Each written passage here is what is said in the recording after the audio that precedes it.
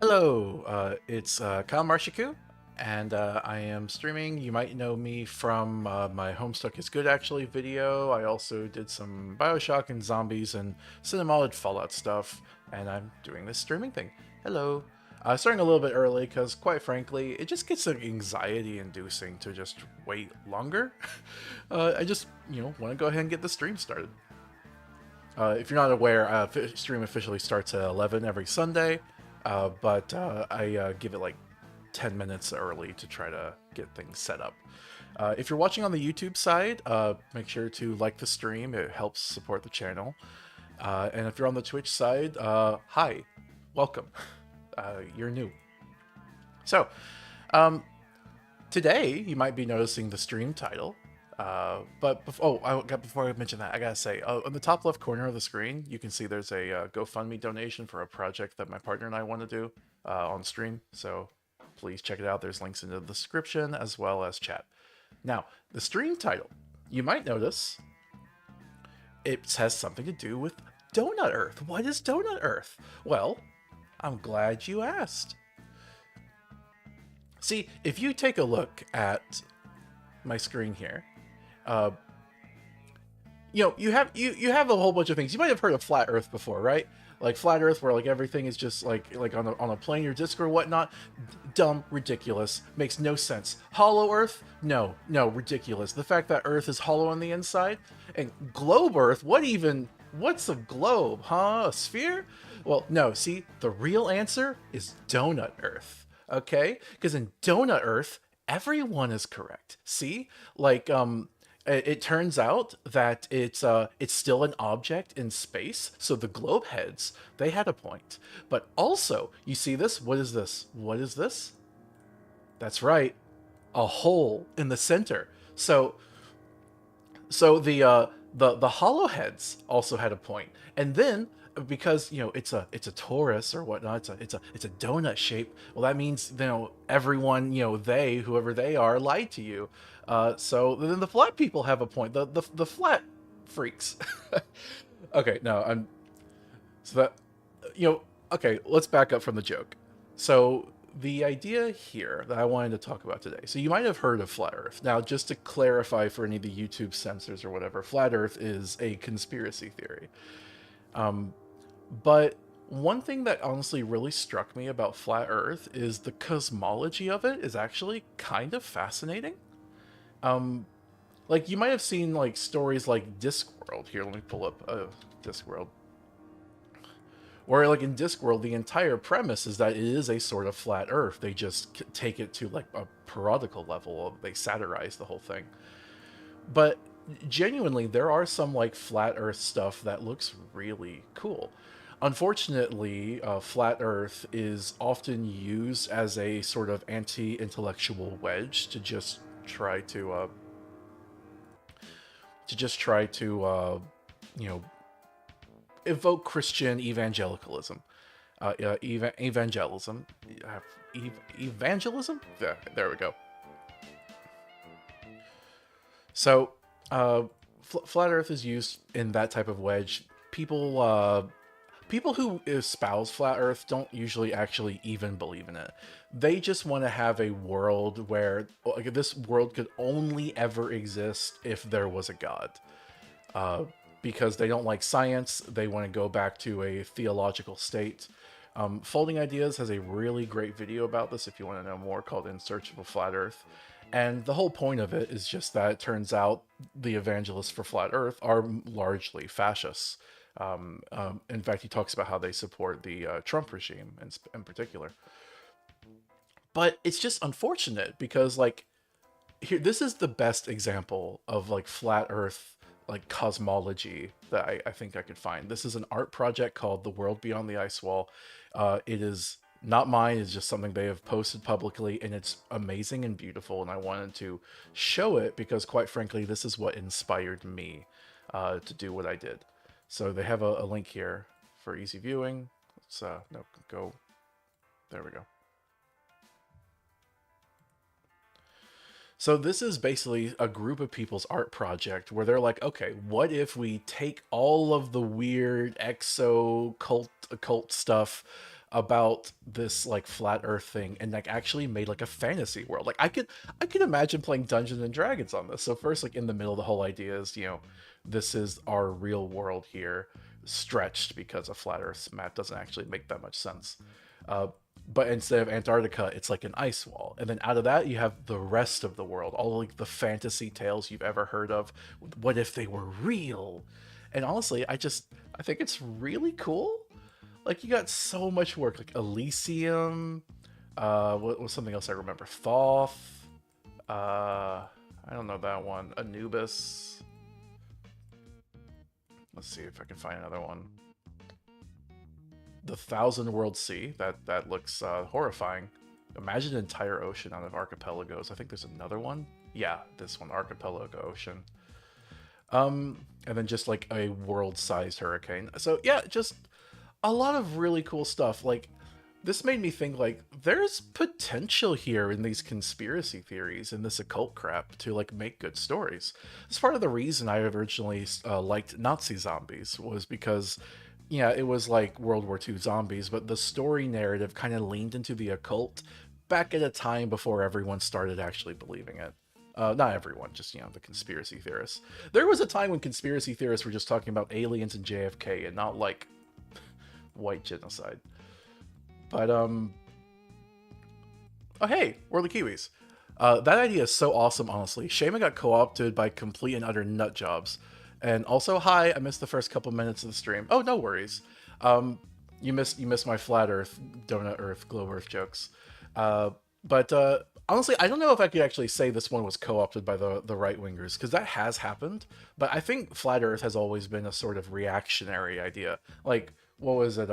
Copernicus disproved it like centuries ago, that was the Earth being in the center of the universe. But still, related concept. I think honestly, this is more co-opting it from the right wingers, which I frankly think we should do. I think it would be really cool to just make a fantasy world that's overtly something like this. You'd have to obviously make it overtly not fashy, and I think playing with like religious stuff could be really cool. But I don't know. You'd have to be conscientious about the way you do it, lest you just further their narratives. Kind of like how what was that movie? Starship Troopers. The original book for Starship Troopers was pretty fascist. So the guy that made the adaptation for the movie was like, bleep this, we're going to make it satirical. It's actually going to be anti-fascist. And then a lot of people who don't understand media fail to pick that up. Don't tell them the original book was fascist. We don't need to give them that. Anyway, so yeah, this is really cool. This is not mine. This is someone else's. All credit to them. Here's their thing on DeviantArt. But this inspired me. So one thing I'm doing currently is I am writing a book, and it's one of my projects. All of these streams at the beginning, I talk about a project of mine or an interest of mine, and I have a book that is basically one of my dreams right now. I really hope to get it published someday. I've worked really hard on it. It's a bit spicy. Tay says, hi Kyle. Points? Goober? Okay, hi. You're a goofy goober there. Ha. So yeah, I really would like to get that book published. It's a bit spicy, so it might actually be really difficult, especially with the state of America right now.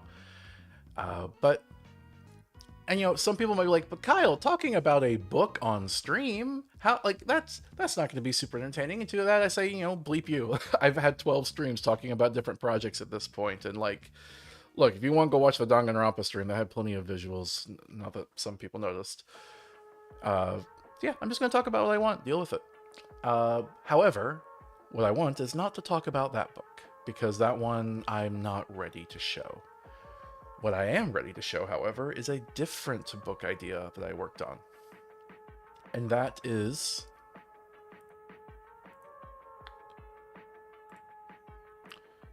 the Donut Earth. See, this is an article I referenced a bit in my research. This is a guy from a man named Anders Sandsberg, and he did like a lot of like the scientific analysis of a torus planet, of a donut-shaped planet. Torus is donut-shaped, same thing. And it's really fascinating. He's not the only person to have done this, but this is something I referenced a lot. This is actually an archive of the article because the original one was like taken down or whatever. Uh, and there's just it's so the really cool thing, like flat earth is like mythological. This requires God to exist, but a Taurus planet is completely actually viable. Like, you can just have a Taurus planet. There is nothing unscientific about it. The only problem is, how does one get created? How does one get set up? It does seem like you might need divine or intelligent intervention to get the whole system set up. But once you have it set up, it can just work. You might have heard of like ring worlds and Dyson spheres. This is kind of goes into that territory. By the way, the music's not too loud, is it? Let me know, guys, if the music's too loud or quiet. I've been kind of fiddling with it in the background. Anyway, so there's a lot of cool stuff here. You can see they do some diagrams and whatnot. And I used this as well as some other supplementary research to basically do my own world building and try to do a story. Tay says, the more you talk about your projects, the more folks around you get excited about said project, and thusly it gets you excited about it. It's kind of happening to me with Void Control.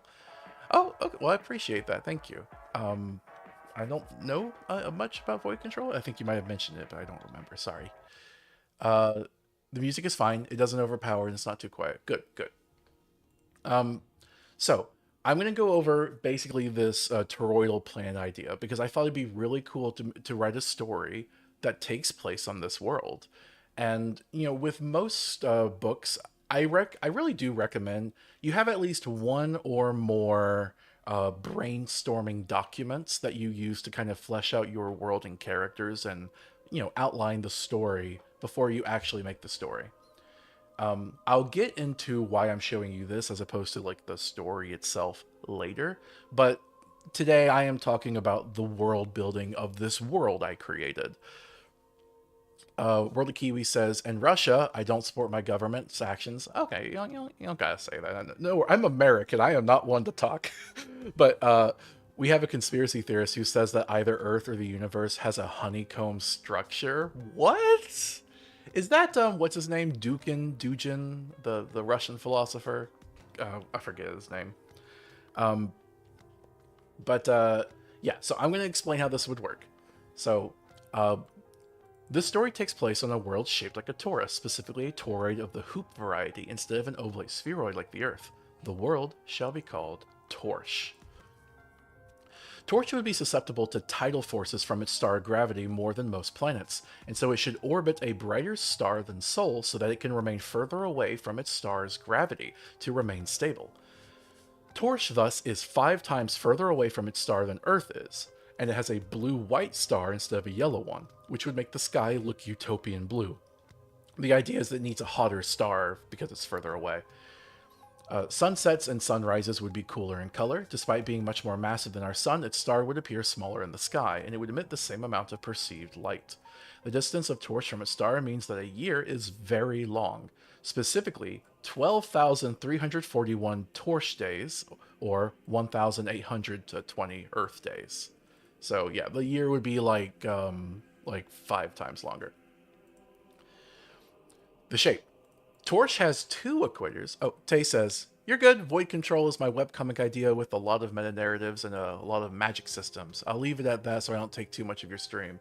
Yeah. Next time we chat, Tay, feel free to rant about that because I could use a refresher.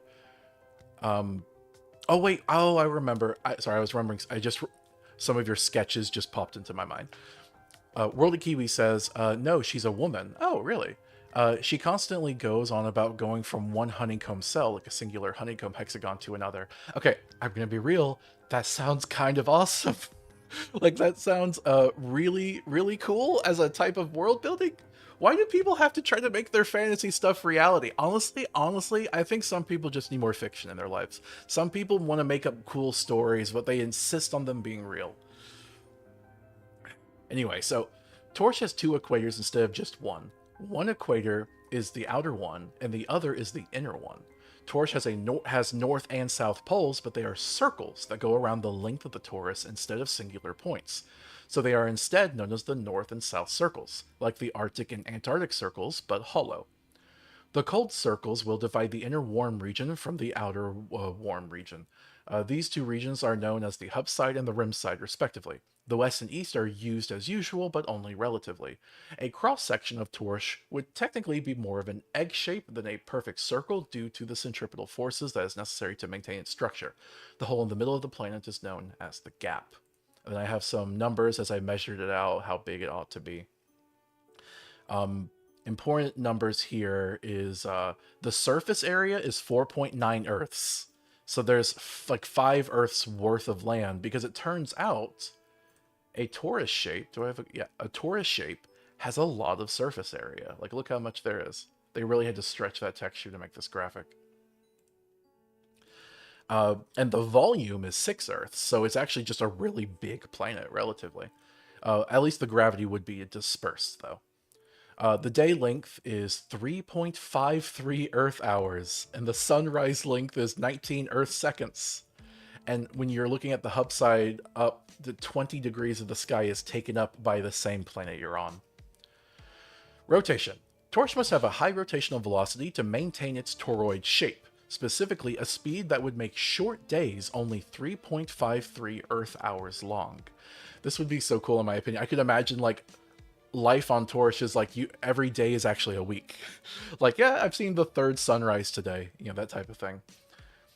This quick rotation would give significant centripetal force that would prevent the gap from filling, and this would affect gravity on Torch as well. The north and south circles would have 1.1 times Earth's gravity due to the extra mass of the planet, while the rim side equator would have only 0.75 times Earth's gravity due to the centripetal force. The hub side equator would have 0.81 times Earth's gravity, as the mass opposite the gap offsets the gravity people there would otherwise experience.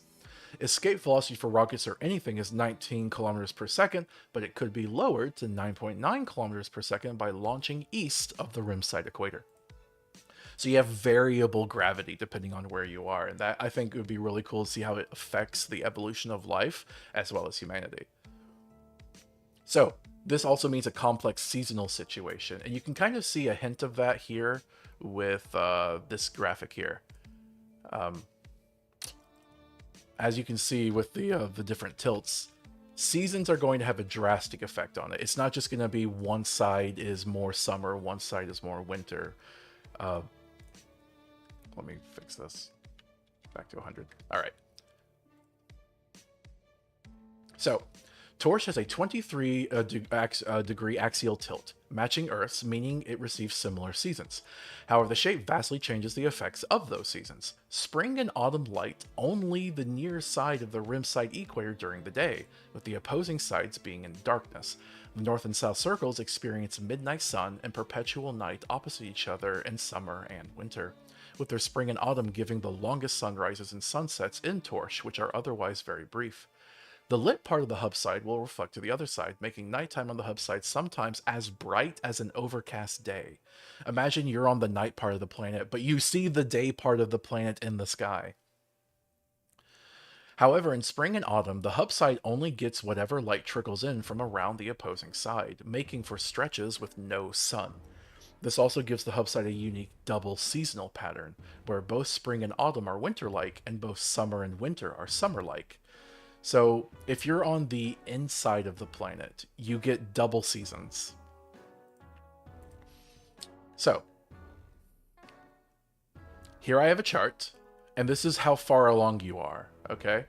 So 90 degrees would be, what's that? Oh, this is where you're in the revolution of the planet around the sun. And point A is if you're in the northern circle, hub side tropics, hub side equator, and so you're like going around the donut. So you can see some days like all sun summer, long nights, no sun winter, all sun summer. And so with this this situation, I feel like, okay, this is complicated. We need to have a new type of seasonal thing. So with the amount of days they have, the long year, I figured, okay, they'll have 8 months. 8 months with each month referring to a season. Idunk, Ainor, Norsun, Zonar, Zodunk, Zosud, Sudsun, Isud. And these are like combinations of what the hub side and the rim side are experiencing at any given time. I believe this article, they had a few charts, which I kind of conglomerated. I don't want to get into all those. The temperature, though.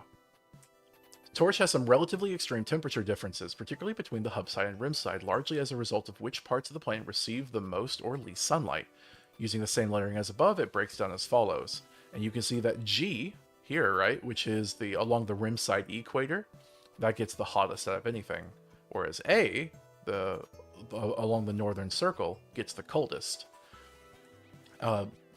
You'd think it might be the hub side equator that gets the coldest, but it isn't, because it still gets some sunlight.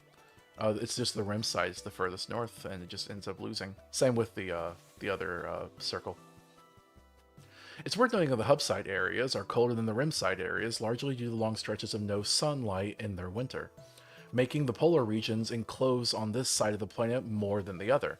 However, that means the temperature difference between summer and winter is significantly starker than the average would imply. Harsh but short winters would be a common occurrence there, with hot summers interspersed between them. Alright, let's get to topology. Torch has a molten core, but that core is a ring with an electromagnetic current that encircles the planet. It generates a magnetic field to protect from cosmic radiation, but no aurora borealis can be seen anywhere on Torch. The phenomenon just doesn't exist here. Plate tectonics, shifting continents and land masses around, but the severe difference in size between the hub side and rim side equators gives a directionality to it. Plates that move towards the hub side crunch and fold, meaning many mountains. Plates that move towards the rim side flatten and rift, creating fewer mountains. The result is that mountains are more common on the hub side, but large stretches of water are more common on the rim side. In hub side seas, islands are more likely and frequent occurrences. The gravitational effects will affect both the size of mountains and oceans. Due to its mass, Torch has oceans that are on average 20% deeper than Earth, but that becomes exacerbated in regions with little gravity. Therefore, the rim side equator, and to a lesser extent the hub side equator, have both mountains and waves 2.3 times taller, and the oceans trend towards the deeper. Meanwhile, at the north and south circles, the higher gravity makes for shallower oceans and mountains. Their waves are 90% the size of Earth waves. Ice caps form on the north and south circles, but because they concentrate into rings instead of individual points, they are particularly susceptible to climate change. Ice caps that are on top of continents, like Antarctica, are more stable and frigid than floating ice sheets, like the Arctic. So, I made a map to represent this so you can see what I'm talking about. So here is a geographical map of Torch. I personally am really proud of this. I'm not an experienced map maker, so that could be a little bit better, but you get the gist of it.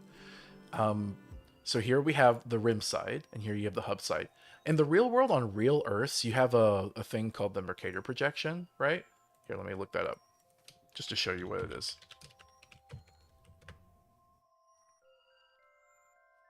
So the Mercator projection results in the northern areas and southern areas, but there's more land in the north, so it's more about the north being stretched to look bigger than it actually is. This is why Greenland looks so huge, and this makes Europe, Russia, and North America look bigger than they actually are. So the Mercator projection has historically been linked with things like colonialism and a sort of northern supremacy, i.e. white supremacy. Likewise, a thing like that is happening on this planet. The hub side is actually significantly smaller than the rim side, but there's not going to be much of a better way to represent this type of map unless you were to cleave it into multiple maps. So the result is that the northern continents are much more like archipelagos, but they get blown up to the size of entire continents when compared against the rim side. So for the continents, we have a sort of... Oh, World of Kiwi says, that map is so awesome. I haven't actually considered how maps and globes would look with differently shaped planets. Thank you. Yeah, it was interesting. It basically is like a 1 to 2 ratio, where it's like twice as long as it is tall. Or 2 to 4? 1 to 4? I forget. Tay says, this looks really cool, Kyle. Thank you. I appreciate it. So I figured a continent with 5 times the surface area would have a number of extra continents compared to Earth. But, constructing an entire human culture out of cloth, I purposefully made analogous things to Earth. So I figured we would have at least one continent that was like polar, right? So we have Polica instead of Antarctica. But I figured, the ring is big. Odds are there'd be more than one. So Antipolica. You have two of them. I'll get more into the individual continents, but yeah. Oh, and here we have Trium, which I thought would be one that was like partially on it. There's a lot, there, 5 times the surface area. You have a lot of potential. All right, so back to the document. The sky. Torch has few neighbors. Nights mostly show only clouds and stars, though on the hub side there is always the arc in the sky of the opposite side of the planet. The sun is visible during the day, and there are other planets in the solar system, most of which are closer than Torch, including at least one gas giant of the hot Jupiter variety named Nox. If you don't know this, by the way, Jupiter planets' gas giants being cold is actually very uncommon. Most are scalding hot. It's an interesting little factoid about our solar system. Like, why did we get one of the few cold ones? Torch has no natural satellites, meaning that the concept of a moon did not exist prior to extraplanetary observation. The nearest planet is called Sylvana, and it does have a moon. Sylvana is a planet of gray goo. This is just kind of my own like world building, because after all, a toroid planet can't exist naturally, right? So this means I have to have some type of hyper advanced civilization at some point in the universe. That's where Sylvana comes in. Sylvana is made of gray goo, indicative of an ancient and powerful civilization with nearly no information left to its existence, offering some tantalizing speculation connecting Sylvana's origins to Torch, which are without any hard evidence. If you're not aware, gray goo is a term that's what happens when you have an infinite loop of nanobot construction.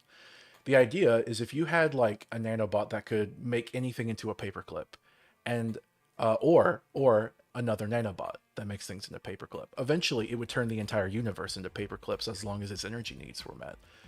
That is what gray goo is. Gray goo is a possible doomsday scenario where an entire planet has literally just been converted into nanobots. Where the Kiwi says, wait, Hub Sky's skies lit up at night by the city lights of the opposing side. No, you're close. It's if it's daytime, you would look up and you would see the arc, but it's daytime. It'd be a little hard to see through the blue sky, right? It'd be a bit foggy. You might be able to see some lights if they're particularly bright. But if it's nighttime on the hub side, you're going to look up and you will see the daytime of the other side because they're experiencing day. This is why hub side nights would actually be really bright. It's like you have an extra ultra full moon every night. All right, so then weather. Torch's quick rotation increases wind speeds only slightly, but it does greatly exacerbate the Coriolis effect. The result is that air blown from the equators doesn't go as far north or south, and the cyclones that can form in the tropics are wound much tighter. This results in arid weather being closer to the equators than on Earth, along with hurricanes that are significantly stronger. In addition, long-term climate is significantly more banded, the rings of climate zones being much more apparent as determined by their latitude. While on Earth, the Coriolis effect results in the adjoining arid regions being hotter than the equator itself, on Torch, the Coriolis effect is so tightened that the equators remain hotter than the adjoining regions, though they are still much less arid. So basically, that's just explaining the deserts are closer in here than they would be in the real world. Like, Croatia is basically the alternate Africa. And Africa, if you've looked at Africa, like, Africa just has a desert in the higher part and the lower part, and otherwise it's pretty lush. So, tighter deserts. The outer equator has the deepest oceans and the highest average temperature, but it experiences no seasons. Throughout the year, this area receives frequent rainfall and sun, and thus is quite humid. However, the lessened gravity and ever-present water can result in a phenomenon called reverse rain, where a storm can whip up enough wind to leach water out of the ocean without evaporation. This phenomenon is included in the water cycle and is known as elidration. While elidration does happen to a lesser degree on the hub side equator, it can happen with snow there. It is extremely rare for elidration to cross the gap, but it can happen. That'd be like a raining frog situation. So I personally love this. I love like me coming up with like a little term. Like I made this up. No one came up with this. But to me, I think the science makes sense. The idea is you have lesser gravity and more water here and storms. So, you're going to have water going up. Climate. Torch has a very banded climate based on latitude and differ accordingly. Both the north and south circles have polar climates and are characterized by large but thin ice sheets. It is very cold there, but in the summer the rings melt a bit, allowing for the possibility of water channels to form between the ice from the hub side to the rim side. The melted ice is regained in winters when the sun isn't shining. Since the hub site has a double seasonal rate, different parts of the ice sheets can be melting at different times. This means the best time to sail through a channel in the North Circle is during Norsun, and the best for the South Circle is during Sudsun. The only other way to cross the ice is to walk upon it. It is thick enough in most places to do that, but is extremely hazardous. The perils of the frigid water can be reduced by crossing continents that lay under the ice sheets, but the hazardous cold, snow, and blizzards are even worse on the land. The mid-latitudes between the north or south circles and the inner equator have mostly continental climates. Some parts are covered in snow for much of the year, giving way to a lot of tundra biomes, but that's mostly relegated to the large land masses here. The region is especially cold because it receives both the no-sun winters characteristic of Hubside, while also being near the poles, but it's not as cold as the circles themselves. This is referring to, like, these areas here. The summers in this region are relatively warm, and the stark contrast of temperature swings results in some storms. The inner equator has mostly temperate climates, but with a twist. They experience stark contrast in temperature swings between bright summers and dark winters that result in tumultuous living conditions, requiring hardy flora and fauna to stay here for long periods of time. However, if that threshold is met, life can thrive in a variety of forests and plains. The mid-latitudes between the north and south circles and the outer equator have a mix of continental, temperate, and tropical climates, experiencing a lot of banding based on where the continents are located. There is a stark temperature difference between the circles and the equator, and so these regions would host the most storms, including hurricanes, navigating between those differences. Additionally, they would host the most varied biomes. So, like, this is why these really green areas here. You want to be, like, between the dashed line and the equator line here. The outer equator has mostly tropical climates, but is flanked on either side by dry climates, creating two bands of deserts around the world. However, the rainforests along the equator are extremely humid, while the deserts are less hot, more characterized by their lack of moisture than the heat exactly. Additionally, the deserts are still hot at night, as torch spins so quickly they don't have enough time to lose heat in the night. I think that's really interesting, because in the real world, deserts are hot during the day, but they get really cold at night. Not true here. The planet spins so rapidly, the deserts are hot day and night. The inner regions, to contrast, are very wet, with lots of rainfall, elidration, and sunshine. Alright, and then so now that I've established what the planet looks like, I'm like, okay, so what type of life are we going to have here? Okay? And I get to take some creative liberties, obviously, but I wanted to keep this going. Torch has life that differs due to the different climates around the planet. While the distance between continents can result in speciation, cross-pollination is still sometimes possible and able to overcome the gap. However, few species are able to overcome the north and south circles, resulting in most life forms being found exclusively on the hub side or rim side, not both. The ice wall basically separates the two. Rainforests are common along the outer equator, with lush trees and palm trees alike. Cacti can be found in the deserts on the other sides of them.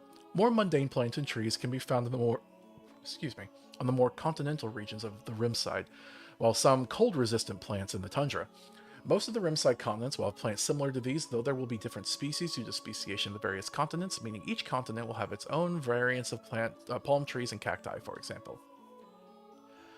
Due to the elidration that occurs, surely at least one species of plant has evolved to take advantage of that method of reproducing, likely taking the form of lightweight sea lily pads that could be found throughout the rimside.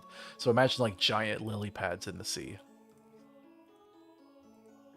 Plants on the hub side have to adapt to withstand a double seasonal cycle, along with extreme winters. This creates a differentiation in seasonal ranges different plants have evolved to withstand.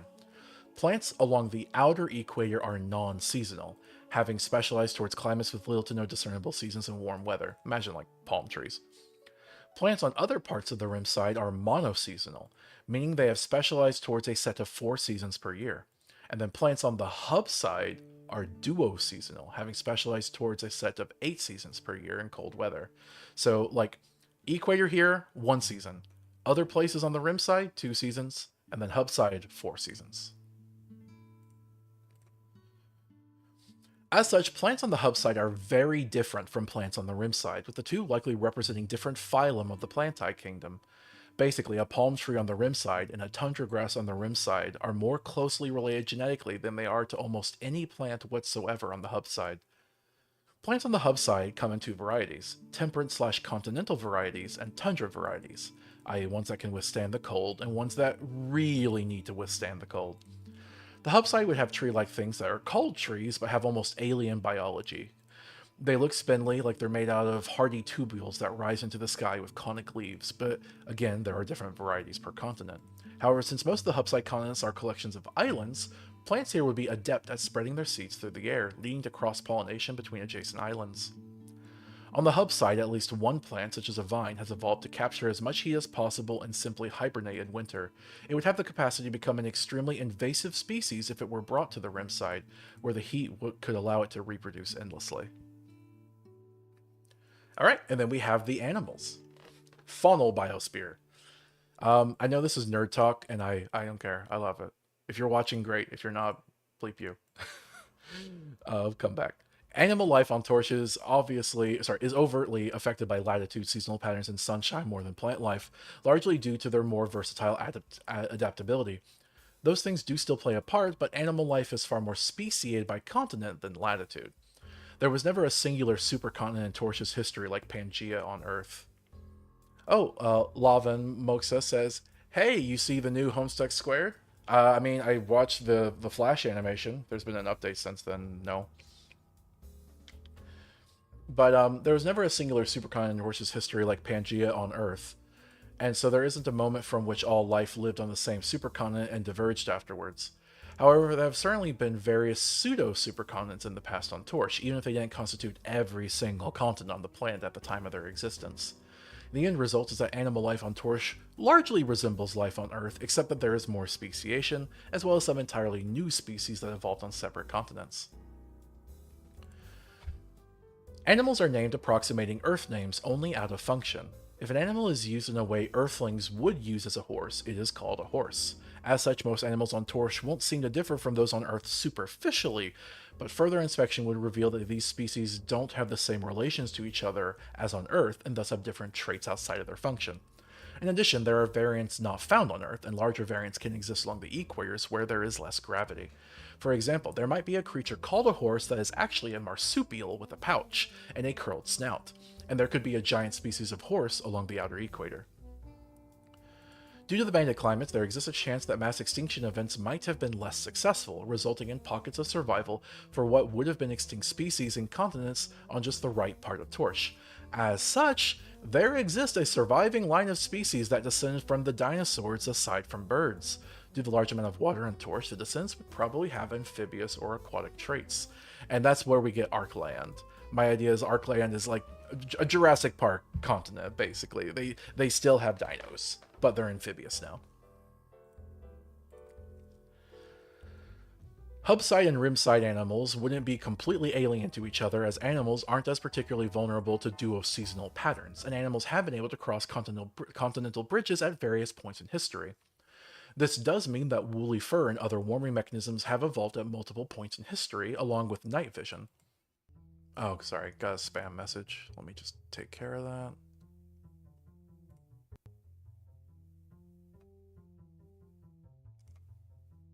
There we go.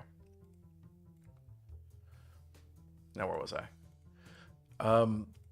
They've evolved at multiple points in history along with night vision. However, this still means that hubside and rimside species will have speciated some time ago, since the last land bridge. Marsupials, instead of being mostly unique to Australia, might instead be mostly unique to the hubside, though mammals would still be found there.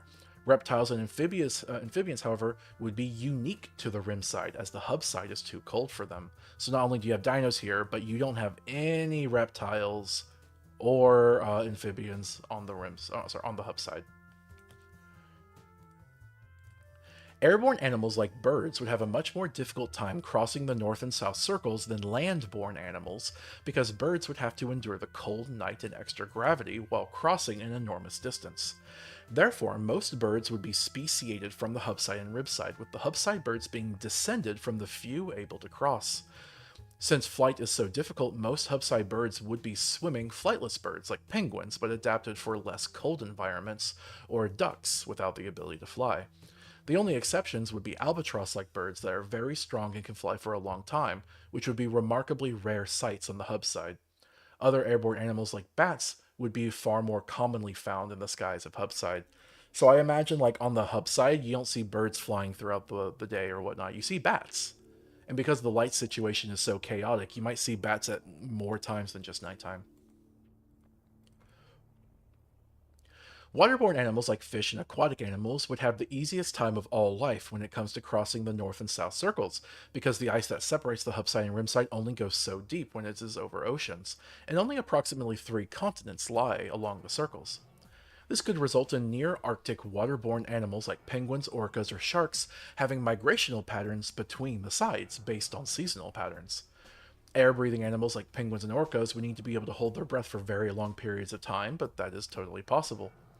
Fish in warmer seas would be the waterborne creatures most affected by speciation from hubside to rimside, as hubside has fewer warmer seas and much more isolation. However, deep sea creatures would be hardly affected by any climate of any latitude, with perhaps some slight apprehension towards the colder polar areas. Whales would hardly be speciated at all, swimming through the world's oceans almost unaffected. The deeper oceans and lesser gravity in many parts of the world would result in animals like whales being even bigger, which would help them hold their breath for longer when in polar regions. There'd likely be squids even bigger than colossal squids, possibly called megasquids, that live in the deepest, darkest places along both equators but occasionally turn up elsewhere. They'd be big enough to show up rarely in the opposing hubside ocean in the sky when using a telescope. That's just to explain how big they'd be. I think it'd be so cool to imagine like using a telescope to look at the other side of the planet when you're on the hubside, and just seeing a creature moving in the middle of the ocean somewhere. You see like a little moving dot, and it's like, uh-oh. Bugs wouldn't be all that different. There are so many species of bugs on Earth already that most niches are already filled. Superficial differences might exist, but would be difficult for anyone that's not an entomologist to notice or care about.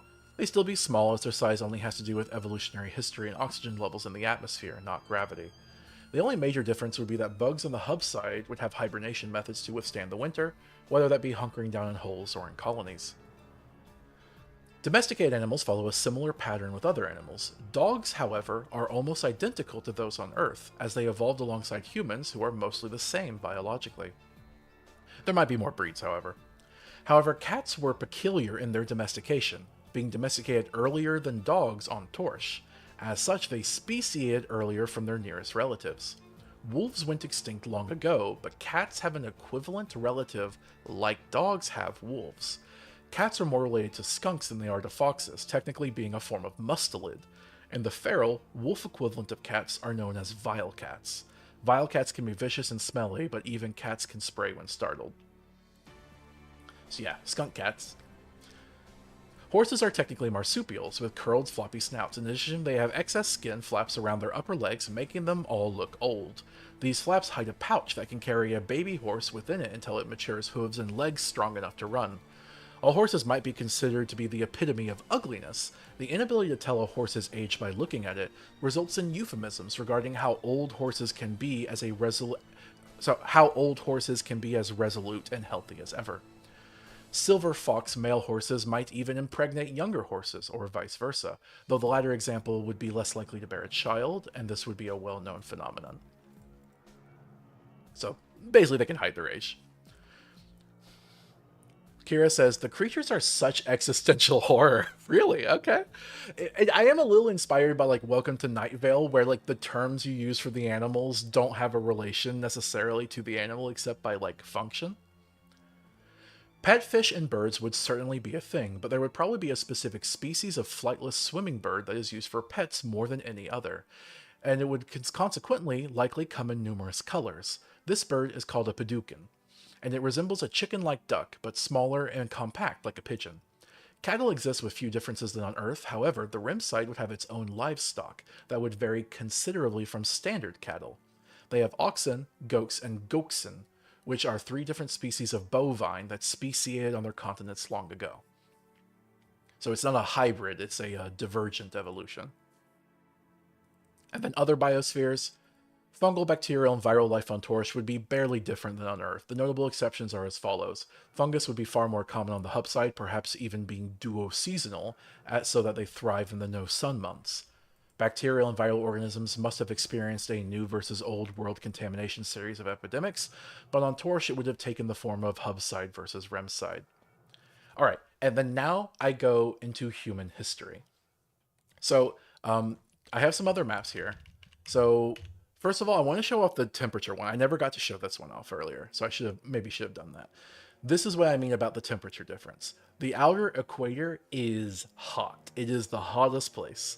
And because of heat from the rim side reflecting, sorry, not reflecting, because of sunlight still hits the hub side a lot more than the north and south circles, the hub side still gets an amount of heat to make it warmer than the circles, but just not nearly as warm. Imagine this entire hub side basically has the temperature profile of the United Kingdom. And then here is the migrational pattern. So I'll get more into the details, but yeah. Hominids originate from the largest continent on Torch, Croatia, which was naturally on the rim side. The earliest specimens can be traced back to a forest near Creation Bay on the northwestern side of Croatia. That would be here. This would be like the vestibule of human life. Over millennia, they speciated, resulting in there being a few competing species of hominids. There were 5 main branches, with 2 species on the mainland and 3 additional species on large neighboring islands. So you can see like the large islands here. The hominids on the island speciated quickly after being cut off from the rest of humanity after sailing to the islands on makeshift rafts. However, through a combination of warfare, intermingling, and some extinction events, like the latest Ice Age, Homo sapiens were eventually the only one remaining. So, mirroring the same situation with the Neanderthals and other hominids on Earth. Once Homo sapiens encompassed all of humanity, they began to spread throughout Croatia, and then they started boating, particularly the ones on the coast and in Creation Bay. Eventually, humans crossed Croatia to Respire, the large island between Croatia and Awash. That's right here. And Awash is this one over here. It's Africa too, basically. They then progressed towards Awash and then Perilia. Perilia is like South America, kind of, except there's like 2 of them. Meanwhile, humans in Croatia also boated to East Star, and eventually a small group of humans crossed over the South Circle from Croatia, reaching Neferal. So here's East Star over here, and then some managed to eventually boat over to Neferal. This would be during one of the hot months where the circle melted a bit, or made a land bridge. No, land bridge is not the situation. They accomplished this by using advanced indigenous boating techniques in the height of the month of Sudsun, when gaps in the ice sheet had formed from warm currents going from the rim side to the hub side. As humans began studying in the different islands that compose Neferal, as most hub side continents are Icelandic, as well as crossing over to Olympia and War Run. So you have Neferal, they went to Olympia, they went to War Run.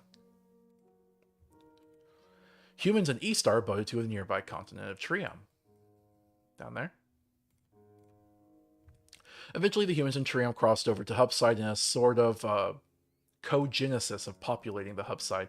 However, the humans in Trium accomplished this by trekking over the ice sheet that covered southern Trium and an ice bridge that connected it to Lub. Humans in Olympia then spread to Ossipelago, while humans in Lub spread to also inhabit War Run.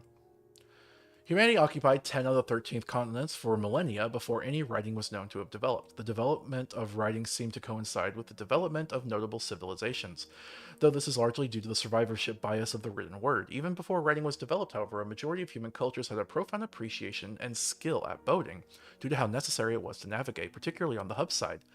Boating, however, was less important to most places on the rim side, aside from the coastal regions.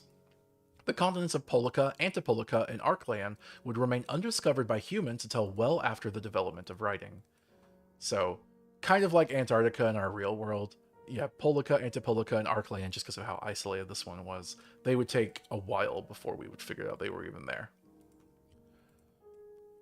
By this point, many races of humanity had developed, and the races tend to be coincided by continent, which is also largely where the designation of continents originates, intertwined with the definitions of race.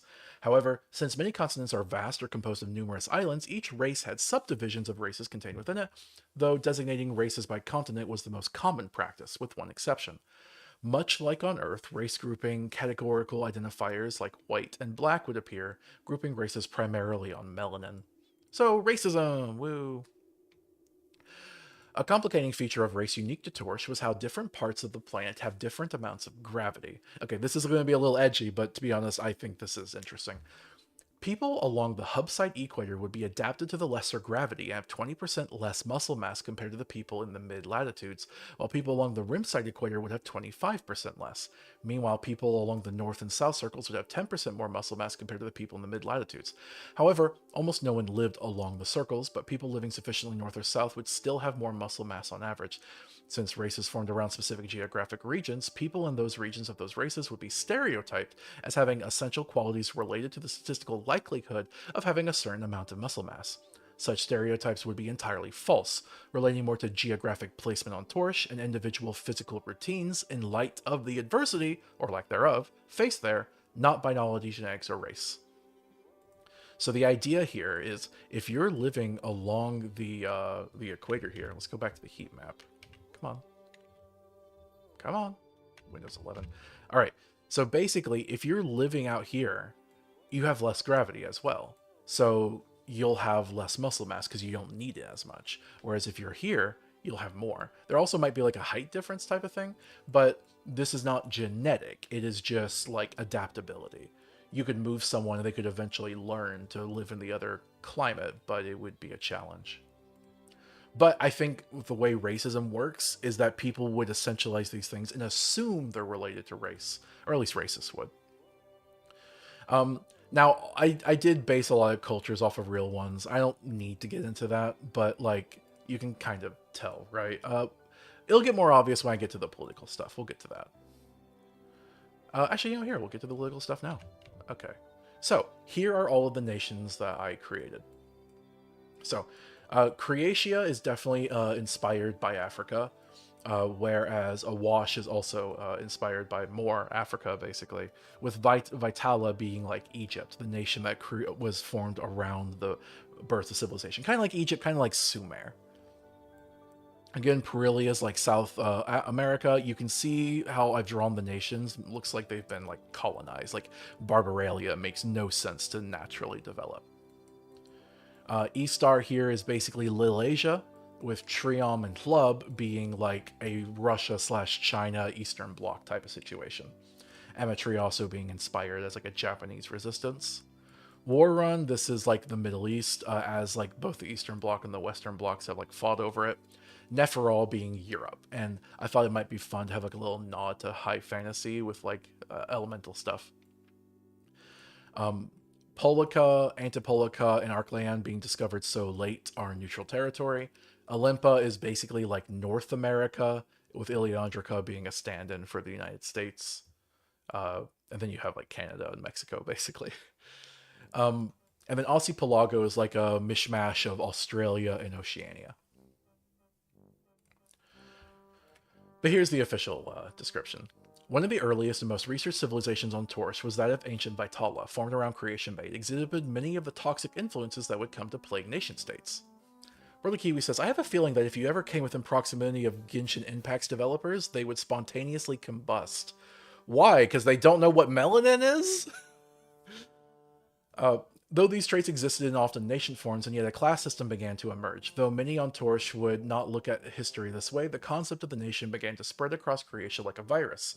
This is something I do genuinely believe, that nations are a type of like mental virus.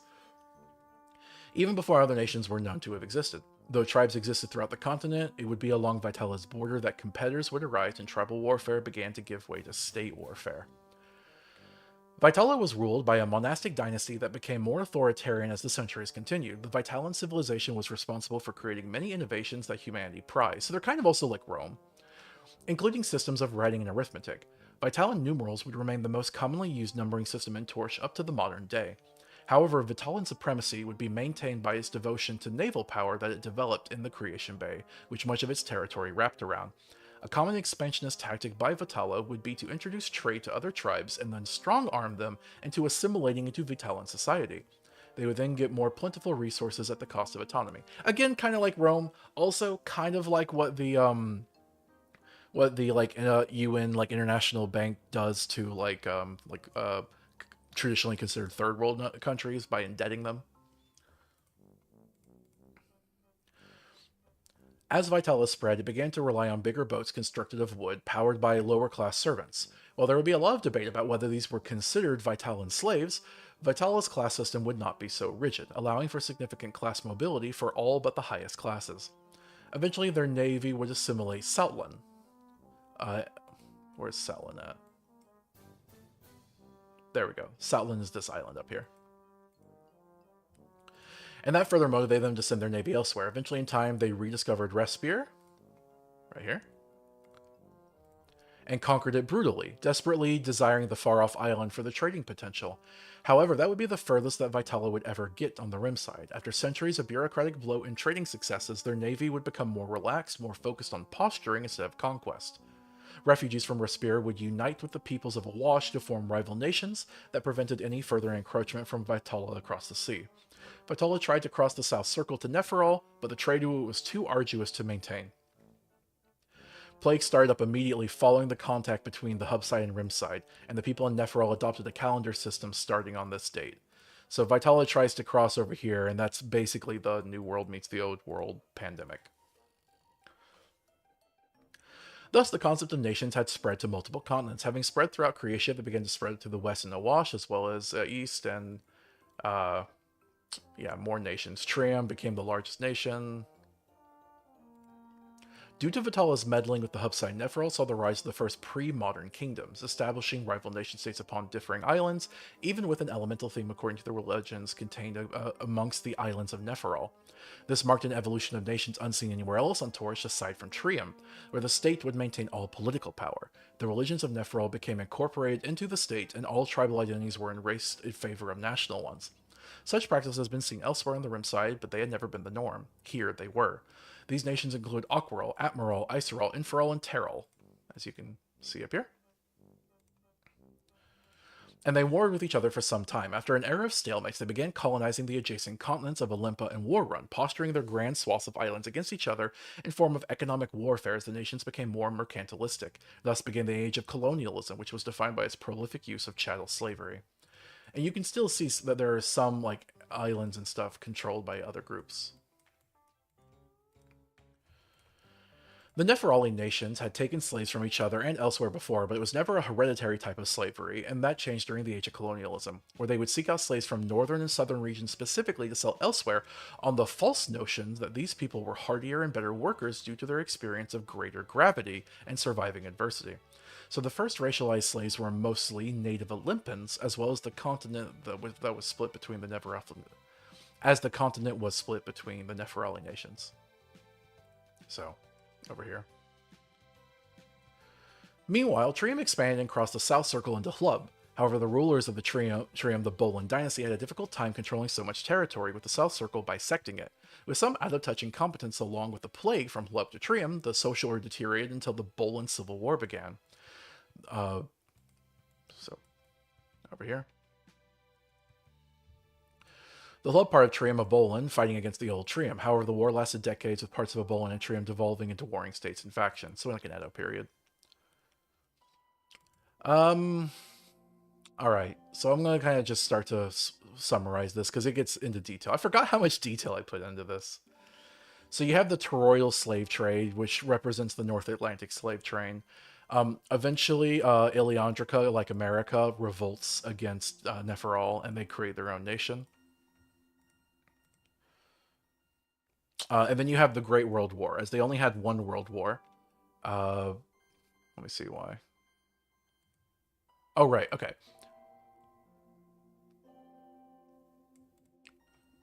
I have a Karl Marx here. An economic philosopher came into prominence in Eastern War Run, spreading the idea of communism. He was killed and martyred in a proxy war for the Bolan Civil War, which led to his ideals being picked up by the Naishu faction in the conflict. which would eventually be the nation, yeah, up here, or that's the island of that nation. Part of. Oh wait, no, sorry, I got it mixed up. Trium is the continent, Hlub is the continent, Naishu is the nation, and they adopted, communism, but in a bad way. All right, then we have the Great World War. It was a result of Inferal desiring to return to the age of colonialism. They had lost all their colonies, and their neighboring nations had outlawed chattel slavery. So they become a Nazi Germany. The Fire Nation attacks. Yes, I know, corny. I don't care. I love it. So Admiral and Naishu allied and convinced Ilyandrika to turn on the Infernal Pact. So you have the Admiral Pact versus the Infernal Pact. This is how Amatriasu gets like bombed by nuclear weapons. I know. It's a version of the real world, but with toroid edition. So after the war, they have nations under Torch. Nuts. Nut focus functioning mostly as a toothless umbrella government that mostly serves as a way to exert the will of its three founding members, Ilyandrika, Admiral, and Naishu. America, Britain, and China. Any nations that wanted the official track to global recognition and financial support had to appease two of the three nations and ratify the treaties of Polika and Amatriasu. Many nations of the Infernal Pact would be made to undergo periods of reconstruction before they could join. And then you start to have a Cold War as Naishu starts doing its own thing.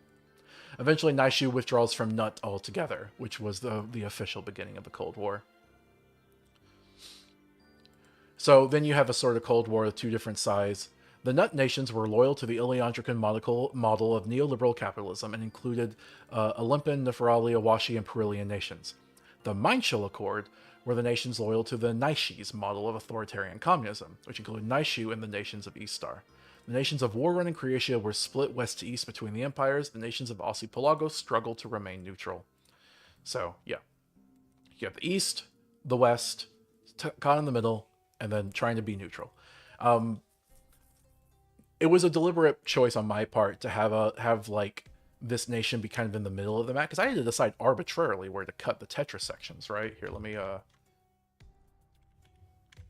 So here's a combined map. You see they have the different Tetra sections here instead of hemispheres. I figured, the map makers of this world would really want to center these two nations and then thrust Naishu over here to the east. If you looked at a Naishi's map, I bet you it would be moved to the center.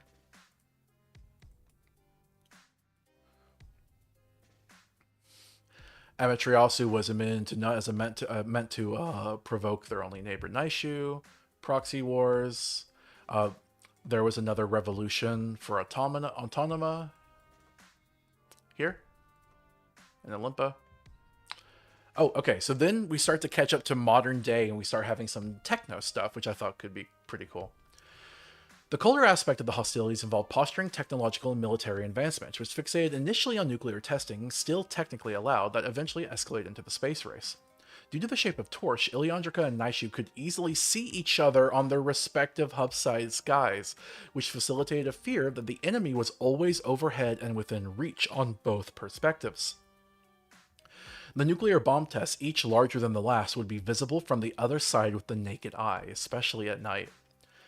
In time, bombs were replaced with rockets penetrating the gap, and then satellites started to be developed. There was an incident where an Ilyandrican satellite crash landed on Naishu, but by this time both nations started to send their satellites to orbit around the entirety of Torch.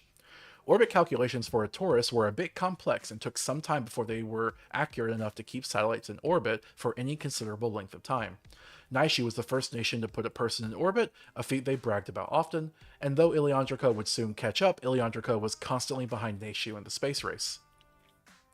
After a few decades of advancing space technology and dangerous stunts around the world of Torch, including breaking records of traveling from one end to the other, latitudinal orbits, longitudinal orbits, and more, Ilyandrika decided to take a risk on a very dangerous space mission to prove the superiority to Naishu. So this is going to be like a secret lore thing that I wouldn't reveal until later on in the story.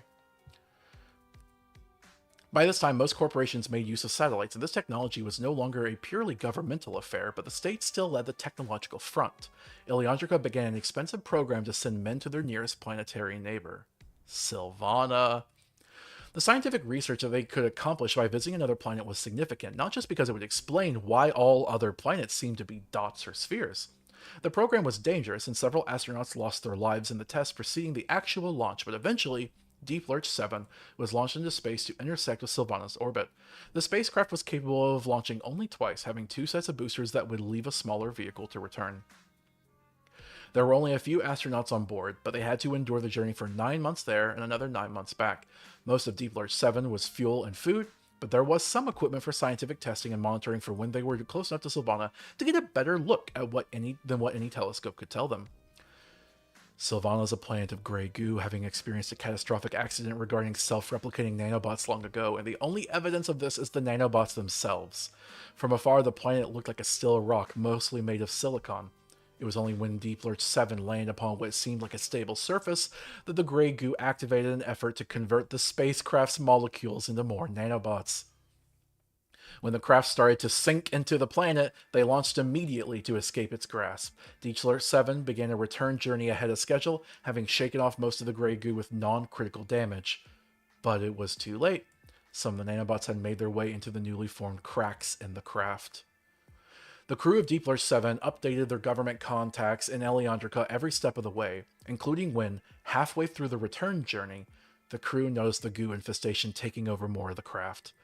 The crew bravely took steps to isolate the nanobot infestation, repair what it had destroyed, and study the nanobots with their lab equipment, sending Eleandrica all of the information regarding the construction.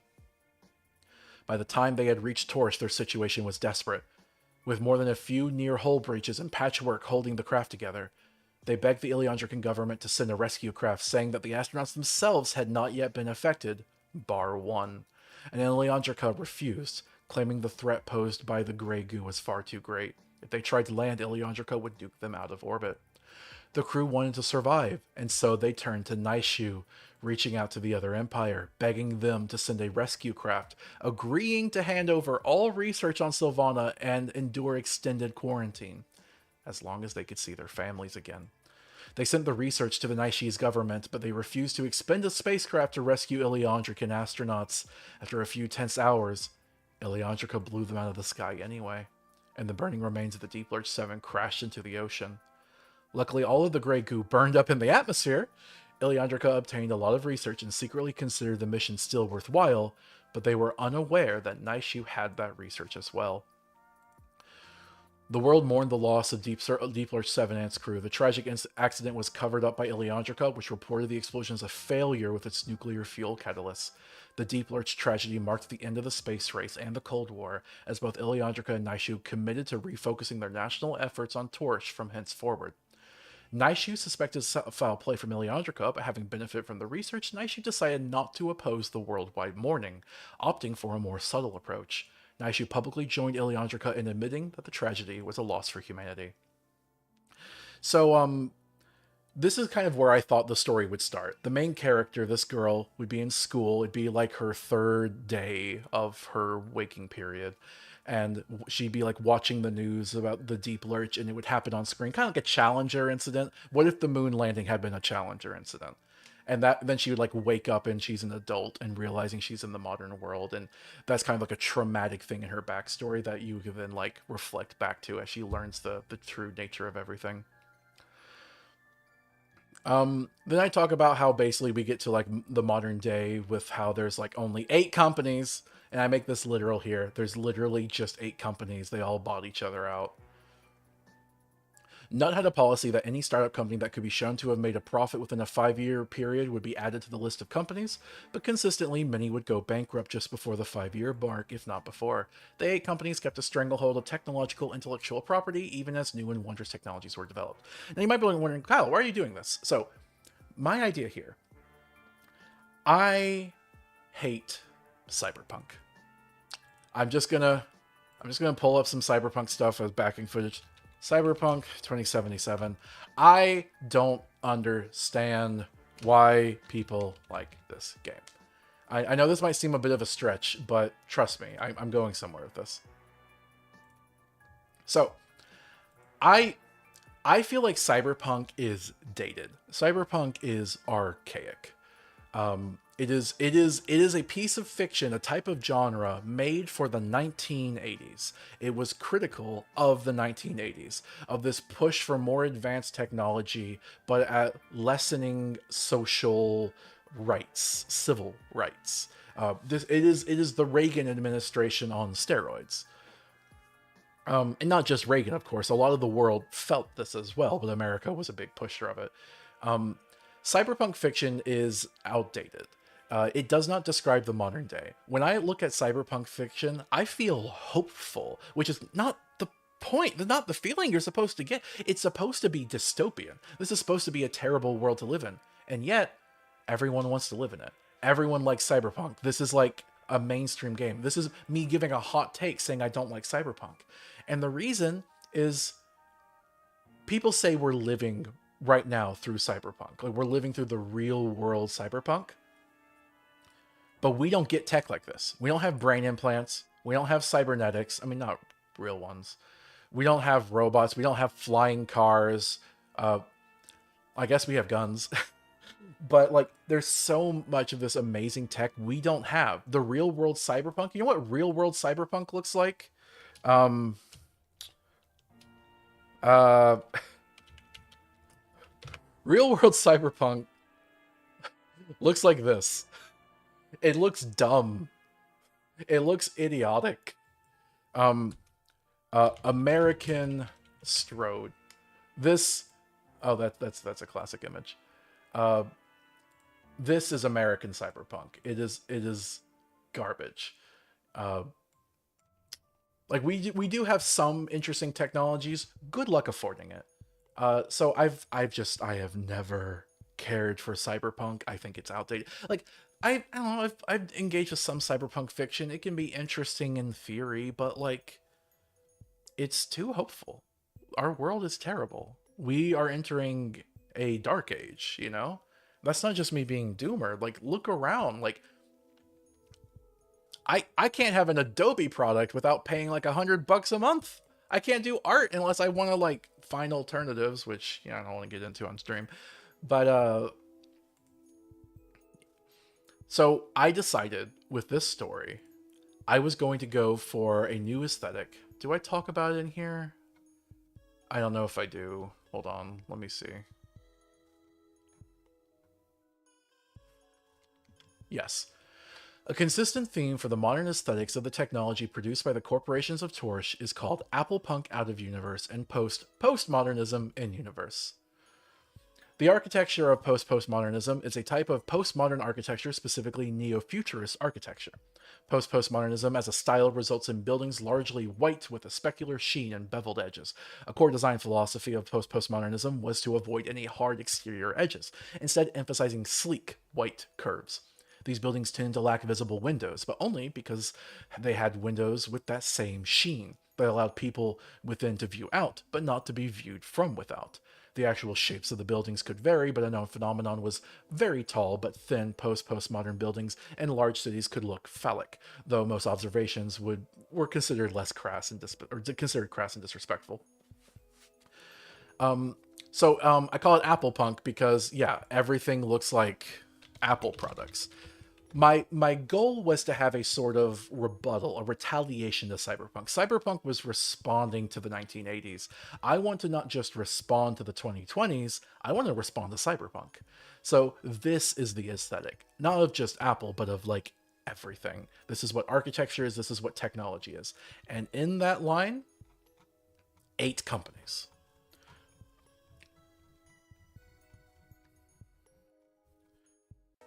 So first we have AccuGrow, which is the one that makes all of the food, basically. You have Standard, kind of like Standard Oil with Rockefeller, and it's a tech company. It's the Apple of this world. Standard just makes everything. It's also like GE. You have Walter, which is basically Disney, where they own almost all media. Starbucks, which is like grocery store, retail services. Talk Interactive, and it's like a communication satellite data network thing. And for all Source Transportation, it's the car company. Fish and Poles, a fishing company. It's a world full of water. One of them was going to be a fishing company. And then you have Izanom, which is the Naishi's company, because Naishu is politically ostracized. So they have their own like megacorp that basically does their own interests. All right, so I go into religion a bit. The different elemental things have their own religions. There's also a Christ figure, Nephis Christ. Uh,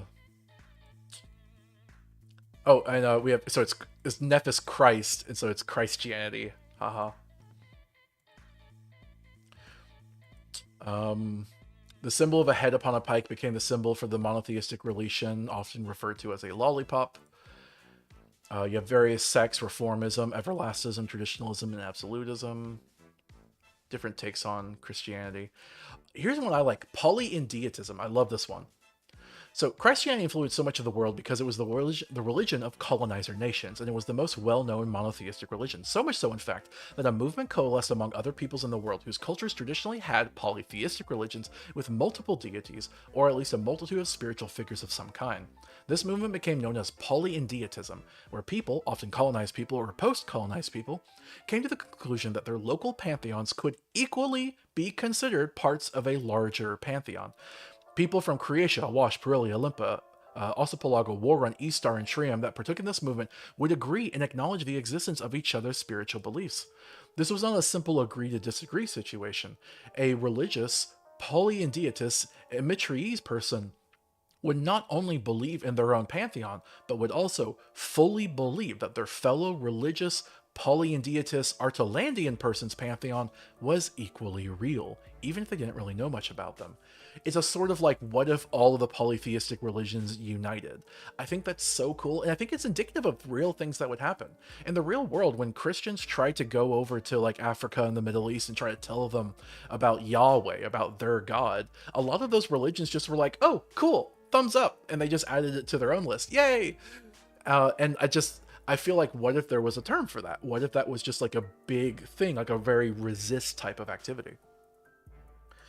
Worldly Kiwi says, my Gnosticism hyperfixation and genuine belief in practicing in an LOL demand to know if there is an equivalent in your world. I'm not really that familiar with Gnosticism, to be honest. I know more about agnostic, because that's more kind of personally what I go for. So unfortunately, if it is, I don't know how to answer that question. I'd have to know more about Gnosticism. I guess if you want, I could talk about the different types of Christianity. Absolutism was a minor sect for quite a long time that became more common in the modern world, around the time that artificial climate change began to set in, and this is largely because the sect is born out of Christian fundamentalism and the rising of fascism. Whereas traditionalists sought to preserve aspects of the past in culture, beliefs, and politics, absolutists went even further. They believed that the past was actually a more desirable state and not even the past at all. Absolutism teaches that time, a concept largely only referenced in Christianity in passing, flows in the opposite vector as is commonly seen.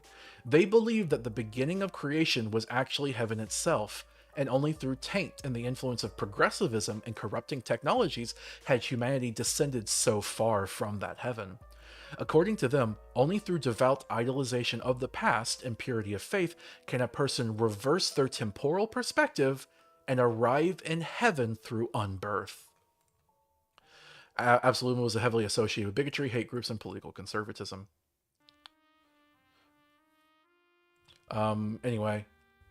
Then we have Christmas. Oh, so Christmas is like, yeah, like Christmas holiday dedicated to the death of Nephis Christ. However, reliable records were not kept by Iseron, so the date upon which Christmas was usually celebrated was often questioned for its accuracy. Nevertheless, the holiday was regularly celebrated by Christians, and often celebration would spill over to the entire surrounding month of Zodunk because of that uncertainty. When the Neferali nation secularized, so too did the Christmas holiday. While evangelicals would insist on it being a religious holiday, capitalism wedged its claws into the holiday and marketed it heavily. The Christmas shopping season continued to expand throughout other months of the year, encroaching upon other holidays year after year. Eventually, when the Christmas season encompassed over half of the actual year, Starbucks introduced Super Christmas, which would be the extra holiday season centered around the original Christmas season in Zodunk, as a blatant appeal to pander towards the evangelicals, while not alienating those who had tired of Christmas. Thus, Hubside culture transitioned to a state of being where Christmas encompassed the entire year at every possible moment, with it being a constant reason to buy within the capitalist market, and Super Christmas became reserved for what had once been Christmas. Effectively, Christmas iconography ceased being a seasonal thing altogether, with overtly capitalist imagery replacing it under the alias of Super Christmas as the actual seasonal holiday. Some younger, disillusioned, or cynical people online would often derisively refer to Super Christmas succinctly as Supmas. So I know that sounds hilarious, but I could totally imagine our world getting that dumb. Honestly, I could. I love it. Anyway, here I talk about more recent history and everything getting worse. Artificial climate change, obviously, and Taurus is going to be much more susceptible to that, being a Taurus. And then I do the Archevirus P3. My idea was this was inspired by COVID, obviously, but the idea was that it's worse than COVID because it was the melting of the ice caps and it exposed a prehistoric virus that's just like killing everybody. So, but the nations just move on and they pretend that it's not a thing. Vaccines were eventually made, but it's still very harsh because a lot of people don't follow it. All right, I mentioned post and postmodernism already. Hollow screens were a big thing. Neo brutalism is the nice shoe answer to postmodernism. We got implants, and I should probably not read some of this because there are like sexual implants. New nethers. The worst thing about the implants, again, in Apple Punk fashion, you rent them. And if you don't pay your rent, your arms get repoed, or whatever implants you had. We talk about social progress, hormones. I like the idea that hormones become beyond just HRT. There's like other hormones for augmentation, gene therapy. And there's this idea that I think is pretty cool. A queer adjacent community called dead enders. The dead ender community is defined by people, usually young people, taking antitherone, a drug that permanently sterilizes gametes in the production of both sperm and eggs. Dead enders are called so because they're often deemed to be a dead end for their genetic lineage, permanently cutting off their ability to reproduce or have offspring. So, I really like this idea because in our modern world, like the GOP, the Republicans are trying really hard to try to prevent any type of birth control or abortion. They want to force people to have babies. They want a servile underclass. They want as much babies, they want as much workers as possible to churn into the gears of society. So what would happen if we had sterilization on command? Doctor, if you ever try to get like your tubes ties or to get a vasectomy, you'll notice that, especially if you're a woman, doctors really don't like doing it. I had a friend who tried to get her tubes tied and had to go through so much doctors, so much bureaucracy, and they were like, "Are you sure? Are you sure? You might change your mind. You might want babies." She's like, "I don't want babies." So imagine if we're in a more advanced age with more technology, even if it's a horrible world. What would happen if you could do sterilization on command? If there's just a drug that you could take that just kills them? I imagine a form of resistance, of rebellion, would be people taking these drugs to just neuter themselves. Honestly, I'd be tempted to do it. Bringing a baby into this world, that sounds terrible. So I like that idea a lot. Maybe I could reuse that another idea somewhere. Is any other things? I talk about automation, robots, sex bots, fashion, and that's about as far as I got there. So that is my idea. That is Torch, and I'm probably not going to write this book. As I said, I have a different book I'm working on. This was a failed idea, and you might say, Kyle, why do you spend over an hour talking about this failed idea? Because I still feel like it has potential. I love this idea, but as much as I complained about hating cyberpunk and I talked up the idea of Apple Punk, I realized after working on this for a while why Apple Punk doesn't exist. I realized why cyberpunk is still so popular. It's too depressing. Like, genuinely. It's just... I started to feel miserable working on this. I made this during the first Trump administration, and now we're in the second one. And I think, if I was paid to write this book, if I was paid to make a movie, a screenplay based on it, I would love that. And I could totally do it. And I think it could be a powerful story. The main character, I was like, well, what is she going to do in this story? It's like, oh, well, I thought, what if she's an assassin? What if her whole thing is going around killing heads of state to try to make the world better? And we could have a whole plot line where, like, that doesn't really solve the problem. It's just a band-aid solution. There's still underlying issues, and just killing people doesn't solve. I thought there could be an interesting, like, push and pull between those ideas. But it just killed my mental health to be working on this. It really did. So eventually I just shelved the idea and I was like, no, no, I'm not working on this anymore. I love the idea, but I have a finite amount of time on this earth and I'm going to work on other things. Now, that might sound a little weird because the book I'm working on is called The Corruption of Heck, and it's about eternal pain and suffering, but it's like so much that I feel like it's a bit just I literally cannot imagine it. But this was too grounded. It's honestly given me a new appreciation for fantasy like Dungeons and Dragons because our world is bleak. Our world is dark. And even with the fantastical toroidal element to this story, leaning into that bleakness and trying to see where we go from here is depressing. And I I need more joy in my life. I need less depression. So I retired this idea. Maybe the world could still be reused, go into a different direction. Maybe a post-apocalyptic thing, maybe a fantasy thing. But I thought it would be really cool just to see how this world evolved. And I did. I did see how it evolved. Up to a point. And yeah, that's been Torch.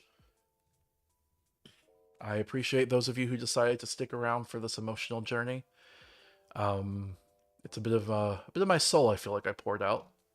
Uh, guess I'll let you know if I ever finish the other book, the one I'm definitely finishing. I'm kind of putting the finishing touches on now. Let's just hope I can get a publisher. So we're gonna go on break now, and I'm gonna come back to play Minecraft. See you later. Be back in like 10 minutes max.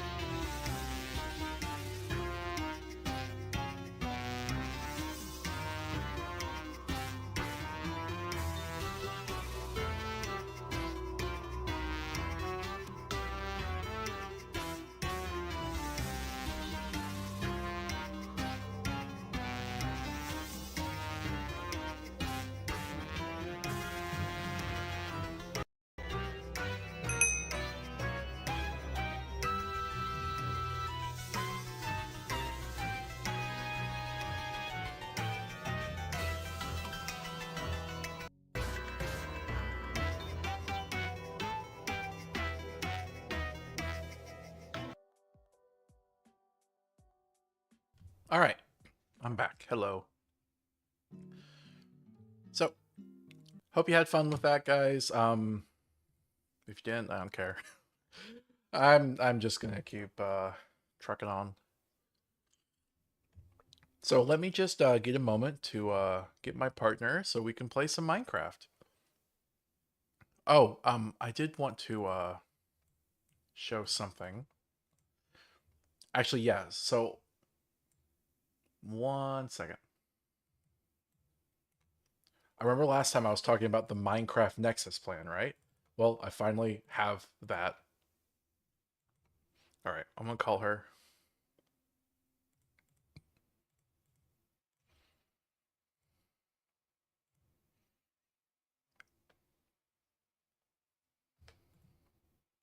Hello, sweetie. Hello. Make sure you're an appropriate distance from the mic. Yep. Okay. So I'm gonna show something on stream. You'll have to check the stream to see it if you want, Kira. Mm-hmm. It's fun. I have it up. So, this is the Nexus plan for our Minecraft game. This is the long term plan. The Nexus is the ultimate thing I want to build. I would love to go like dimension hopping with all the different dimensions we have in our game. So, recently we finally made the gateway key to go to the Abyssal Wasteland for the Eldritch thing. So, we have the first Eldritch one ready. Also, there's a few other of these we're already going to be able to make. Some of them aren't even hard to make, and then some of them are going to be quite hard, actually. Uh, so we'll play around with it. This is the goal. This is what I was working on last stream. Oh, sorry, I missed. Worldy Kiwi says, I really loved your idea and hope you'll pick it up in the future, or at least inspire someone with it. Oh, crap, I forgot to say, yeah, if you saw my idea, please don't just steal the Taurus idea. Don't just steal it. you know, copyright does exist. I own the copyright for what I've talked about, but obviously, you can be inspired to make your own thing. All I would ask is if you are inspired to make your own thing, credit me, and maybe if you make a ton of money with it, give me a cut, please. Sorry, I put a lot of my heart into that, but yeah, that people are free to do what they want as they can. Um, anyway, thank you, World of Kiwis. I appreciate it. And yeah, I don't know.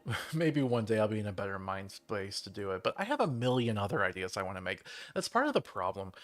My whole life, I feel like I'm just juggling a bunch of ideas, and sometimes I have to pick my battles. And it can be a little frustrating to put a ton of effort into an idea and feel like you need to stick with it, out of like a sunk cost fallacy. But sometimes I think it's good just to rip the band-aid off and realize something's not working.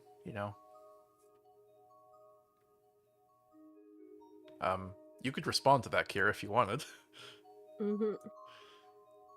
Are you there? Yes, I really loved your idea too, and like I hope something comes of it someday, no matter what form that takes, just because it's really cool. Well, thank you. In my mind, the something is I got to talk about it on stream and other people got to know about it. Yeah, that's fair. It's nice for more than just 3 people to know about it. Mm-hmm. Anyway, so this is the eventual plan. This is not going to happen this session, obviously. This is too big to happen now. I just had this plan for the long term, and I wanted to show it last time, but I didn't have it on me, so grabbed it today. Now with that in mind, let's play some Minecraft.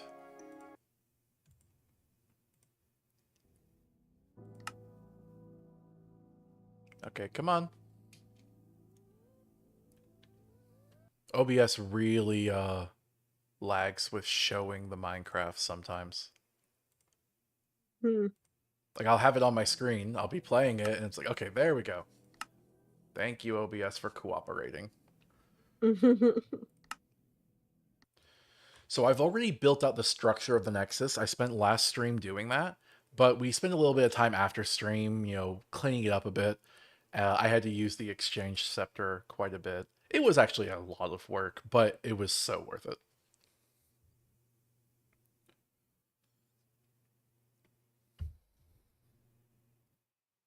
Kira, why are you so quiet? You haven't opened the game up. I want to get in. It's still loading! Oh, wait, really? Yes. Damn. Recently I've been playing a lot of the new version All of right, you can get in Minecraft. now. Okay. And I love Amethyst. I love that they added Amethyst geodes. That's such a cool thing that they added. Cool. I just love purple and it's the Ah! perfect color purple. Ah, I was struck by the gods again.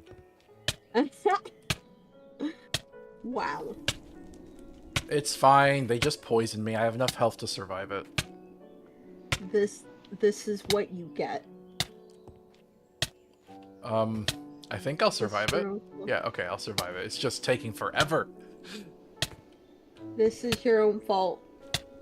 Look, we're not doing a ritual in this session, but I'm still charging the Necronomicon because I want it to be full by the next time we do it. Mm-hmm. Some of the Abyssal Craft stuff is going to get really tedious, so I'm fine with putting it off for a bit. One thing I want to say for anyone who's watching, this is going to be our last Minecraft session for a while. The whole Nexus thing that we want to do, that's going to be a thing we return to. We're going to take a break, and we're going to finally do the zombies plan. You know, that thing up there in the top right of the corner of the video, the GoFundMe link? We're still doing that! We only got a few donations, so at the moment, we just purchased the very first game for Kira, A World at War, and we'll play those levels, and we downloaded a bunch of modded maps for them, to hopefully make that more fun. So we're going to have a few streams at least playing those games, because like I said in the announcement video, I want to play some zombies during the stream before I stop. I don't know how long this is going to last, and I want to do that before I die. So we're going to. Sweetie, What? I'm trapped. How are you trapped? Look out here. Look out where? Look out to the Nexus. You don't have a boat and you can't swim? I don't have a boat.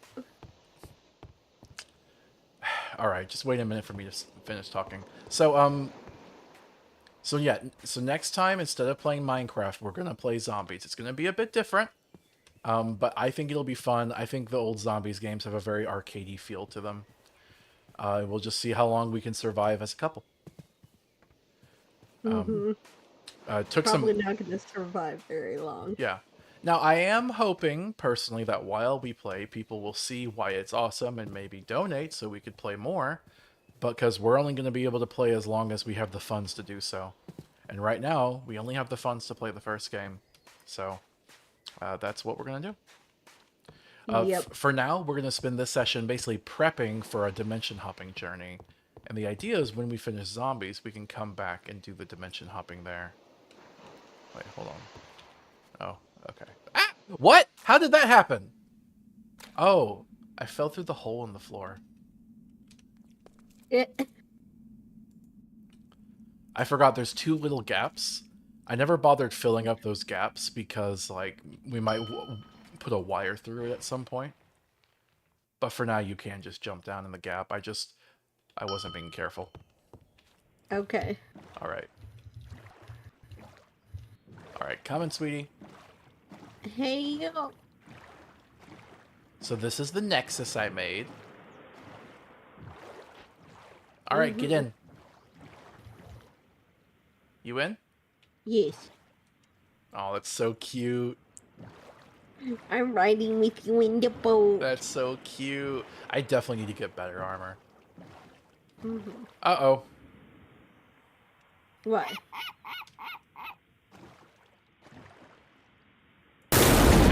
What the fuck? What was that? Did you not see the mushroom girl? No. There was a mushroom girl immediately in front of us and I killed her. Oh. Now the blast seemed to also destroy the boat.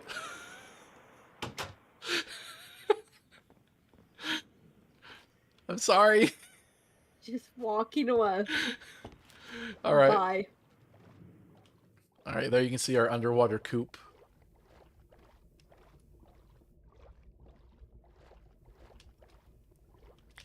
Alright, let's get back to the Nexus. So I like the enchantments I have on this armor, which allow me to, like, be underwater longer and stuff. But the actual armor itself is garbage. So I really need to, get a better suit. Alright, so this is the Nexus. Trying to have grass grow, it's taking forever. Oh, sweetie, hey, I don't know how to do this. Can you make it to where this place is still, like, loaded even when we're not here? Yeah. Can you do that, please? Like, right now? Sure. Sure. Alright, so we're eventually going to have portal to the overworld, which is here, so I'll just go back to home base. The nether. The ether. The end. The dark below. The midnight. Aurorian.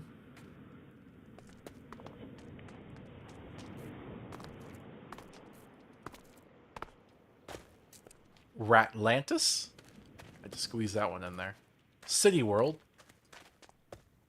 Twilight Forest. And Atom. Oh, and then also the Abyssal Wasteland. Dread Plains.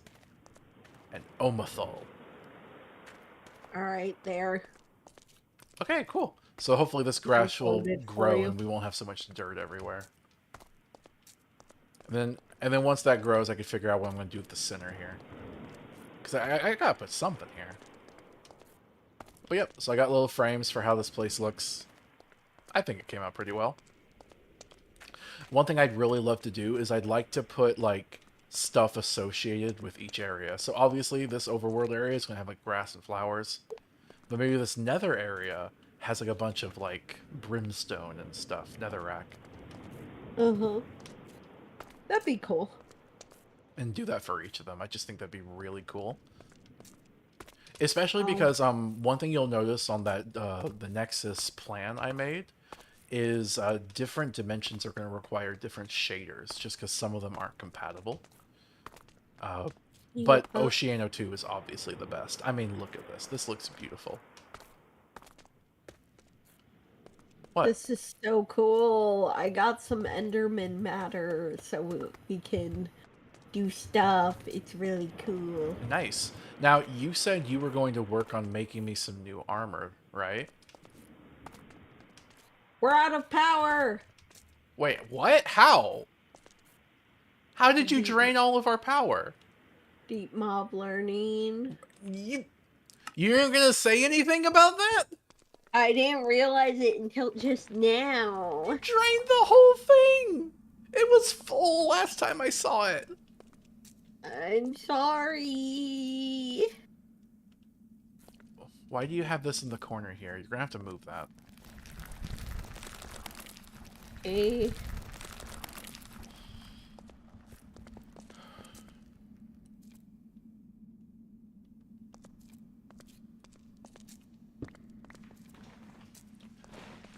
Alright. So, I guess I'll have to make more power. Goodness. You know, it's going to be a little hard to make power generation when we're literally out of it. Turn your machine off. Okay. Hold on. Alright. So I guess the question is, should I build another windmill? Or should I make solar power? What? Sweetie, Okay. there is something out here you should know about? What? Where? Behind the house? Oh, outside? Yeah? Okay, I'm coming. I have my sword. What is it? Go outside. A scutlet? No, not that. Go What? behind the house. Go behind the house.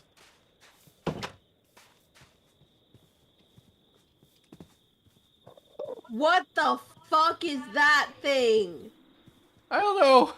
Seems kind of creepy, though. Shambler.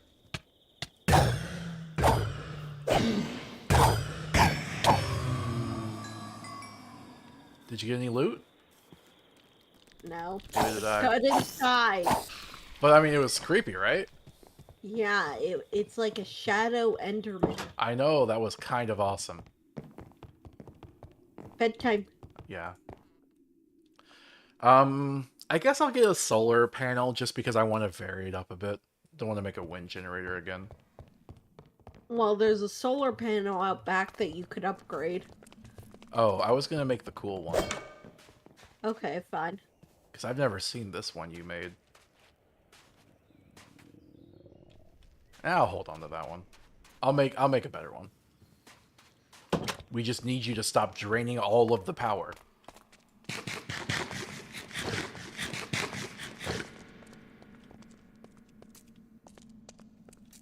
Since we're so low on power, I guess we might as well grab some coal. We still have the coal generator. Wait, what? Sweetie, are you dumping something into our, Oh, no, that's power. What am I thinking of? Disk drive. Oh, yeah, I was thinking of disk drive. My bad, never mind. Alright, Okay. so I'm dumping in a stack of coal. We'll get some power out of that to buy us some time. Okay. Alright, and I'm going to work on making solar panels.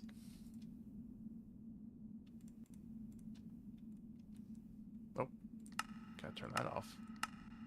Sweetie, are you okay? Yes. Magical wand. Alright, so we have solar generator and then the advanced one. I want to make the advanced one. I want to solve our power problems for a while. Awesome. Alright, so then I need 4 regulars. And I'm going to need to make a bunch of these alloys, as well as solar panels, energy tablets. The solar panels require this. I'm hoping we have enough osmium. I'm really hoping we have the osmium. We have some osmium. Do. Okay. Yeah, I got you some. Okay, so I need 4 of these, and each of these requires 3 of these. So I'm going to need 12 solar panels. To make 12 solar panels, I need 12 enriched alloys for each, plus 2 times 4 more. So 12 plus 8. I need 20 enriched alloys, which means I need to make steel. Okay. How do I make steel? Steel blend? No. No, wrong blend.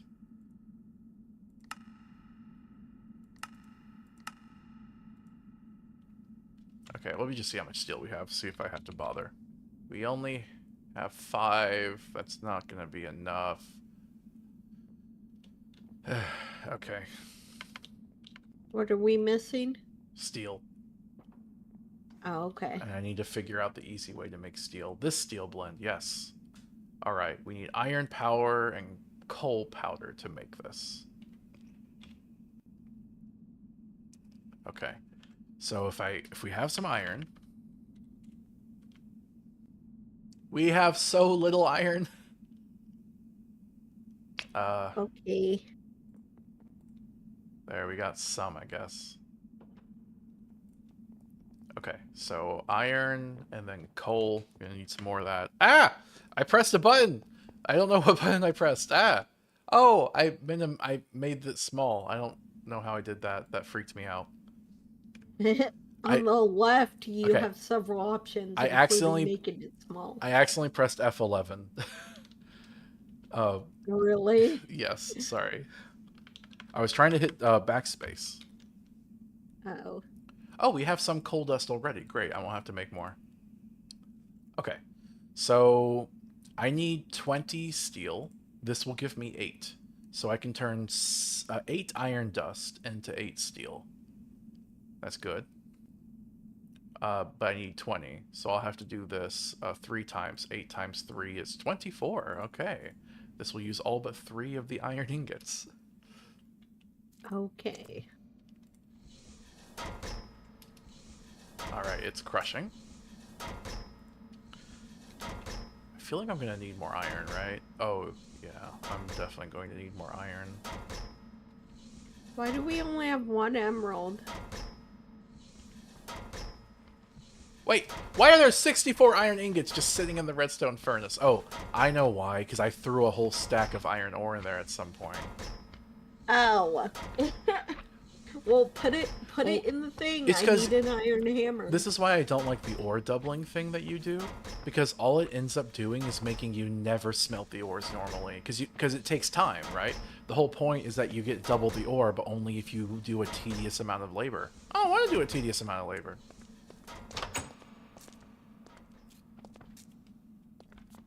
Oh, there's a slime above us.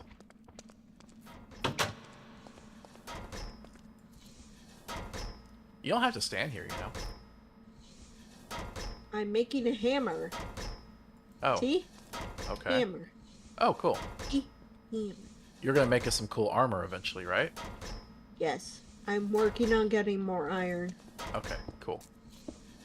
Because you said we were, like, out, so I want to get more. Oh, well, I mean, we have the iron. You don't need to do that. It's fine. It won't Okay, take sweetie, long. it should not be hard to understand. The back wall is for cables.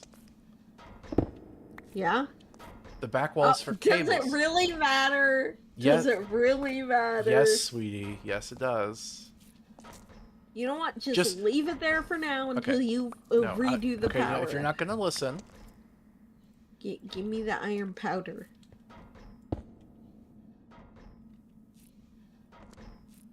Iron powder. Give me. no, it's mine. No! It's mine. It's not yours. I'm not making it for you. I'm working. Oh, I meant the stuff that I made with this. What? I'm doubling ores over here, and Oh. I thought you got some of the dust. Oh, okay. Yeah. I love this method of multiplying ore, though. It's pretty cool. Alright, so steel blend.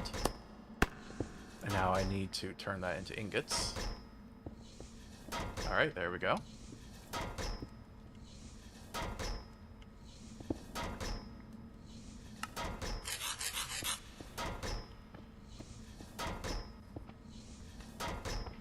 Eventually I'll have 20.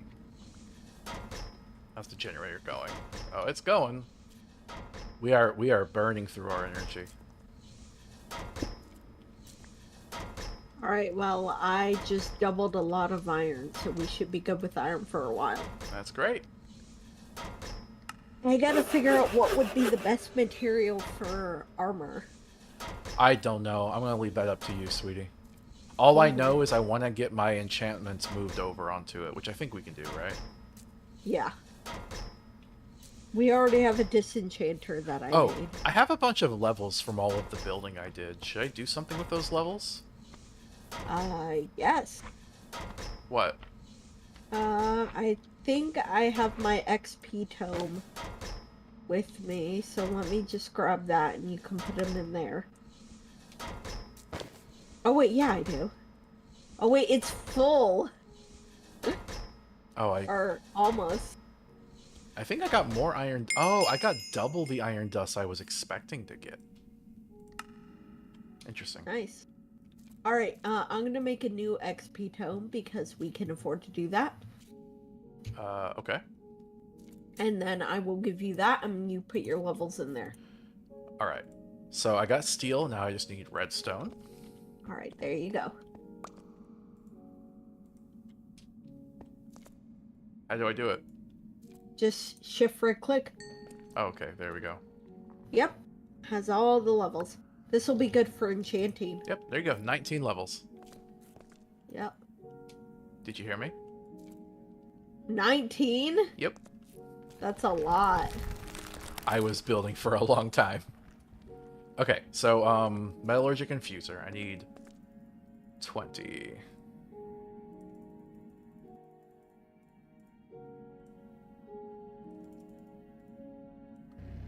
Alright, that should be going.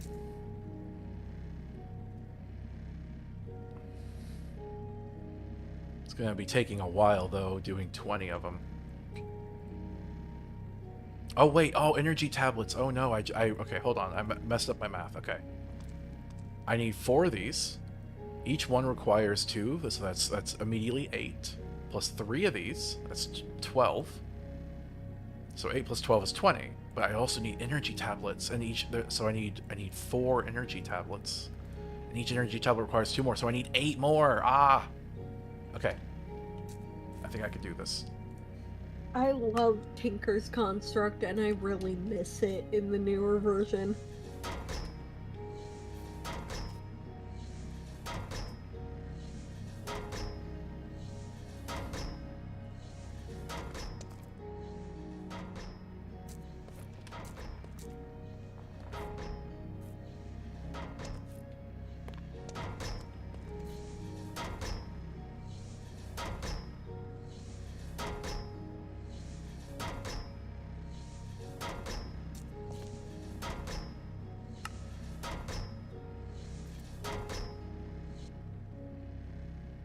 Okay.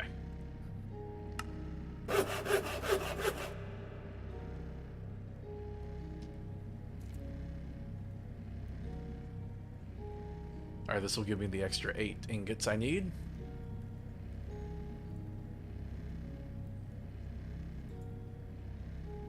There we go. I throw them in there. This will give us 28. That should be exactly how many of these enriched alloys we need. Okay. Oh no, are we gonna have enough gold? Please tell me we have gold. Please tell me. Oh, okay, we got it. We got it. We're good. We're good. Yeah, I think we do. We have gold ore, though. Do you think you could mine it or double it? Because otherwise I'm just gonna cook it now. Yeah, sure. Just give it. I'm looking through materials for armor, so. You mean? I didn't grab it. It's in the inventory. Oh, okay. Or disk drives. Yes. Yeah, I really miss Tinker's. Tinker's is so cool. Okay, I'm going to need osmium dust. Not much, though. I just need 8. You don't scare me, scary sounds. Mm-hmm.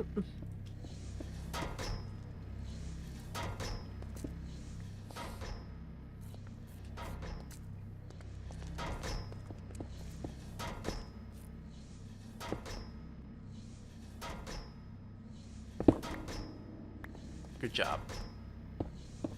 What? I say good job. Thank you. I'm just doubling it.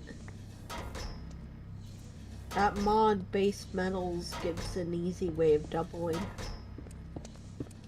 I wish it had been updated. It's a pretty cool mod. I mean, I don't really care about it. I want to just take a stack of ore and put it in a machine and make it turn to liquid gold. Alright, we're getting there. Hopefully we have glass.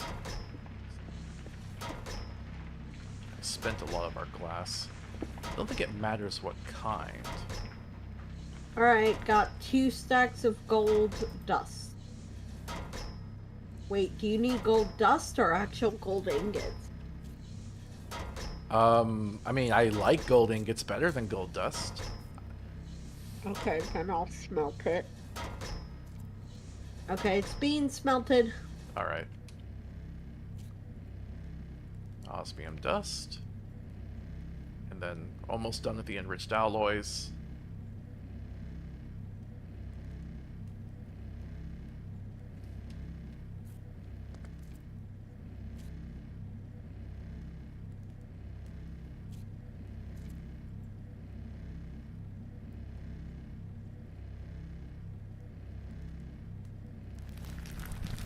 There we go. Awesome. Okay, so now we can start making some of this stuff. So first off, I need to make 4 of these energy tablets.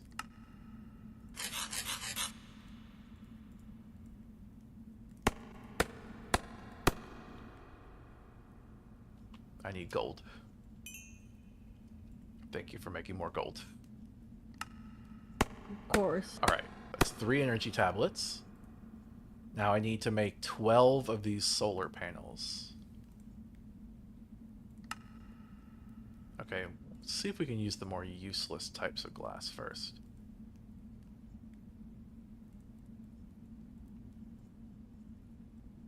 Oh no, it has to be a pane specifically? Really? Well, that's unfortunate.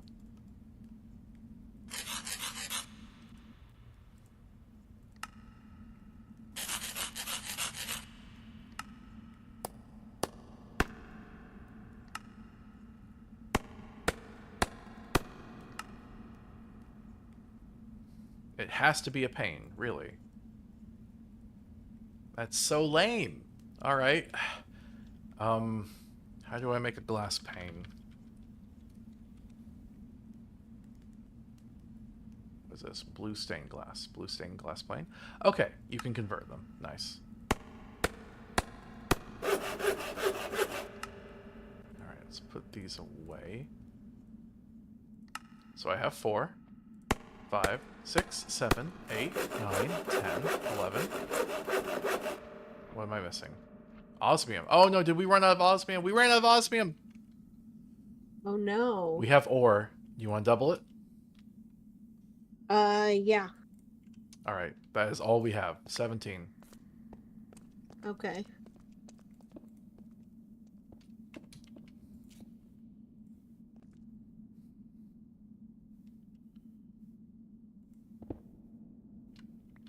Oh.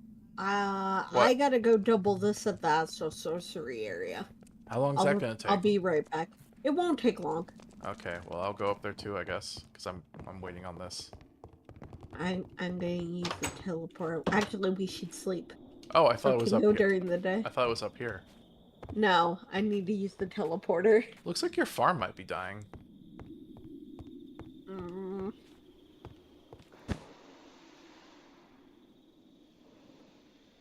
Come on. Okay. Alright. I will go to Astral Sorcery and double this.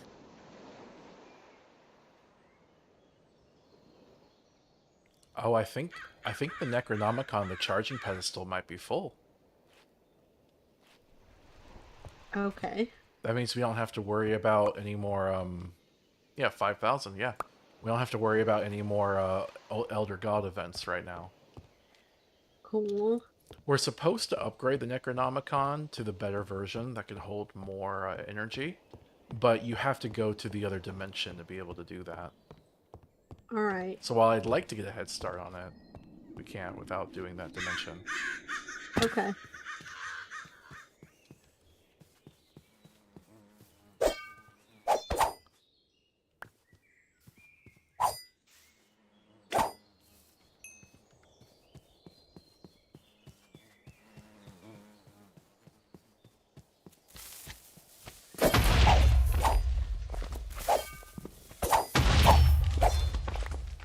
That could have been bad.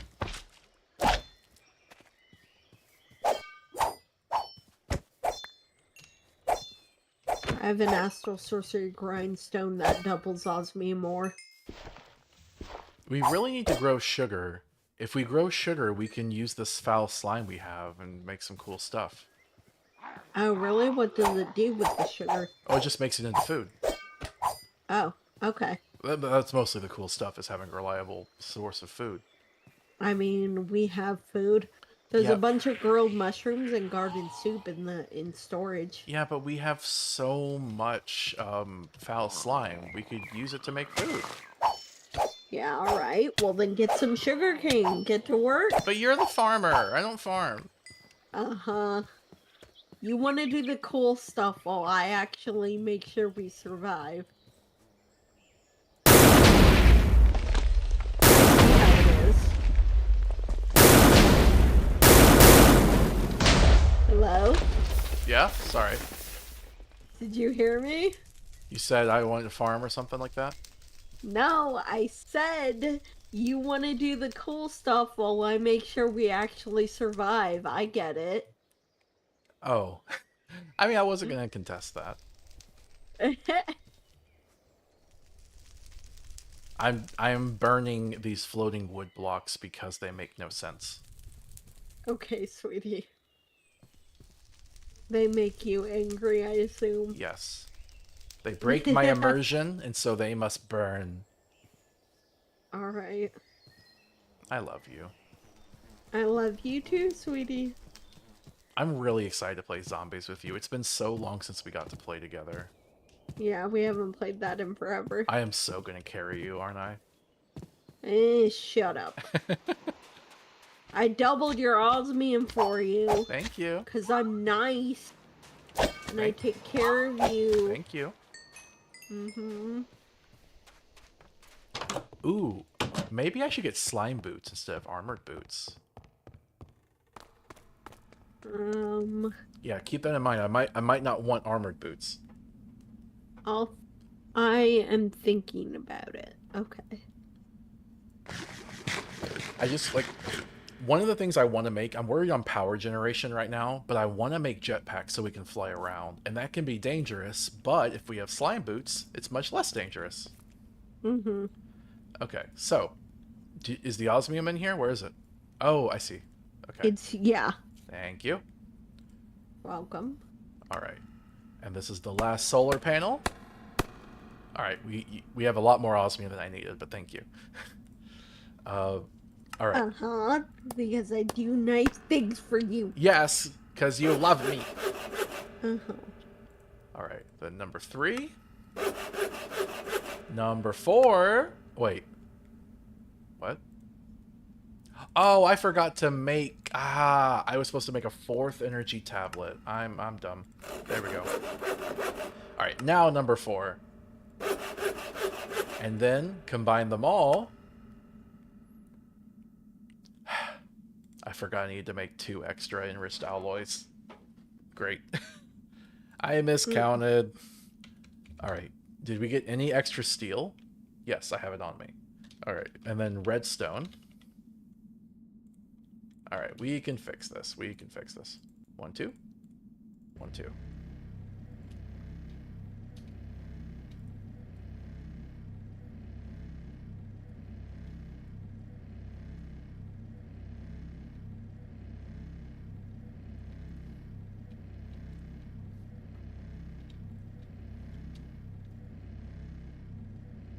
There we go. All right, moment of truth now. Advanced solar generator, yes. Now let's just make some cables so I can plug it in. And these cyclic ones are the easiest to make. Not trying to be lazy, it's just, you know, you have to make a lot of cables, okay? Okay, so I want to ask you something. Oh no, what is it? Silent Gear is a gear mod that you can make armor and stuff from different materials, kind of like Tinker's Construct. But you don't have to like melt stuff down and things like that. However, you can enchant that armor. But I could make Tinker's Construct armor, which you can't enchant, but is upgradable in other ways. Well, I already have enchantments for swimming and stuff, so you might as well make use of them and do the one that those will be compatible with. But will you even care about swimming enchantments with when we're adventuring? Yes. Okay, fine. Like, I want to be protected, but I also want to swim. Fine, I'll make Silent Gear armor.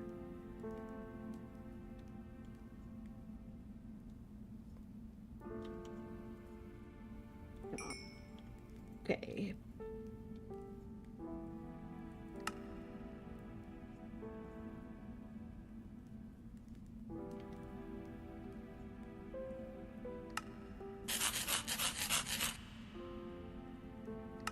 There, got some cables.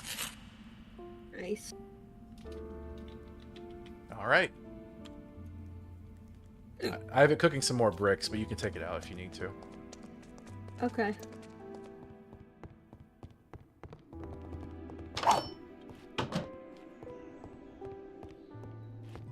Sweetie, you have so much magic stuff, you're literally blocking the pathway to the power. Am I? Yes. Can you be a little conscientious of where you put your things? There's so much space. Okay. Alright. So, it's pretty big. I definitely need to think about where I'm going to place it.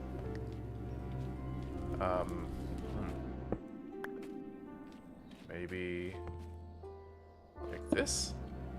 That kind of gets in the way of the fan. Oh, maybe I could move the fan forward.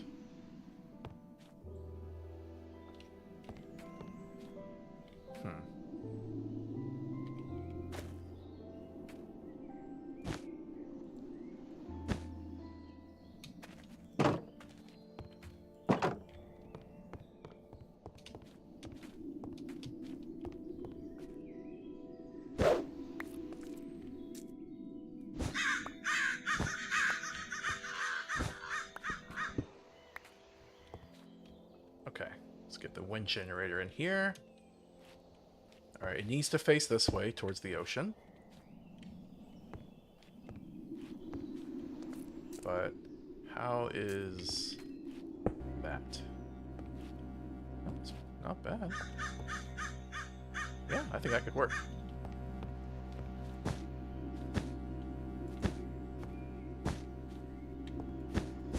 There we go. Should be draining power from both of them. Wait, this one seems to be filling up.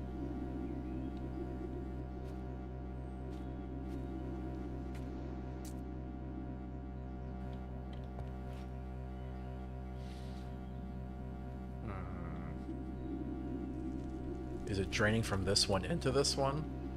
We might need to get some extraction cables specifically.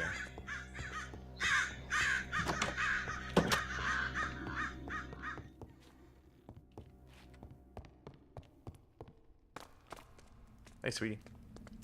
Right. Oh, goodness. All right. We're still tight on power. It's going to take some time. Okay. I have one energy extraction cable. Let's see if that works. This basically just tells it, like, to have the polarity always be negative, if it can. Mm-hmm.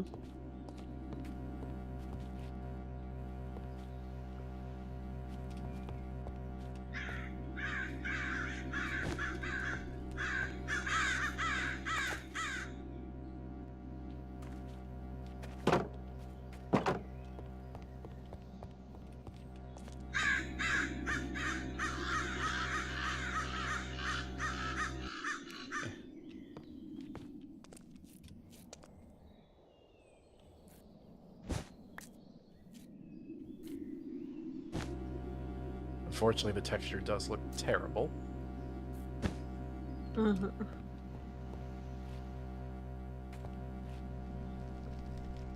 It's filling up, though. Why is it filling up?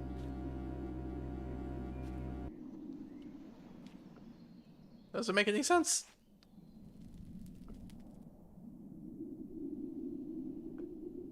Okay. Sleep time. It's getting dark out. Okay.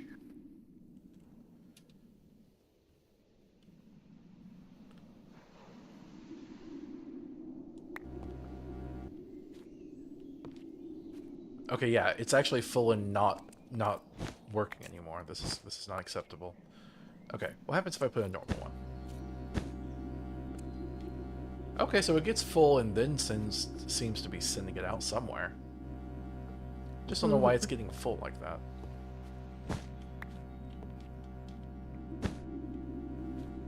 Okay, that one seems to work. I think it's because it's in the middle of a T-junction, that's the problem.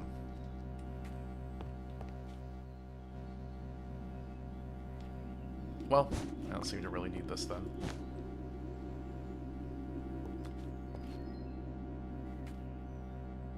Alright, let's see if it's filling up.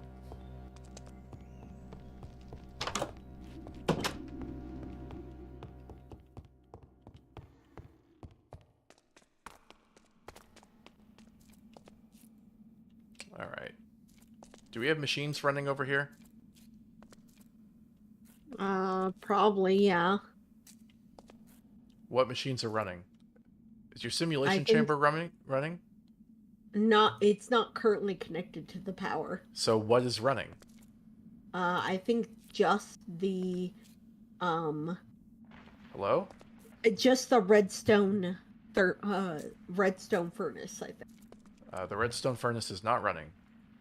Oh, okay. Then the pulverizer, The maybe? pulverizer is not running. Is there anything Okay. running over here? Then, other than the storage, there shouldn't be anything running. Okay. So I know the cables can hold stuff. Okay.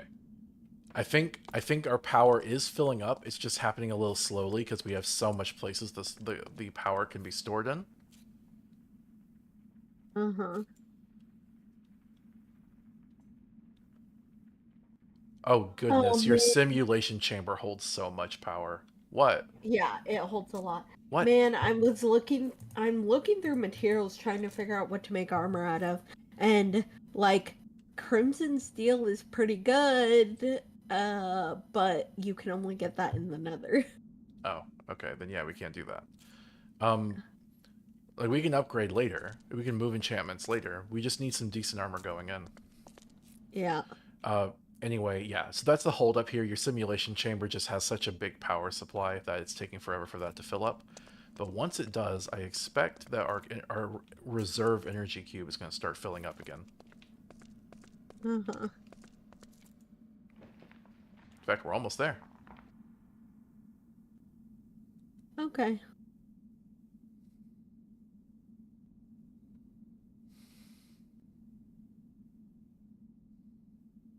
This is like a mob farm device, right? Yes. And oh, that's how you're farming the Enderman. Nice. Yeah. All right, this machine is full. So now the cables are filling up.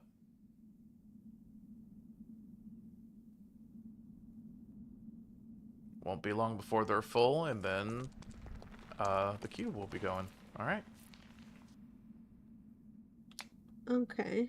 Now the solar panel does only work during the day. That is something we have to keep in mind. Mm-hmm. Hey, you want to come take a look at it? Sure.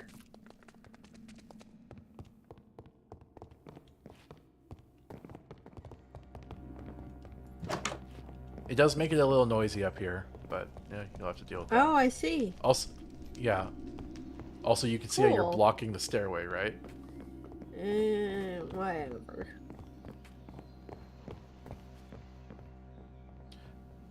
I know the textures on the jars are glitching up and making them water-like, but I know it's annoying. I think it actually fits though. It makes them look like little magic globe jars, like they're filled with liquid, and because of magic, you don't actually need a jar around the liquid. They're just contained by the force. That is kind of funny. Anyway, that solar panel is powerful, but it is a little noisy. That's just something we'll have to deal with. Yeah. I like it. Yeah. Actually, which one's better? Hold on, let me check. So the wind, we have in a pretty good position for the wind. So the wind's doing really well right now. It is generating,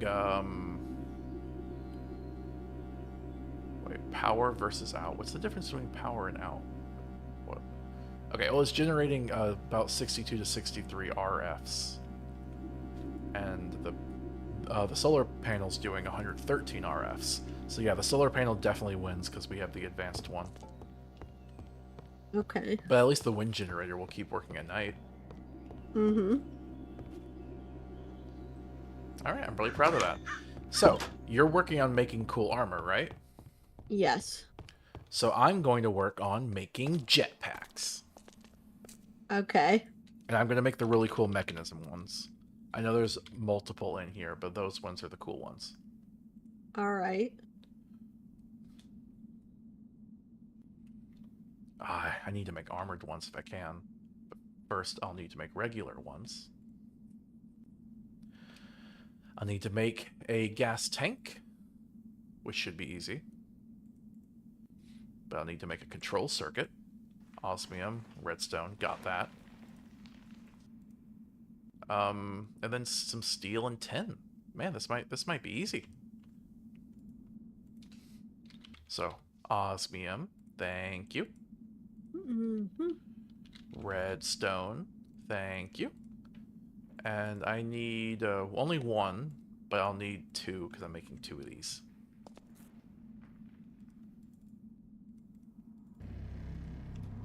I forget what the different stats on armor means. It's like there's the first stat, which is I think the toughness, but then there's a second stat as well. I couldn't tell you, sweetie. I have no idea.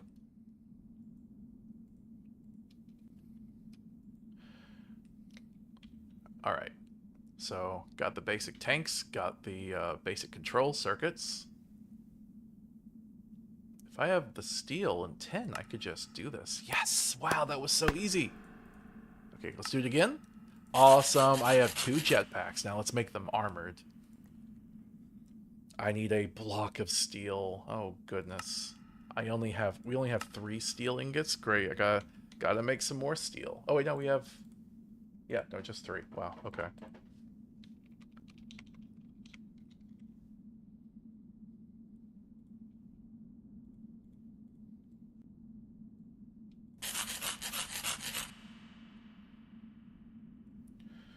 Okay. So I need to make 6 more, at least. Oh, I'll have to make 8, because to convert it, I need 8.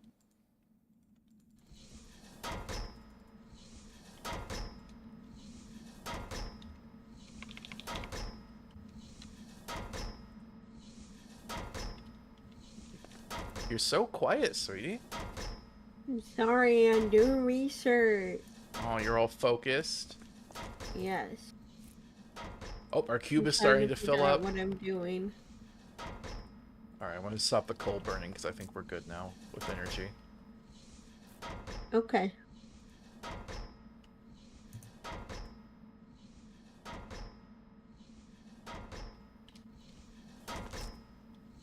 The idea here with this cube is that it's sandwiched right between our power generation above and our expenditure below. Mm-hmm.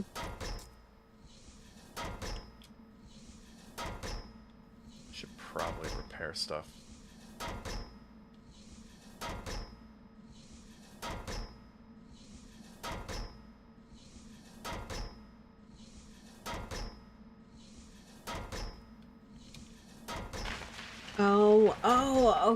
Okay.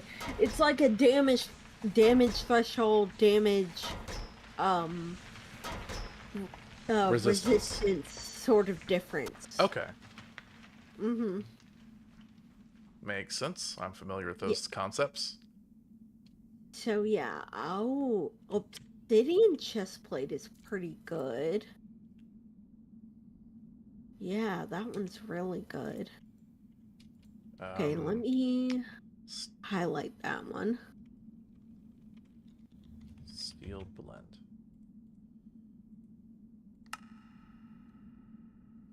Wait, what? Why is that not working? I have iron dust in. Didn't I just grab iron dust? Wait. Oh, I didn't grab it. I was wondering what was going on there. Mm-hmm. Okay, then we turn it to steel.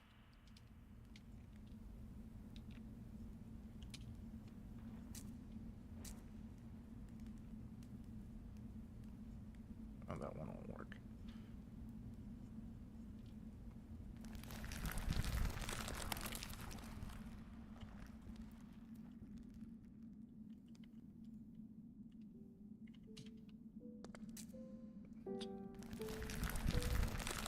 Okay. So, steel block. Yes. Oh, wait, I'm a dummy. I need 2 of these. Oh, great. Alright,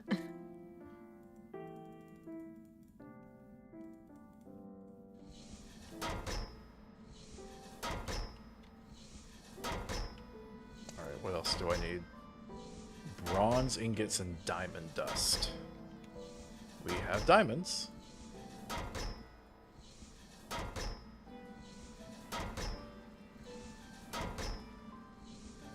bronze ingot, though. That's gonna be something. Can I do a bronze blend just like with the steel? Seems I can. Copper and tin. Alright. Okay. So it looks like the best one I could make right now, is the obsidian stuff from Mechanism. Okay.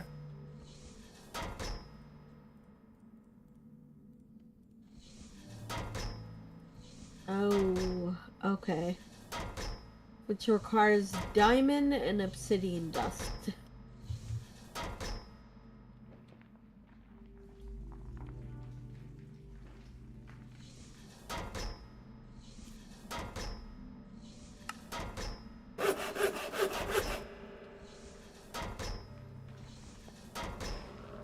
Alright, this will give me all the bronze I need. 4 bronze ingots.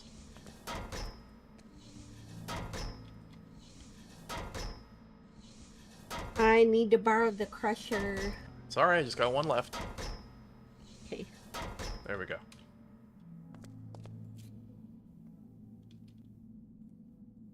Oh, damn it. What? These obsidian ingots don't work in any of the machines because they're base metals obsidian ingots. Oh, can you fix that somehow? I could switch them into a different mods one. I just have to cheat this one thing in. Can I do that? Fine. It's just a book that dictionary stuff into other things. Alright. Well, I need the crusher then, while you do that, I guess. Yeah, that's fine. I gotta crush some diamonds.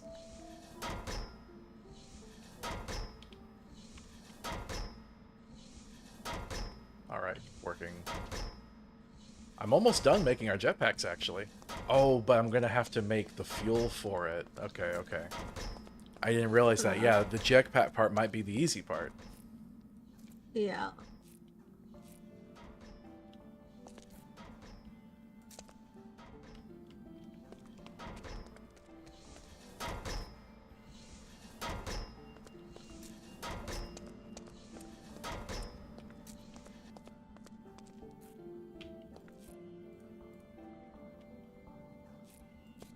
Okay. So I should be able to do it now. Armor jetpack. Armor jetpack. I did it. Wait. But it didn't use the bronze ingots I made. You already had some. I wasted my time with that. Wow. Okay. I didn't know. I didn't know we had bronze.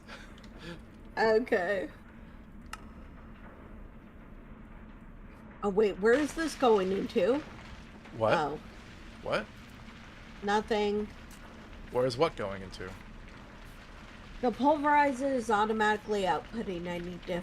I just needed to stop that so that Oh. I could do stuff. Yeah, I didn't set that. But sweetie, hey, come here. Hey, look. Yeah. Here you go. Oh, you made the mechanism jetpack. Mhm. It has no gas in it. Yeah, okay. You can give it back. I just wanted to show you. You realize you can't wear your chest plate with these. I know, that's why I got armored ones. And we can always swap out the chest plate when we want to. Okay. But yeah, like I told you, I was making jetpacks. We're gonna have them for flying around. Uh-huh.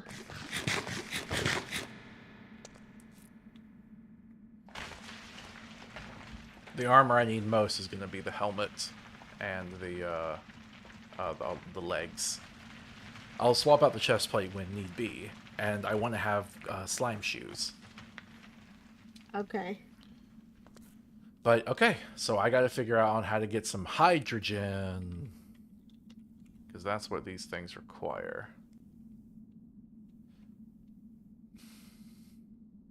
Yep.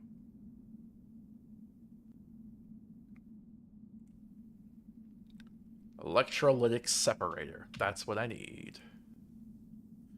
Oh, wait. It's going to require water. I'm going to need a way to pump water. Okay. Mechanism. Let's see, do we have anything that can grab us some water? Electric pump.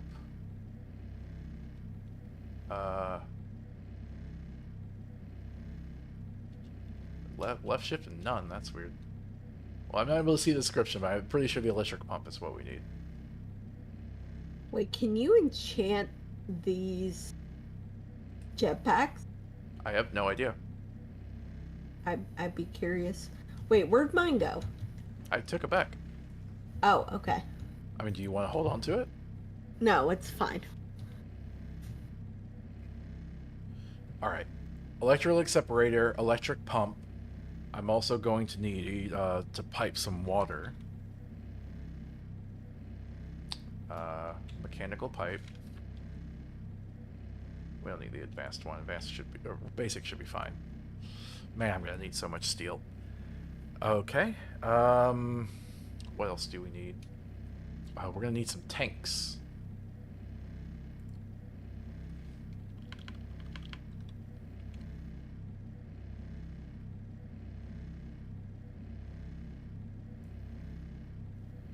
Do you think I should make an advanced tank or a standard fluid storage tank will do?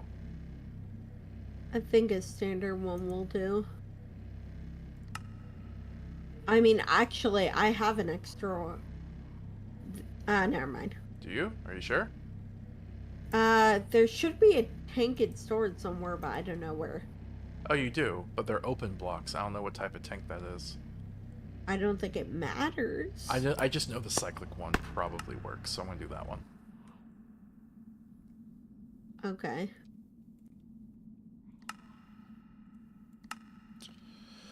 Alright, this is gonna be an ordeal. Okay, so first of all, how many enriched alloys? 1, 2. Plus 5, that's 7. Okay. And then the electric pump, I need 2 more. So 9. So that's steel. I need 9 pieces of steel. Okay. So 9 pieces of steel. And then steel casing, which requires 4 more, so I need 13 pieces of steel. 14, 15, and then who knows how many of these I'll need. So I need minimum of 15 pieces of steel, but quite possibly more. Oh my goodness, I gotta get back to making steel again. Mm-hmm.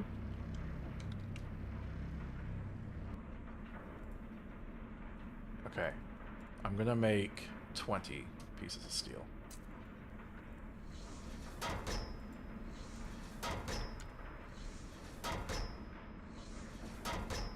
Oh, but I have to make them in batches of 8. So I guess I need to make 24.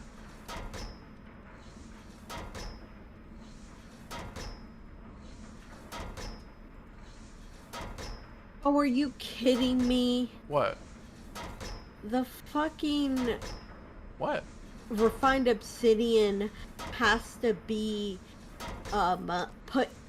turned into ingots by an osmium compressor. Oh yeah, you need a special machine to re-solidify obsidian. Yeah. Yeah, just make that machine. It shouldn't be too hard. It looks pretty difficult. It's literally just osmium is harder to work with than the metals. It's fine, sweetie. I've done it before. I did it in our last playthrough. I need more steel. How much steel do you need? At least 4. Give me the number if you need more than that. Okay, okay, that's 8, 9, 10. I need 10. Oh goodness. All right, I'll get another batch of iron going. We are almost out of iron ingots. You might want to take here while I'm working on this. Hey, mine this iron ore. Turn it into ingots. I've already got a bunch of dust. I'll just have it smelt it. Oh, okay. Yeah.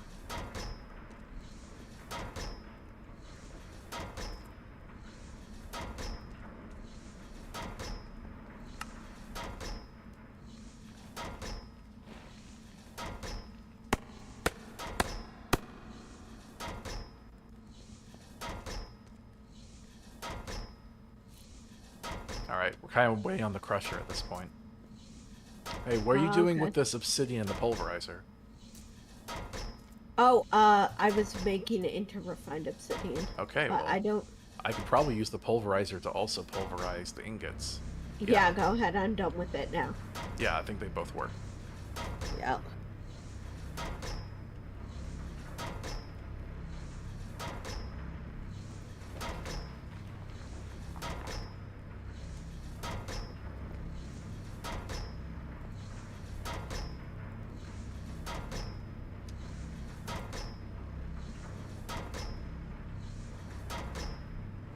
Yep. There we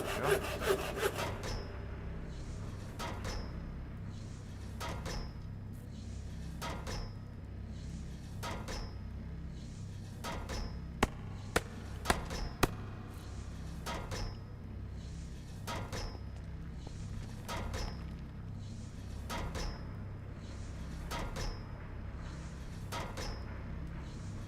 Oh, you're using the metallurgic infuser. Yep. Why are you refining it? Because I have to, because refined obsidian is the armor that we're gonna have. Oh, wow. Okay. Yeah, I'm making refined obsidian armor. I've never done it before, but it seems like it'd be really good armor. Unfortunately, it requires diamonds, which were Very low out on. of. Yeah, so I was only able to make 23 refined obsidian. Um, well, maybe they're Yeah. helmets or something. I don't know. Yeah. You don't have to make the entire suit out the same thing. Well, considering we're going to be wearing the jetpacks, we could do just like leggings and boots and hats, Well, like part of it. I want slime boots, so we would just need the helmets and pants, at least for me. Okay, well then this should be enough refined obsidian to do that. Um, maybe I don't know. Let's see, helmet's 1, 2, 3, 4, 5, and the pants are what? Um, 1, 2, 3, 4, 5, 6, 7. I think. I don't know. Mm-hmm. So five. So that's 12 times 20. So that's 24, not 23, if my math is correct. Oh, okay. Well, I need to get more diamond. All right. Hey, I got you your steel. Thank you. There you go. Wait, no, I actually gave you Okay. all of it. I just meant to give you 10. Okay. Oh, Give me it back. I will. Give me my steel pack. There you go. Thank you. All right, now I need redstone. And I need to infuse it with redstone. Okay. So I need 2, 7, 9. Okay, that's 2 plus 2 plus 5. So yeah, 9. Oh, I need. Okay. I was gonna do that. What? I was literally just talking about making the alloys. Oh, well, I need some too, so. How many do you need? I need 4, 5, 6. I need 6. Why are you making 10 then? Because I also. Wait. Well, I needed steel for the actual machine casing as well. Alright, fine. Let's see if I can make an upgrade to that thing. What is it from? Mechanism? Yeah, I also need a basic control circuit, so I'll need an osmium ingot, but only one. Okay.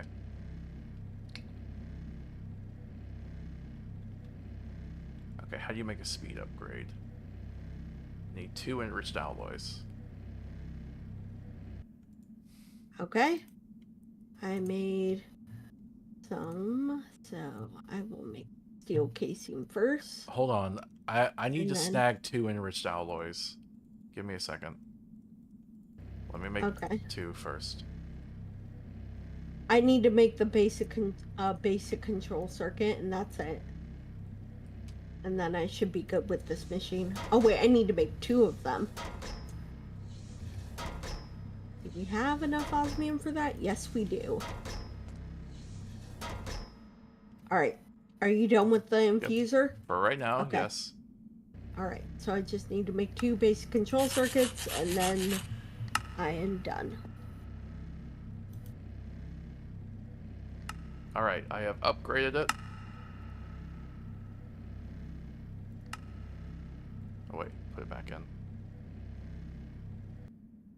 Okay.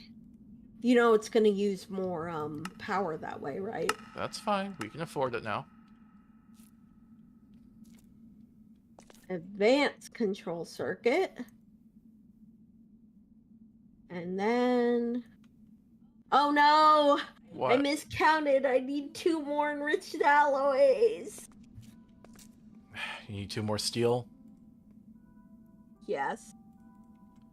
There you go. I'm gonna start making Thank another you. batch of steel, because I know I'm gonna need it. Thank you, sweetie. Mm-hmm. And then that will be the machine I need to make it.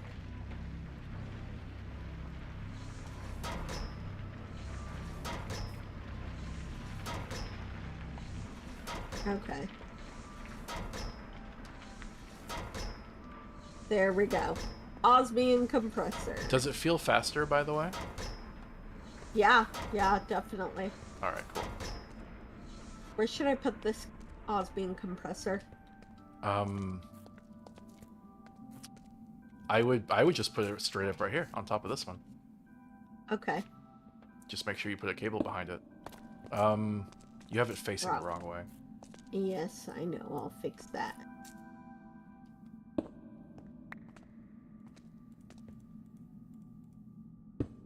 That's weird.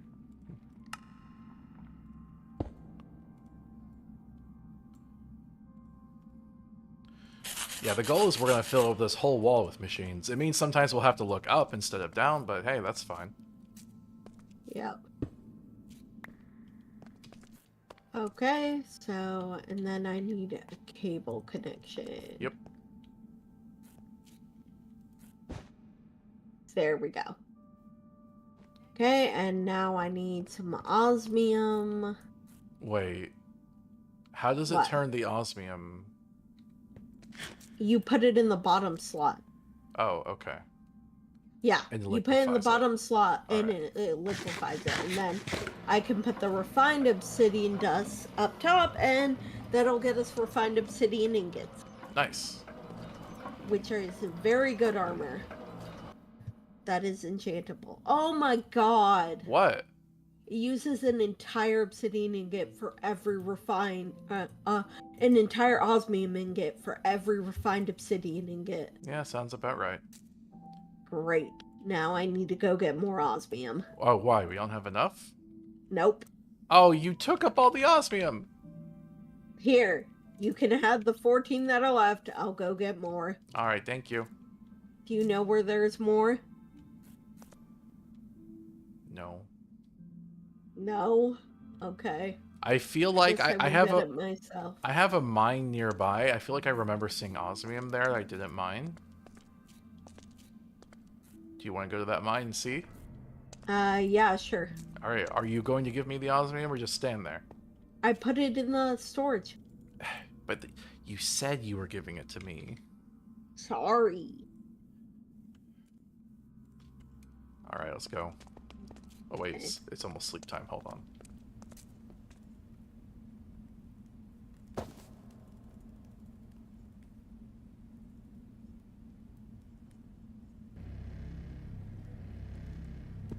Oh wait, I don't need that many. Okay. Sleep. You had to sleep right next to me? Yes. Okay. Alright. Okay, this way. Wait. What? Mushroom girl. No, just wait. Just she was gonna fall in the. I need experience on my wand. Oh, okay. Yeah. Anyway, this way.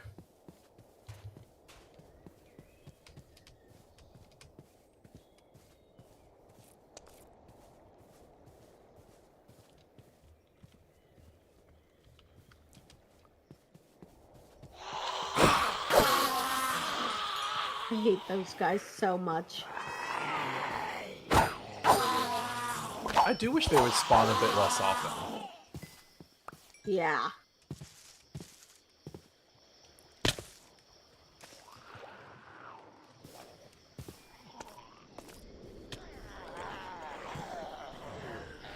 That a shark? Yes. Yeah, that's a great white shark. Yeah, the shark's just chilling. Oh my god, there's so many of them. Yeah, it's because that tree prevents them from burning in the sun.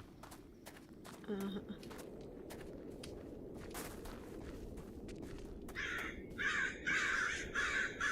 Alright, here's the mine. I think I remember seeing some osmium there.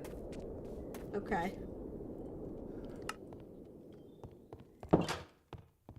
Oh wait. Light.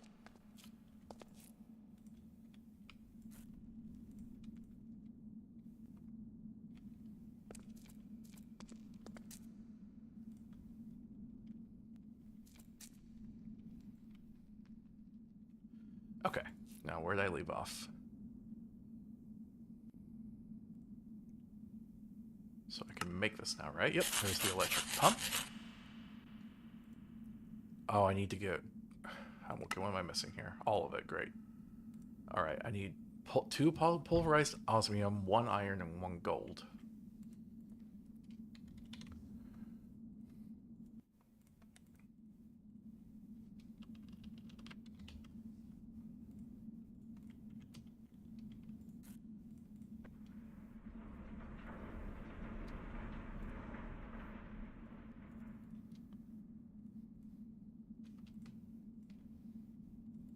Okay, I did get some osmium. Got Nice. 4 pieces. Something. That's the product ore. God. Hear those things everywhere. I'm sorry, sweetie. I hate them.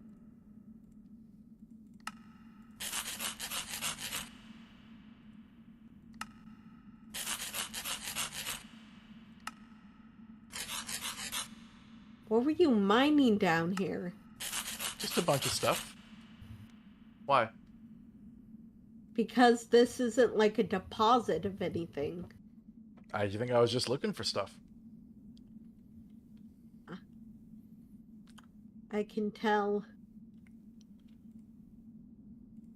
Okay, I have There's some like extra stuff steel. everywhere. Oh, cool.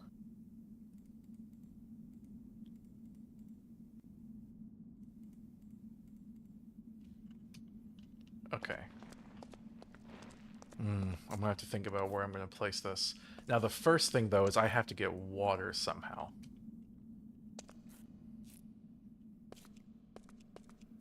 Hmm. Ah!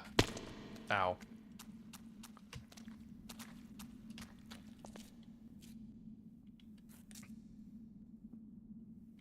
Elevator, come get me.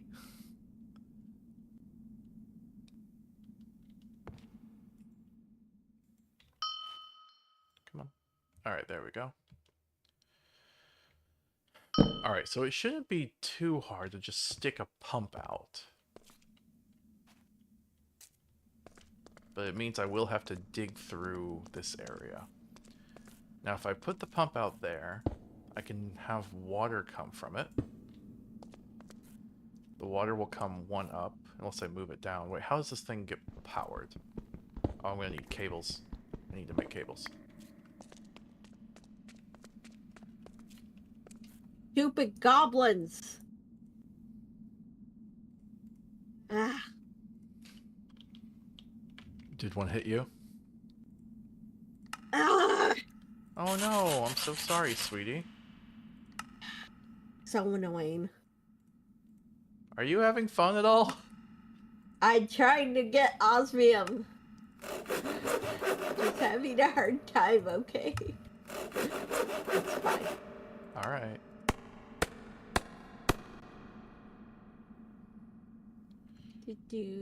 I need some armor. I'm not wearing any armor.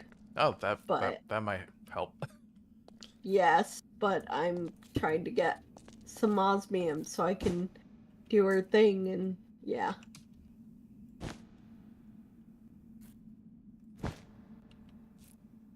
I found a lot of chaos ore down here from Silent Gems, but I don't know what it does, so I'm kind of afraid to grab it. Interesting. Yeah. Because I don't really know how Silent Gems works. At least not the chaos part of it. I know generally how you make stuff from it. All right. So the water's going to come in one level above wherever I place it, and the other thing needs a wire. So I think I should just have the wire be in line with the wires here.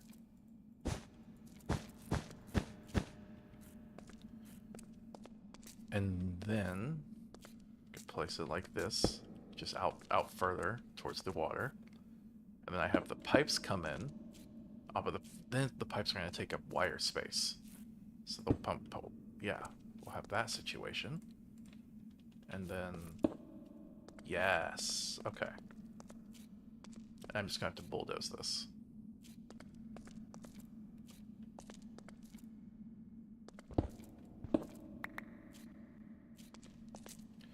Alright, let's hope this doesn't go too badly.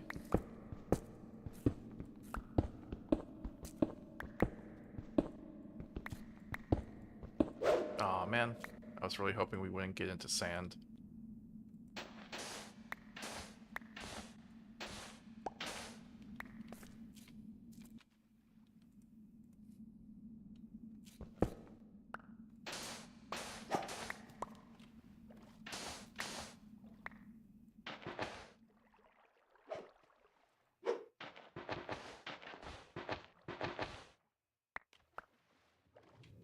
Alright. Oh, come on! What is... Do you not have a good weapon? What's going on? I have an ender sword like you have, but it's just the goblins are so fast and they hit so hard, and I don't have armor. Oh. Yeah.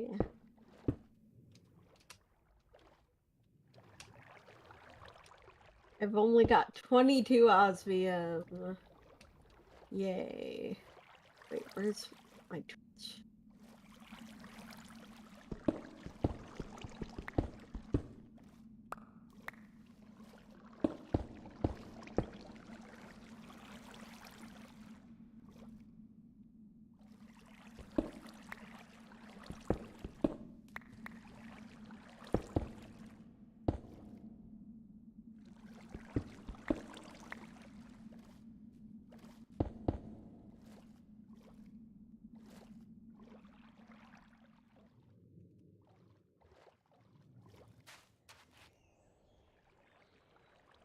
Oh, cool.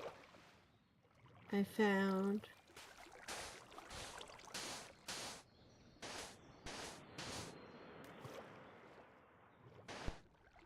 Right.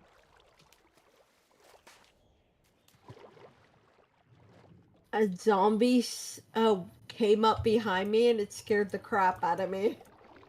Oh, really? Yeah. I can handle it just fine. It was just scary. I found some more shadow fragments in that chest.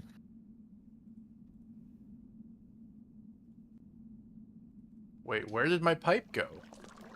Oh, it's right here. Okay. I was about to freak out. Oh no. Yes? A headless mini zombie.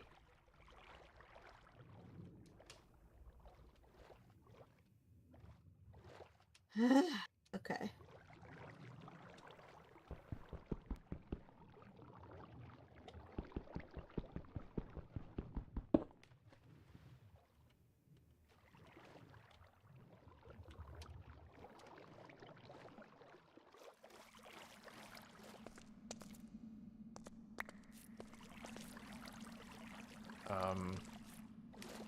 uh, I think it just ate my pipe again.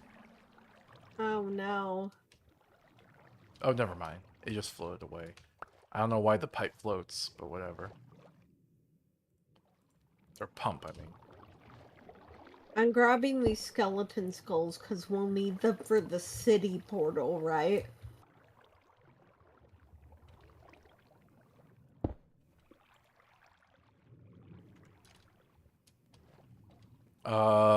Sure? Oh, yes, you're right. We will. Yeah, the city portal Yep. requires it. I just forgot about that. Yep. So I will grab them.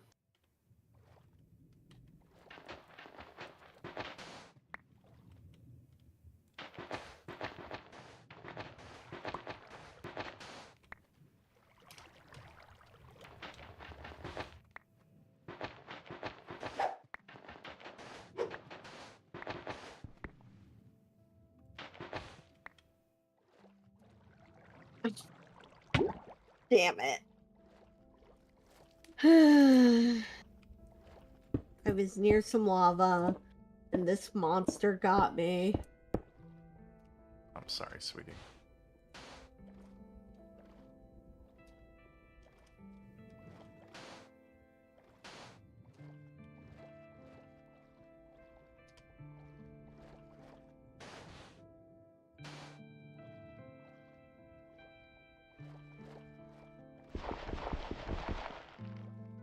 Jesus Christ. I can hear a huge crowd of those monsters. I need to disconnect and relog in because I got flames on my screen. I'm having fun. I'm glad. I'm building a pipe. Nice.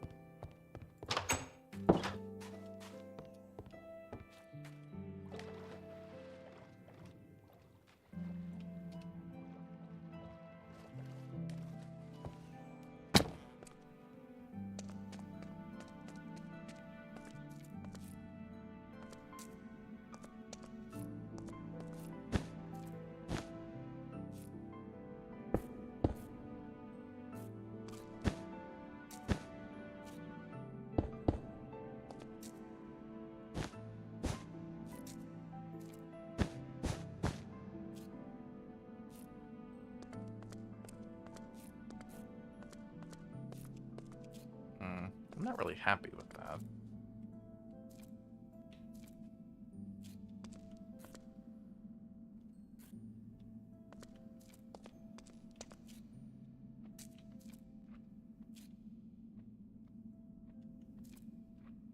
I think I should have them divert. Okay, I think I've got enough osmium now. I am heading home. And then I'm going to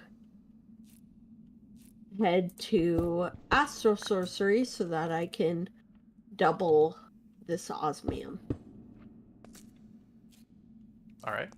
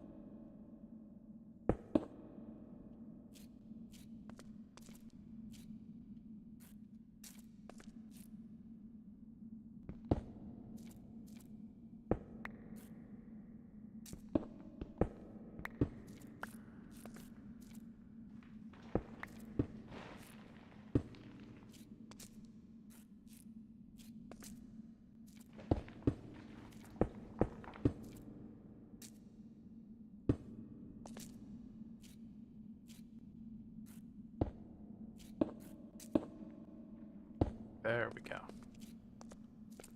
That looks a lot better.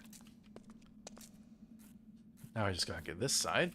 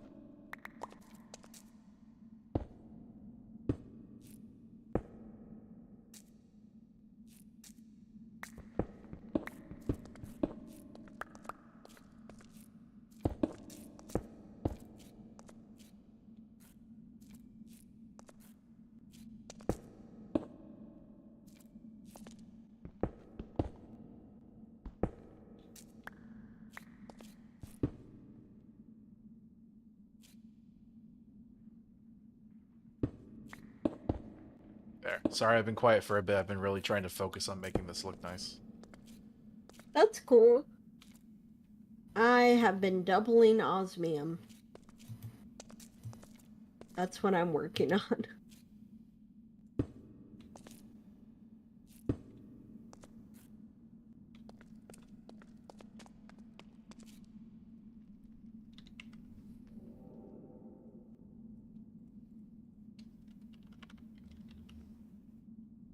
Did you take the chisel? Because the chisel's not in here. I'm guessing you're Uh, holding on to it. no, I don't think I have it. Oh, do I have it? Nope, I do not. Huh.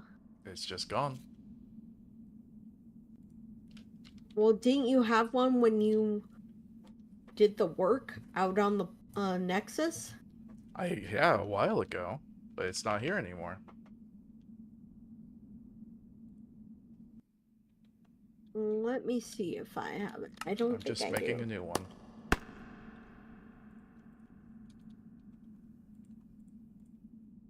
Okay, I need regular bricks.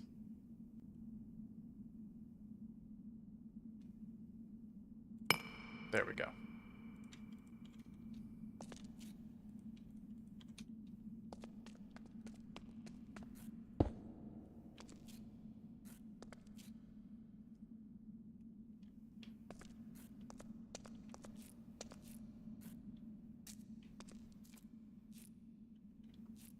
Okay, I've got a stack of osmium. Great. Good job, sweetie. Just need to smelt it up.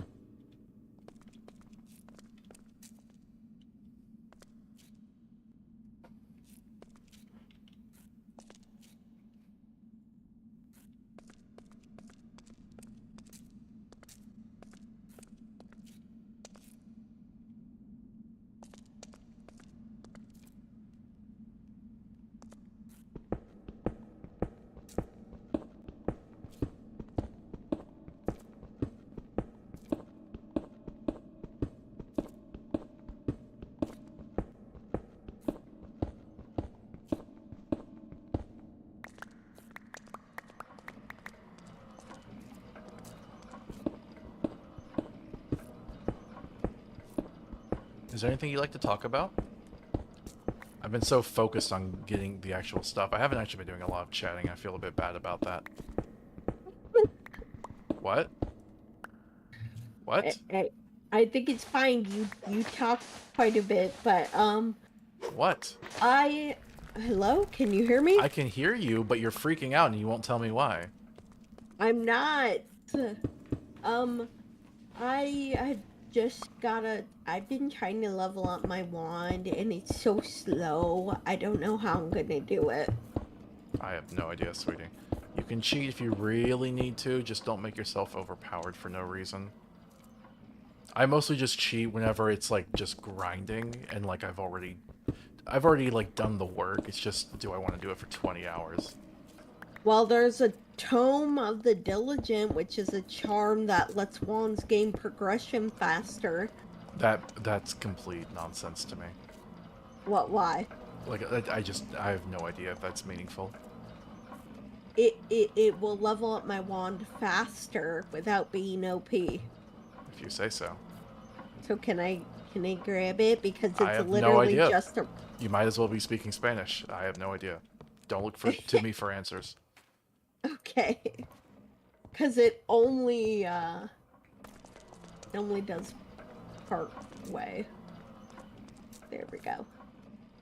All right, That should sweetie. at least help. Can you do me a favor? There. Yeah? Can you do me a favor? Come here. What? Can you move your things that don't need power over to this little inlet over here? I made a space for the non-powered machines. Okay. Do you like it? Yep.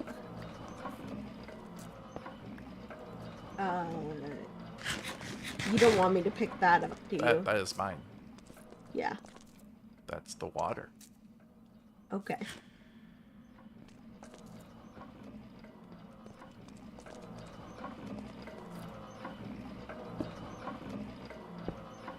You almost have osmium, sweetie. Yeah, it's fine. I got more.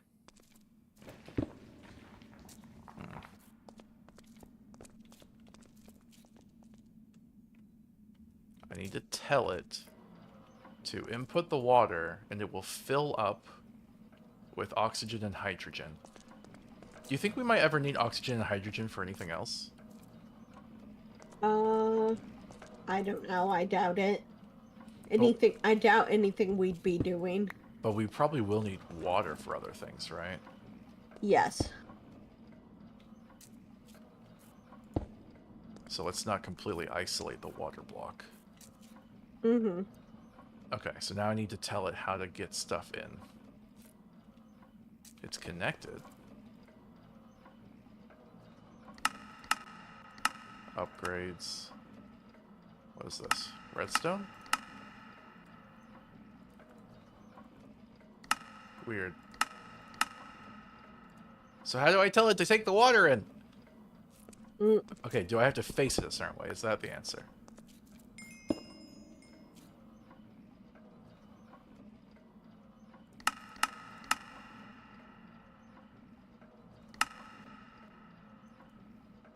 Why am I not seeing other options on this? I feel like there were options on this machine. Alright, I think I'm gonna have to like tell the pipe to flow a certain way. I remember Mechanism has a configurator. Now that's gonna be a pain to make. Okay, let's get some steel.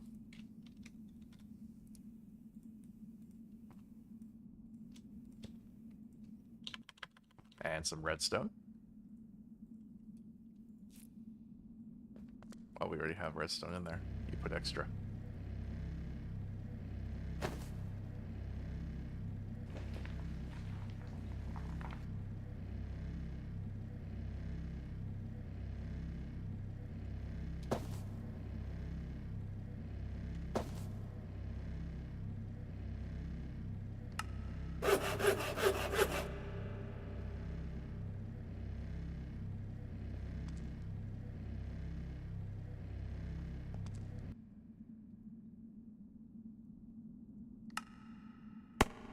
You could talk about that Bleep of a Boss show that we've been watching.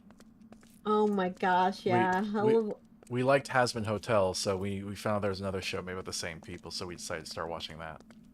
Yeah, it's really good. I just really enjoy like the the pageantry of it so much. Like it's just so much fun, and I think people who don't like it are kind of just sticks in the mud because it's a really fun show and it's really good.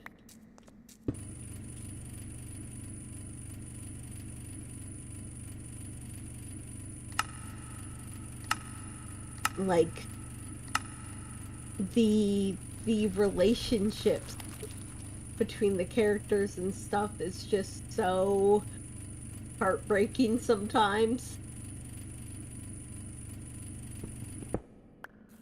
Sorry, I'm just trying to figure out how this machine works. Okay, so Yeah, it's fine. it's draining water. It's churning through it.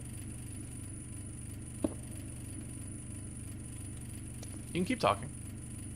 Um, yeah, like, I just really like the relationships between characters because you never know how it's gonna go, and it can get pretty fucked up, but then you think about the characters and the stuff they've been through, and you're just like, well, that does make a lot of sense. You know? World of Kiwi says Hasman Hotel and Bleep of a Boss are good as bleep when there isn't a bleep in your ear telling you it's nasty. I don't know. I had to bleep your comments several times. Um, I think Yes. I think Vivzy Pop and the creators of that show, I think they get a lot of hate, and I think a lot of people dress up that hate as like, oh well, they think cursing is funny. It's like, so who cares? Like I thought the show Yeah. was really good actually. Hasman Hotel's genuinely one of like I put it in my top 5 favorite TV shows. I watched it without really knowing any of the context around it. All I knew is that there'd be drama cycles every like 5 months about it, which I didn't really pay attention to beyond knowing that like, wow, it's seems like they really hate this girl. But yeah, like they curse a lot, and I actually think it's interesting. It's funny, you know. I actually watched Ramble Lime. Ramble Lime is a YouTube content creator who is like a Fallout New Vegas fan. He's in the fandom. He reviews mods. I found out about him because like we review Fallout New Vegas mods. It's like, oh hey, no, sorry, it's all right, World of Kiwis. It's a good springboard for discussion. Um, but Ramble Line reviews Fallout New Vegas mods, and I'm like, oh hey, that was our thing. But he gets successful doing it, so now I feel bad. But Mm-hmm. he reviewed the Some Guy series of mods, you know, New Vegas Bounties, 1, 2, 3, etc. And he talks about how like the amount of cursing they did was a bit strange because it didn't really gel with the rest of the game. It curses much more than the vanilla New Vegas game does. But he talks about how he learned to love it, and it just kind of felt like a style of the mods. And after you just accept that, you get used to it. It's like, yeah, everyone says, you know, the R word, the F word, talks about, you know, phalluses and boobs and stuff. Like, yeah, you get that that's just a thing. And I think most people who watch Hasbin Hotel and Bleep of a Boss, I think they realize that. I think people enjoy those shows because honestly, that's kind of just the way normal people talk. Normal people sprinkle curse words into their everyday speech. I honestly think people who say they go overboard and do it too much, it's like, look, the show's not the weird one. You are. And I say this as someone who just doesn't curse. Like even talking about the show Bleep of a Boss is a little challenging for me. But I understand like that's a me issue. That's not an issue on the show. Mm-hmm. So yeah, no, I genuinely liked it. Honestly, my biggest criticism is Hasbin Hotel and Bleep of a Boss are supposedly in the same world, but if you were just watching the show, you would have no idea because there's zero crossover. They might as well be two different interpretations of the underworld. There's so little visible world building between the two shows that like just they should have had at least a few cameos or something. I don't know. I liked Hasman Hotel, but I genuinely don't think you need to know any of the Bleep of a Boss show to be able to appreciate it. But otherwise, I genuinely really liked the characters. I also liked how gay it was. Um, I think Charlie's a really cool character. I like Pernicious. The songs are so good, and the animation quality is really good too. Sorry, now I'm just back to talking about praising Hasman Hotel. um, I guess I Yeah, just the songs are amazing. I really do feel like there's just a lot of hate for it. There's a reason in my Homestuck video when I talk about queer bashing shows just for being queer, you know, like Steven Universe, My Little Pony, Disney's Frozen. Oh, I can we sleep? Sure. I put Hasman Hotel on the list. I had to add it after I already did the voiceover, but I threw Hasman Hotel on the screen and said like, or Hasman Hotel for you Zoomers, because yeah, I think it's just the latest incarnation of that. Mm-hmm. Rolly Kiwi says Hasman kind of got me into musicals. Yeah, I mean that's great. It genuinely is like oh, wait a minute, people can make animated musicals besides Disney? What? And the answer is yeah, like Disney obviously is really good at it, but they should not have a monopoly on it. I really liked how a lot of the songs in Hazbin Hotel like told a story. Um, Yeah. like I feel like You Didn't Know was my favorite one because genuinely it's oh an Enderman. That's interesting. Um, but like yeah, You Didn't Know just goes through a whole like court drama scene in the form of a song. I loved it. Yeah. I love that one. People get kind of weird about musicals. I remember watching a video from Lindsay Ellis talking about like the golden age of musicals where everyone was into them, or rather, everyone thought they were into them, and so companies started pushing out musical after musical after musical until eventually they oversaturated the market and everyone hated the musicals so much that they had a big backlash against the musicals. Yep. What was I doing? Oh, right. Okay, so I have water fed into the electrolytic separator. It's being powered, and I could output hydrogen and oxygen. Can I just put this on top? I can. It looks a little funky, but it works. Will it take what I think it will take?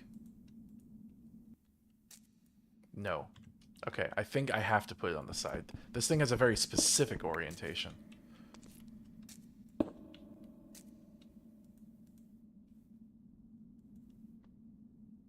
What?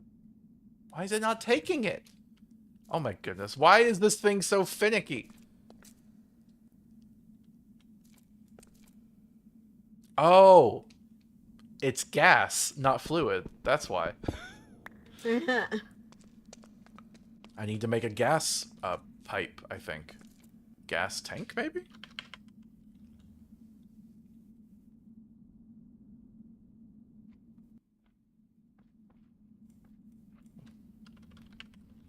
You can keep talking about the show, sweetie. Oh, honestly, I think the music itself is like some of the best parts of the show. It's just so good.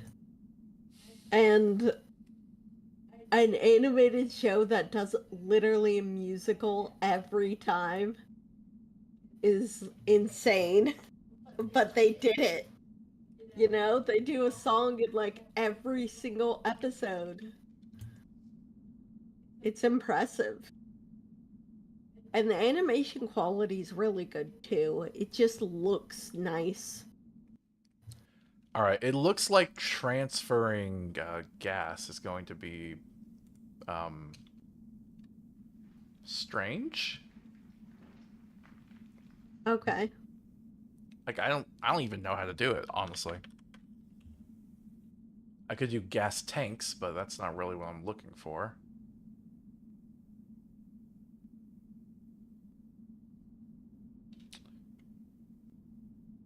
Gas concrete block. Okay, that's just weird.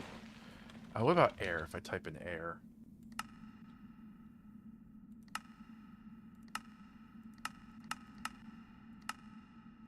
Alright, whatever. Forget that. I was going to try to do something a little fancier, but I guess we can just shove the armored jetpacks into this. Okay. I just wanted to store the excess oxygen if we could, but whatever. Alright, we'll dump the excess oxygen.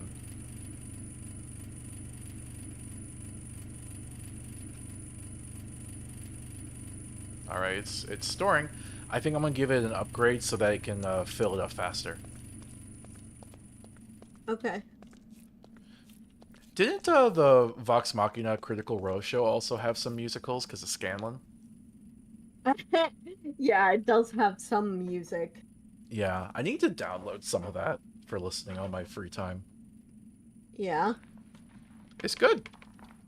Mm-hmm.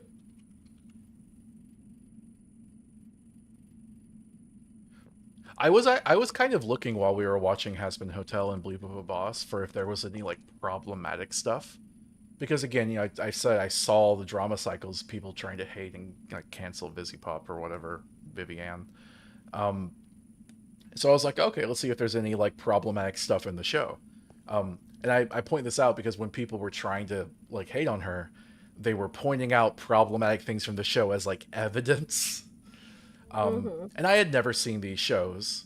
And I still think I went into it with an open mind, but while we were watching, I just, I care about things being progressive or not, so I wanted to see. Like, I talk about Danganronpa. There's shows I love that still manage to have problems. And honestly, I am very stretched to find a single issue, honestly. Yeah. Angel, the femboy character, is awesome. Yeah, he's a porn star. They even have this whole episode about like his sexual abuse and trauma, which I thought was really cool. Mhm. Charlie's like a gender nonconforming girl, like a princess in a suit, basically, which is awesome. I love the princess in a suit thing. um, I didn't like Lucifer that much. I actually think Lucifer was kind of poorly designed, relatively, just because like I felt like he was such a central character in the entire mythology that his design had to simultaneously check several boxes.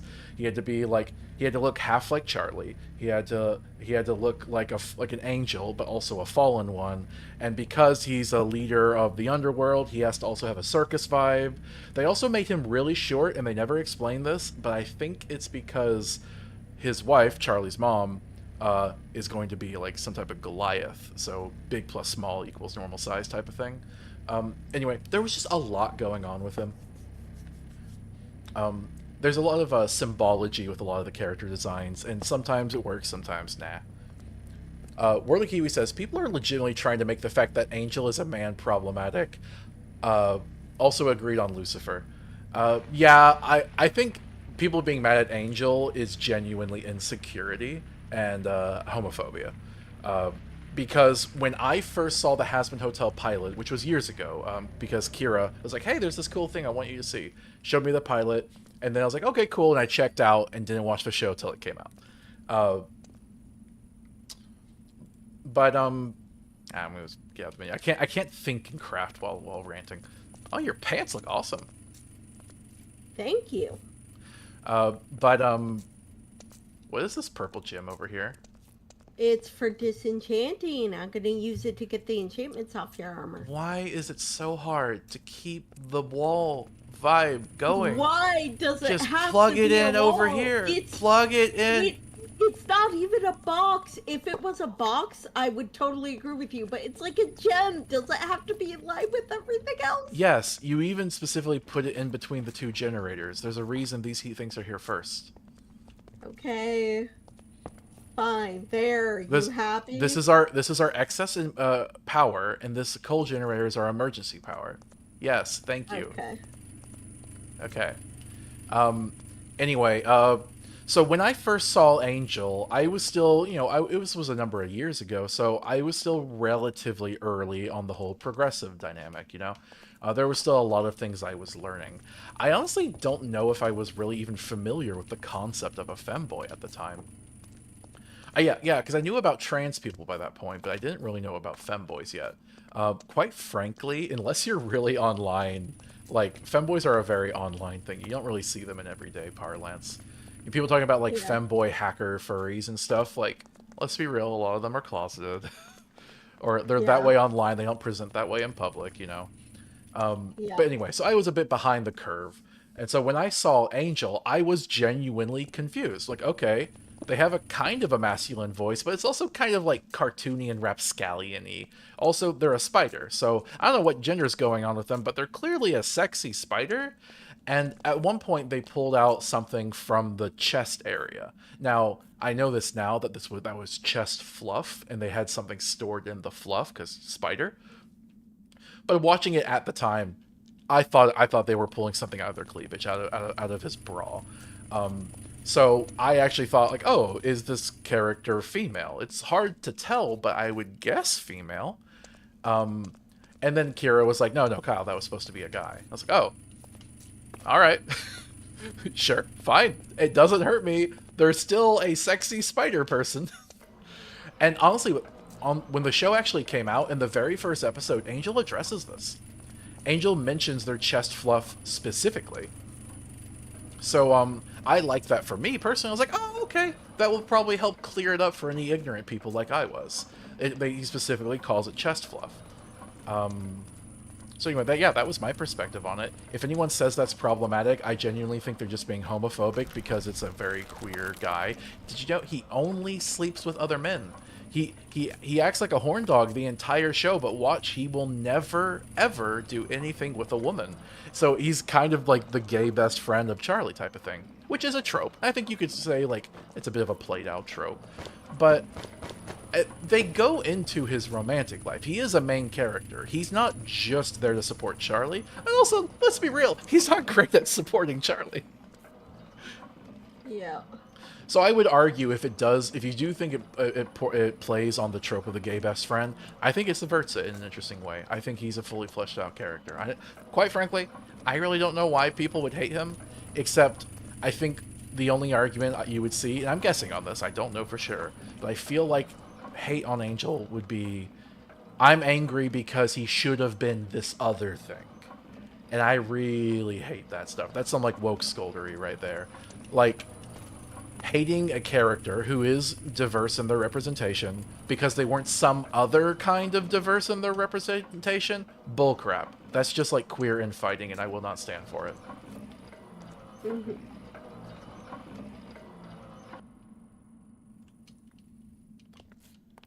I've seen like the Devil Lords and Bleep of a Boss. I remember seeing that some people were complaining about Beelzebub because she's a half bee, half wolf furry thing. And I think criticisms for that are unfounded. I actually think she works out pretty well. Like, not the interpretation of Beelzebub I would do, and I say that because I'm literally writing a book with Beelzebub as a character. But, you know, they have this thing where bloodhounds are a type of people, and they are the people native to gluttony. They decided to associate Beelzebub with gluttony, but Beelzebub has also had historical connections to bugs, so ends up being a bee/wolf hybrid. And I think that's fine. They smash two things together, and I think the result's interesting. Beewolf. Cool. Honestly, I think Mammon was actually really the worst Devil Lord design, in my opinion. Because, like, Mammon was simultaneously a clown, but also a pine tree? Like, he looked like a Christmas tree. But also a spider? And, like, okay, spider people are spiders associated with greed? But they show in the show sharks are associated with greed. It's like, wait, so they get sharks and spiders? And pine trees? And clowns? And he's also a conservative comedian, which admittedly was a funny bit. Yeah, I feel like Mammon's design was actually all over the place. Beelzebub was just a 1-2 punch. Wolf, bee. And then Mammon is, meanwhile, is shark, spider, clown, pine tree.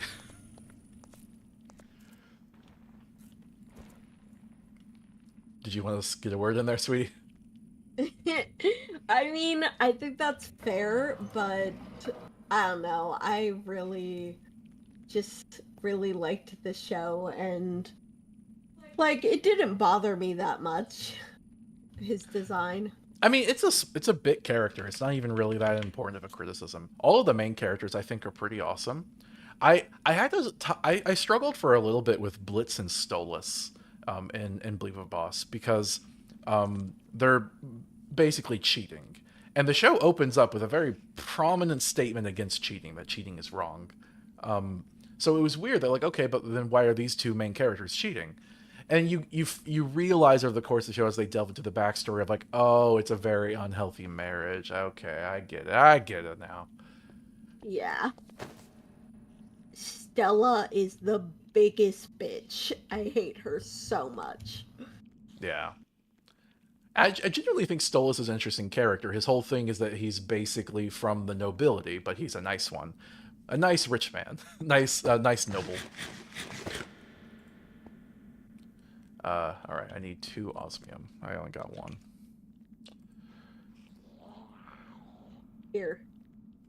I already grabbed it. Oh, okay. I can hear a spider, and it bothers me. Oh, I didn't know things spin around this. That's cool. Yeah, look. That's a cool visual, isn't it? Yeah. Mm-hmm. I loaded it up with the stuff we'll need to strip your enchantments. If you wanted to move it over one to give it some more room to spin, you could do that. I think it's fine. I think it'd be cooler, but okay. fine.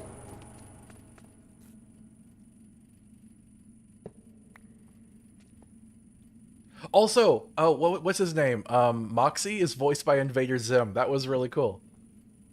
Oh, yeah. I'm sure there's a bunch of other cool voice actors, but that's the one that I immediately recognized. Yep. World of Kiwi says, heavy on Stella. People pretend like everyone hates her out of nothing but misogyny, but ignore the fact that people can just be terrible. So, honestly, if we're just talking about like the first few episodes, I wasn't against her on the first few episodes. I didn't know the state of their relationship. Every time Stolas met Stella, she was like yelling at him, and she called out how he was sleeping with other men. Like she knew he was sleeping with other men. She wasn't being deceptive. She was angry. She was spitting some vile stuff on him, and for all I knew, Stolas deserved it. Stolas responded by just sitting there, ignoring her. And maybe he was ignoring her because this is just the state of their relationship. He acts cold and aloof and cheats on her, and then she gets uh, righteously angry about it. But over the course of the show, you watch a few more episodes and you're like, oh, nope, no, no, no. He is detached because she has been this way for a long time. I don't think we even like see exactly why. Like there wasn't just a one moment where she decided to be like a B word, right? Their relationship was arranged. It was an arranged marriage, and over the course of 17 years and raising a daughter, their relationship deteriorated. She became abusive, and he became detached. Hmm. And I think that's a kind of a real take on that situation, to be honest. Yeah, I really think so too. It was so hard to keep my mouth shut about Stella for the first few episodes. Hey, where's my enriched I alloy? Did you it, take my enriched I alloy? put I just put it in the storage because I needed to use the infuser. It's It's not in it. storage. It's not in there though. You did a basic control circuit. That's what you made. Oh, control circuit. Crap, I made the wrong one. Well, that's your problem, not mine.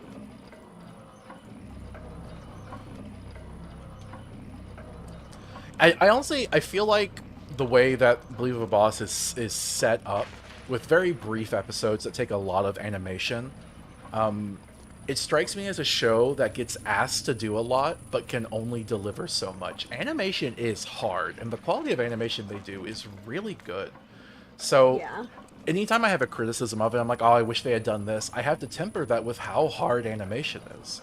And so with the limited runtime of those episodes, especially the earlier ones, I think you have to kind of go in there with good faith and be like, look, we don't know why Stolas and Stella hate each other. We're just given a glimpse into their lives and we come to our own conclusions. And then later we learn more, and I think some people might just be very stubborn and hate taking in new information that changes their preconceived notions. Yeah.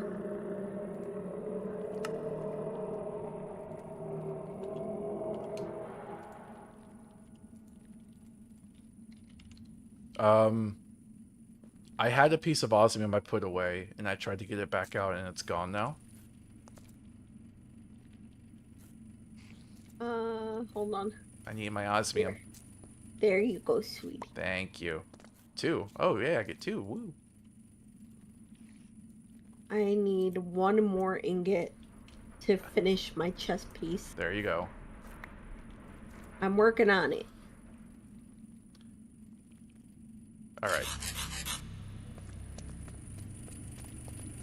I have your armor, by the way.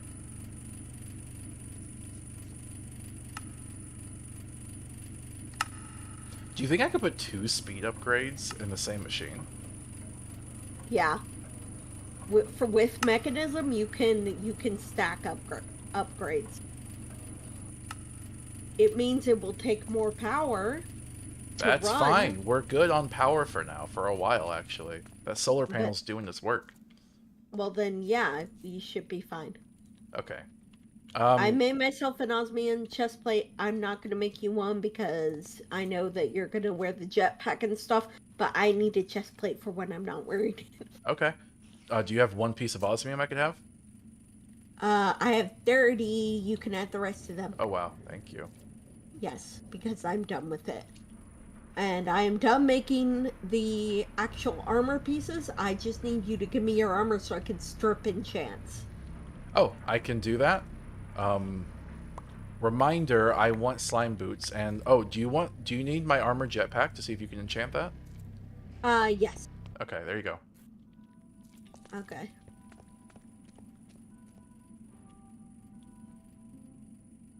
No, you can't enchant it, it Aw, looks like. that's too bad.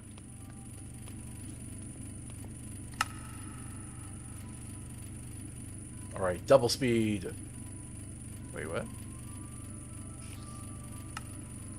Oh, okay.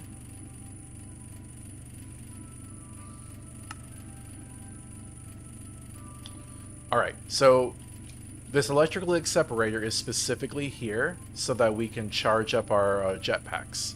And we have two. You have one, I have one charging currently. Okay. So I think this has gone pretty well.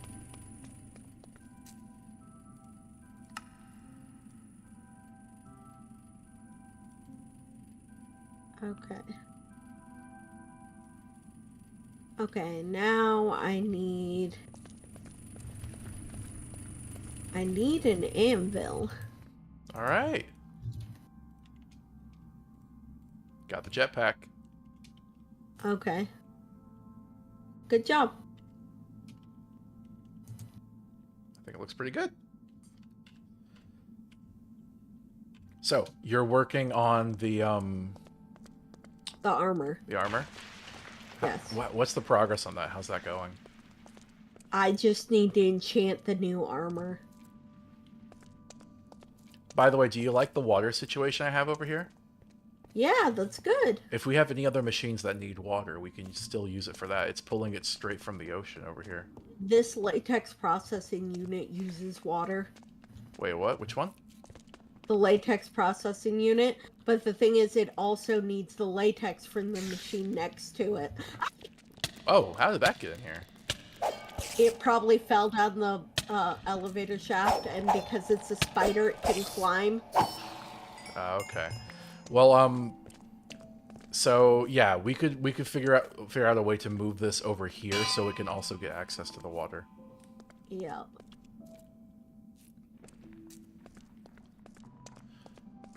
But we don't have to do that right now.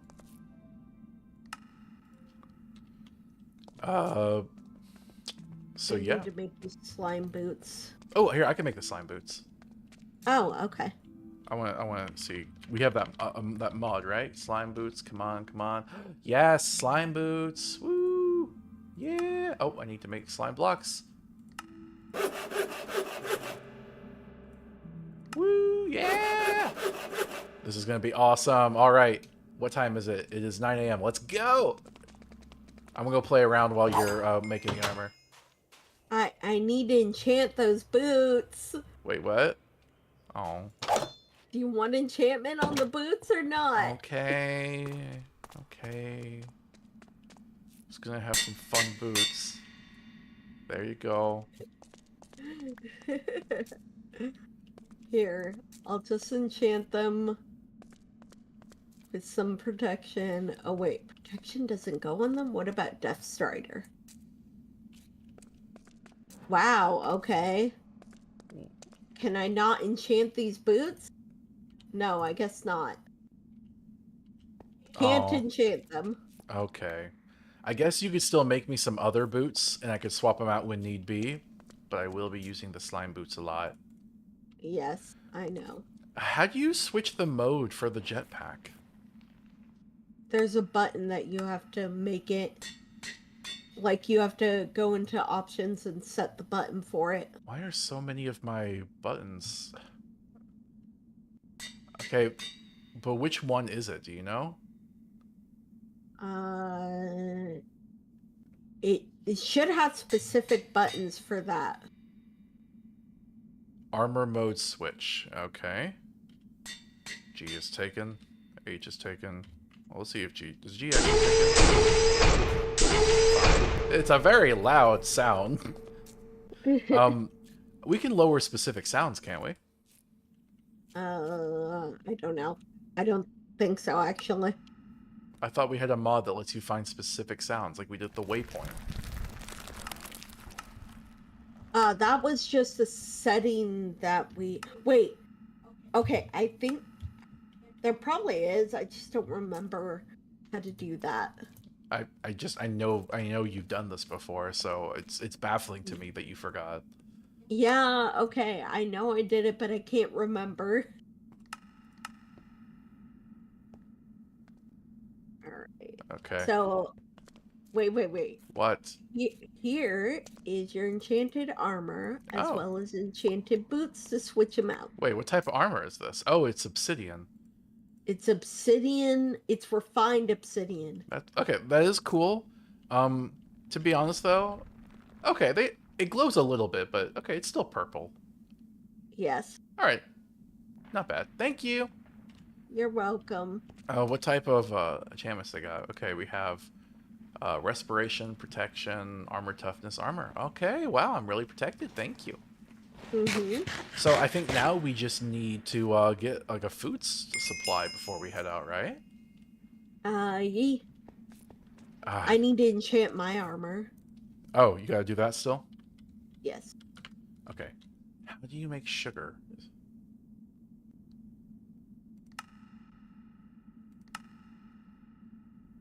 Oh, you can make it out of honey. I thought we had honey. Not the right type of honey, I guess. That's the bee girl honey. Sugar cane. Man. Okay, sugar looks like it's going to be hard to get. Unless you do farming, which I'm not willing to do. Yep. Okay, do we have flesh? Okay, we do have rotten flesh. Can I cook it? What's it cooked to? Leather! Ugh, fine. I'll leave it going. Leather's good, but... Zombie brain. Okay, I can't eat this. Right? Oh, I'm full right now, so I can't tell. Oh, we do have a little bit of sugar.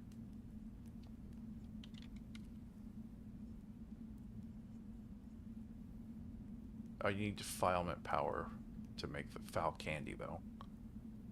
But yeah, we could make a whole bunch of foul candy if we can get a bunch of sugar and defilement powder. It shouldn't be hard to get. I'm just saying we need to solve our food situation. Mm-hmm. We're kind of low on food. Acorns. Can you make food out of acorns? Oh, goodness. You can make a bunch of random things. Wait. Oh, you make a potion to turn things into oak trees. Interesting. I feel like you're ignoring me. I'm busy. Do you have experience? I have 5 levels. Gimme. Alright. Thank you. Anyway. I'm gonna go fly around. Okay. Oh wait, it's almost night. Whatever. I'll fly around while I can.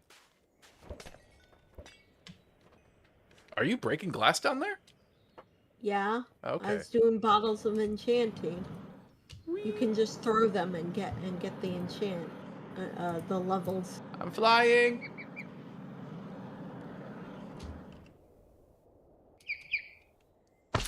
And I bounce! I'm bouncing!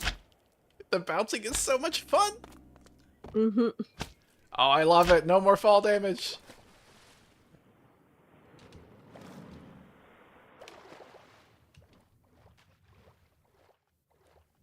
And here we have the water pump.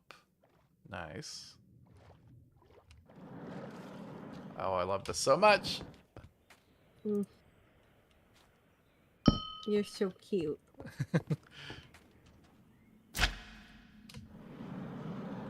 I'll have to be careful about... Ow!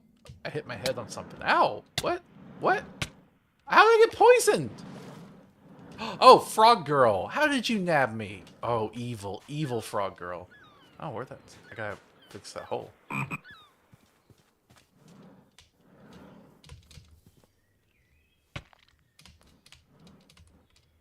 Okay. It seems there is a sand hole that I missed somehow.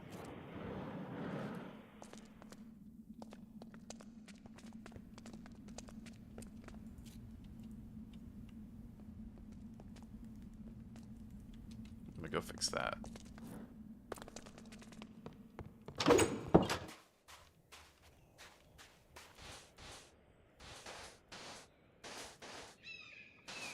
There we go.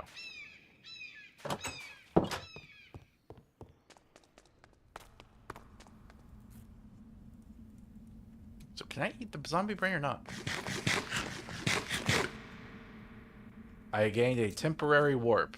I don't know what that means. Oh, Do you?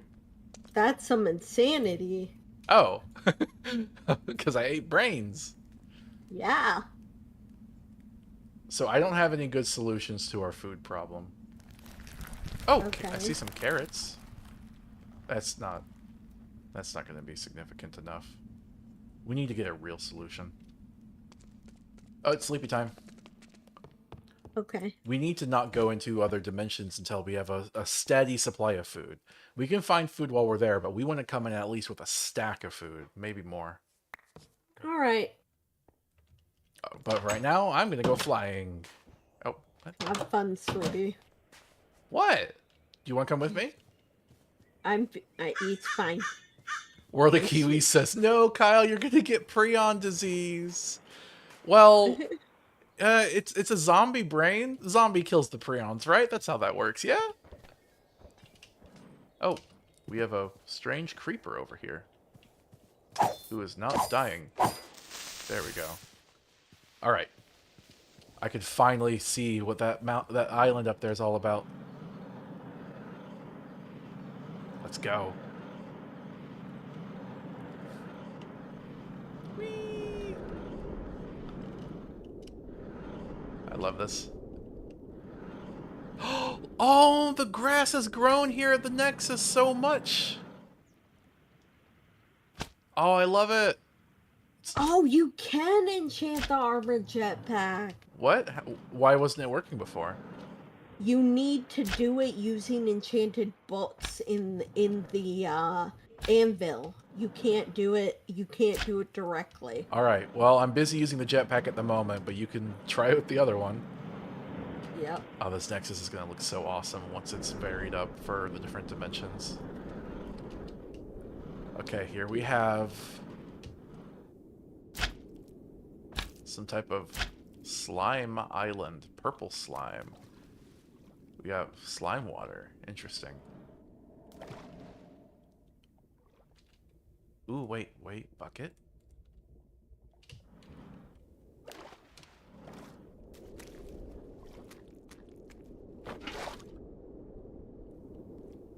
When you bucket up a water, the water block gets refilled by the surrounding water, right? Mm-hmm. Does that not happen with other liquids? Not usually, no. It only happens with infinite liquids. Oh, Yeah. well that's unfortunate. Yes. Well, this is cool. Yeah. I could take one of these saplings and we could make our own slime tree down there. Yes. It died. Okay, let's try again. Let's just punch it with the bread. It died too. Oh, crap. What are these?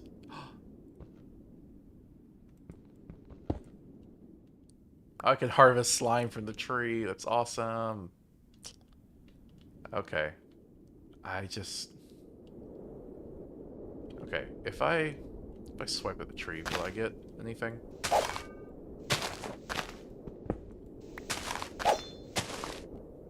How am I supposed to replant this?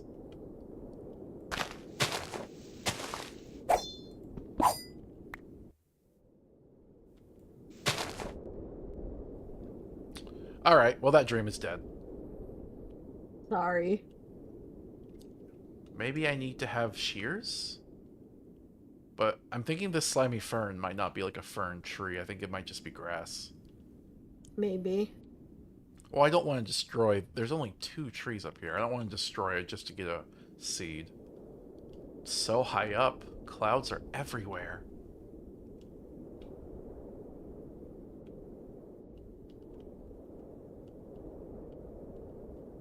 It's cool. And there's a little island even further. Let's go! Wait a minute, wait a minute, wait a minute, wait a minute, wait a minute. I remember from something I played, what we played last time. Do you still have it? Slime? Some other slime thing. Where is it? Where is it? Do you have it? Oh, do you not? Oh. What was it called? It was like a slingshot or something? You do have it! Slime sling! Okay. We are gonna go make that now. Where is home? Okay, I see the Nexus.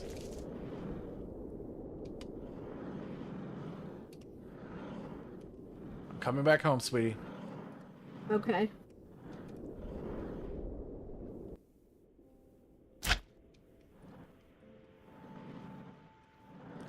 Ooh, I can fly fast if I manage my bounces right. Yes! Hello.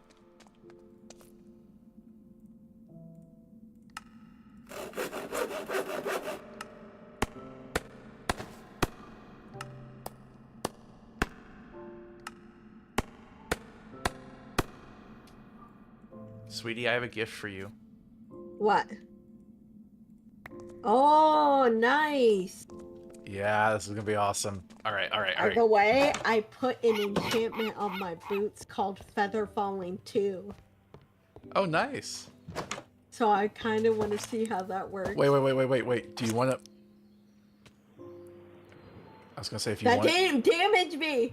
Do you... Cool. Do you want to do my jetpack enchanting now? Oh, yes. Give me a jetpack. Alright, how long will it take? Not long. Alright. I'll wait for that then.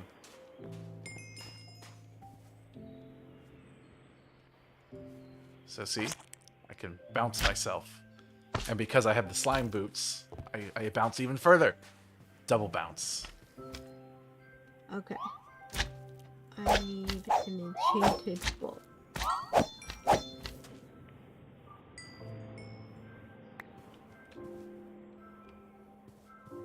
Okay. So then I need a regular book.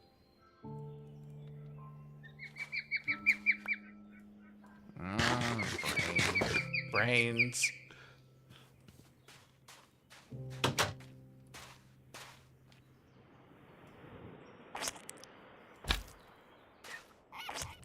Whoa! That went high. How did I get that high? Do I just do straight down? Hold it along? Oh, okay, if you hold it all the way. Nice. The thing hasn't gotten damaged yet, which is good. Hopefully that continues to be the case.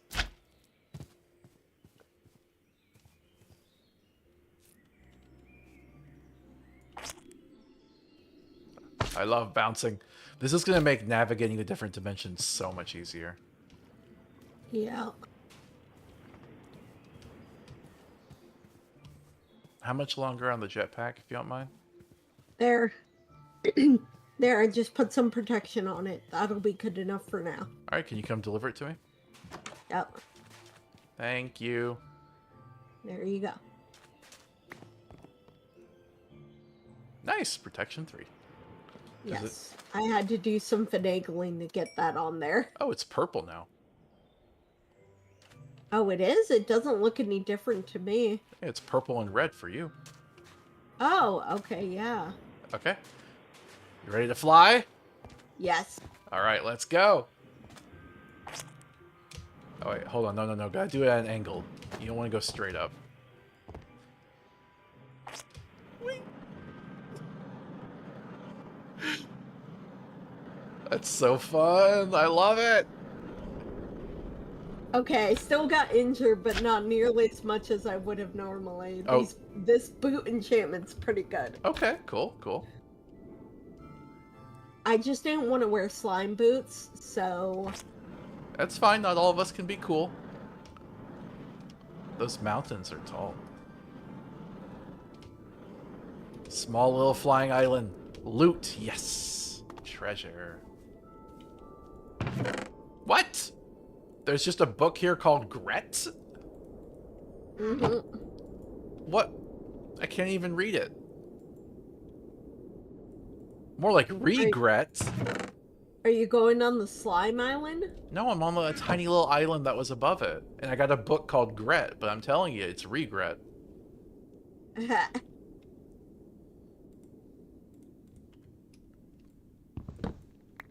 Oh, there's a big glowstone underneath it. I'll take that. Cool.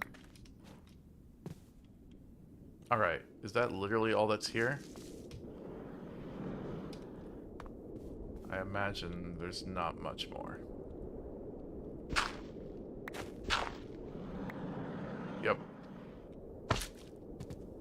Alright.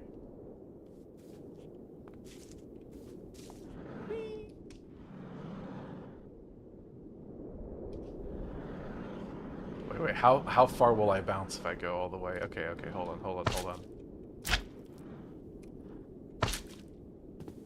Okay.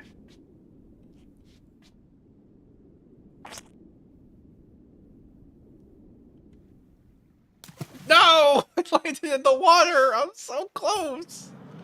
Oh. What is this? That looks cool. Light blue crystal block. Interesting. Oh, I heard an eagle. There's a straight up pyramid right there.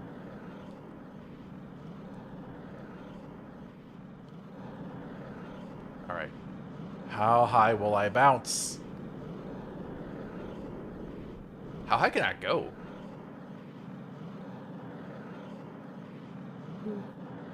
I'm actually genuinely curious. How high can I go? Mm-hmm. I'm leaving the world behind. Bye, Kira. It's been nice. I love you, and I will miss you. I am 540 units high. I cannot see the world below me. I think I am in space. You need to get back down here. I am seeing the stars. I am eclipsing the atmosphere. Houston, it's been nice knowing you. Sweetie, we should sleep. There is no point in nighttime, for it is always nighttime in space. The world below is so dark. And I see the stars. Roller Kiwi says Kyle Ball space program. Yes! Yes! Forget your Minecraft. Oh, wouldn't that be awesome if there was like a dimension mod that just made it where if you go past a certain height in the sky, you end up in space? Mm-hmm. Which is where I basically am. Ah, space. Okay. I don't think it's gonna stop. I think it's just here forever. Are we gonna do anything else, sweetie, or are you just gonna go off in space without me? I told you goodbye, sweetie. We had a whole Liv Tyler moment. Were you not there? Wow. I'm at 1400. What is the maximum Y value in Minecraft? I don't know, sweetie. I don't know.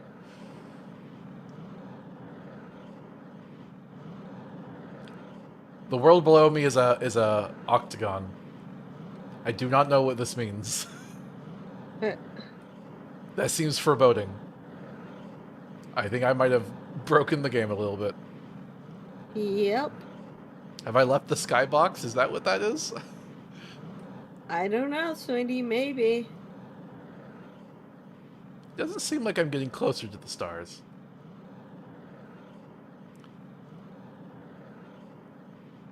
Ah, I can see the moon moving. Alright, I think this is as far as... I'm going to get to 2,000, then I'm going to fall. It's so dark, I think I'm going to have to pull a light out. But yes.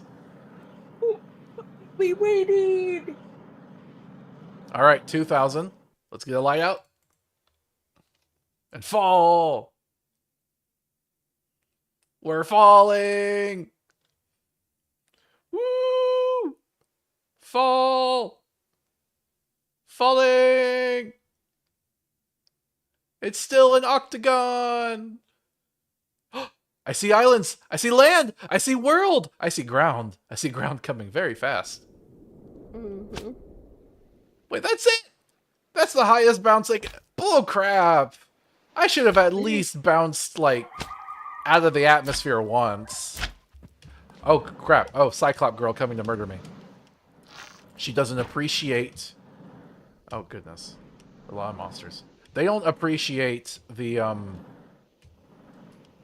I don't know, life. They're not a bundle of joy like me.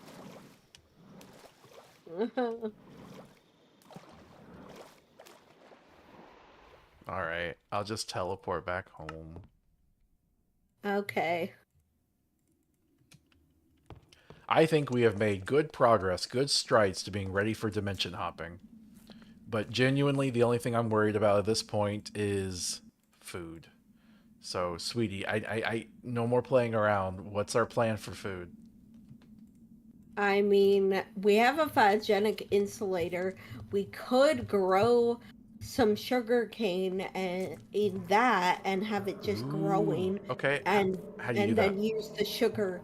Just put some look up the recipe for the sugar cane in the photogenic insulator and you should be able to get it. Okay. Um, Yes. Okay, photogenic insulator. sugar cane. Okay. It needs water. What is Fido grow? It's a growth medium. Okay, how do you make it? With a bunch of nonsense. Hold on. Rich slag. Rich slag.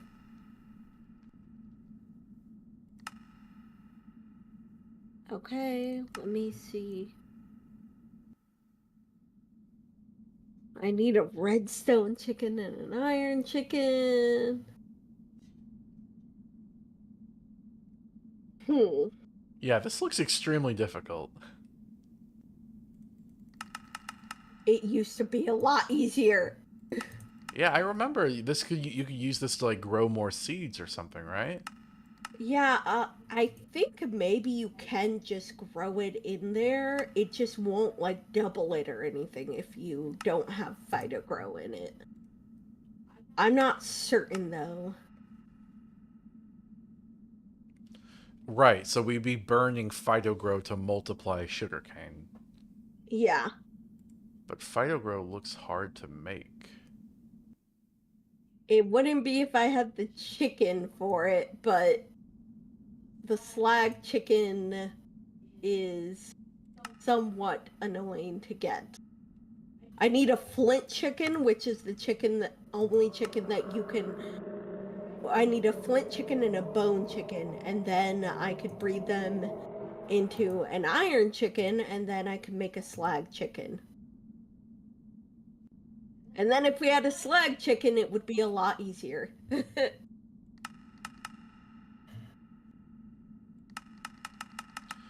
So if we make an induction smelter, we could smelt things and have a chance at getting slag. Yeah. We already have an induction smelter. Wait, we do? Oh, Yes, you're we right. do. Okay, okay, hold on. Uh, But you gotta go for a recipe that has a decent amount of chance of getting it. or we could try to melt down all these tools we have and don't need anymore. Yeah.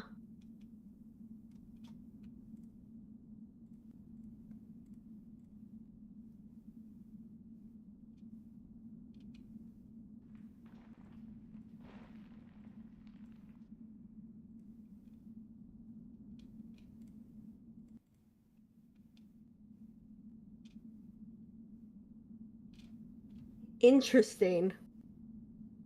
If you do a damaged anvil, you get 100% chance of slag. Huh.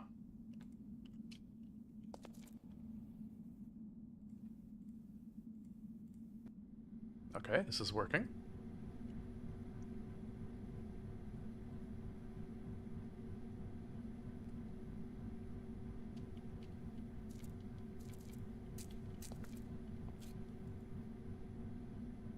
And I got iron. Okay.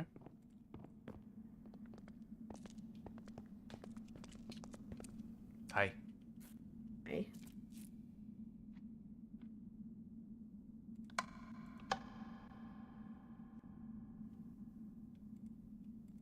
It needs light. What? It says it needs light. I don't know what you're talking about. The fire-jetting insulator, it says it needs light. There's a sun icon on the bottom that isn't lit up. Um, that's the that's not it. The power turns that on. Oh, okay.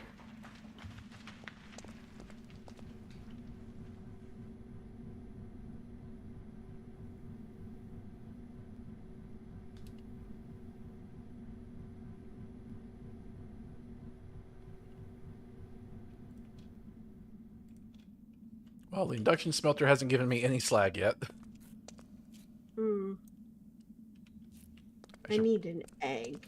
I should probably charge up my jetpack.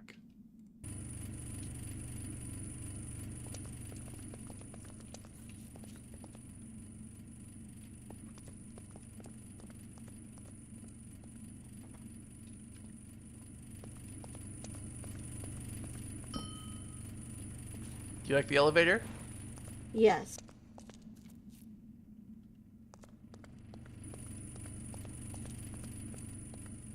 Hi, chickens.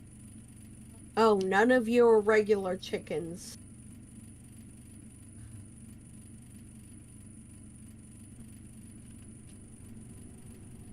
Jesus Christ. Oh, I forgot we had a log chicken. Mm-hmm.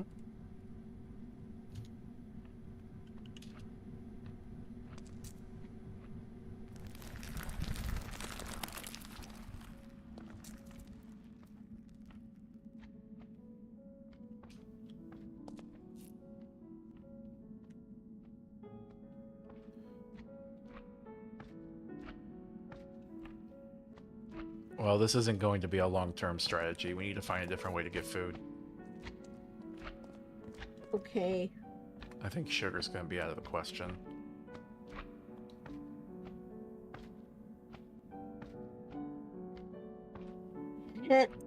If we got if we killed some witches, we could just fabricate sugar from witch matter. You know, like if we did the simulation thing with witches, witches can produce sugar. Oh, really? Yeah. But we would have to find some witches to kill. We do have 146 worms. What can we make with worms? Nothing. Okay. You can't even eat them. Hmm.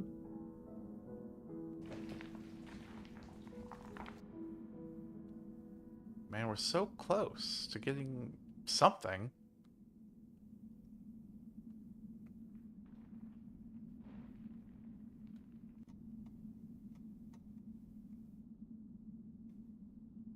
I'm not used to doing food prep. Usually you just cook for me. Yeah.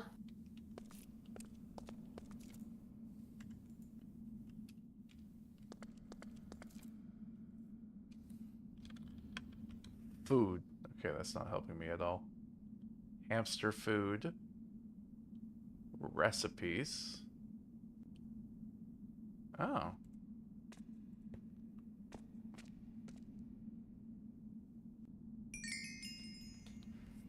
Shows you things you can make with what you have in your inventory. Oh, Yeah. not super helpful. Oh my goodness. There's so many cooking recipes. They're so complicated. Yeah. Sweetie, I really do feel lost. Help. um, let's just find something simple that we could make enough of and that we can grow easily. How? I've literally never farmed in Minecraft before. Wait, can we eat kelp? No, you can't. For some reason. Okay. Let me get that no filter book. I think we have it, don't we? I don't Oh know what you're no. talking about. That food book. There's a cooking for blockheads book. I don't know what that is, but that's what I see. Yeah. Okay, I need a book and I need to smelt a book.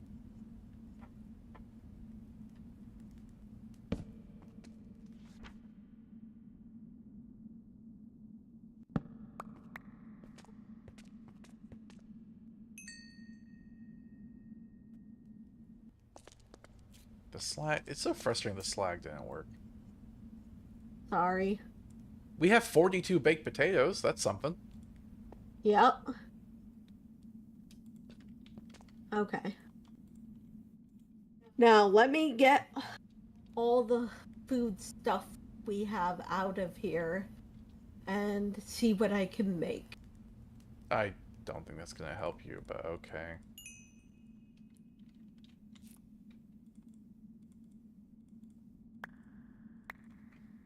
I think we're kind of done. We prepare as much as we can, and we're lost on food. We'll have to figure out the food problem before we play again. Okay. Maybe that can give you some time to research it and figure out what you want to do. All right. That's fine. But we have our jetpacks. We have our power situation restored. I have slime boots. I have armored, was it refined obsidian? Uh-huh. And the Nexus is ready for input. Nice. I think we're in a pretty good spot, all things considered. Again, don't know Uh-huh. how much this is going to last, but wanted to play zombies and not just Minecraft. So we have a cool setup here. Maybe we'll come back to it, hopefully. I'd like to do the dimension hopping at least. But yeah, Yep. so that's the two things on our itinerary. We'll play zombies next time. All right. All right, well, it's been fun, everyone. I think I'm going to stream now. Like I said, next time we'll do zombies. Yeah, it's been fun. I'll have to figure out something else to ramble about at the beginning of next one, but hey, I should be able to figure something out. Yes. All right, let's end stream. Bye. Bye.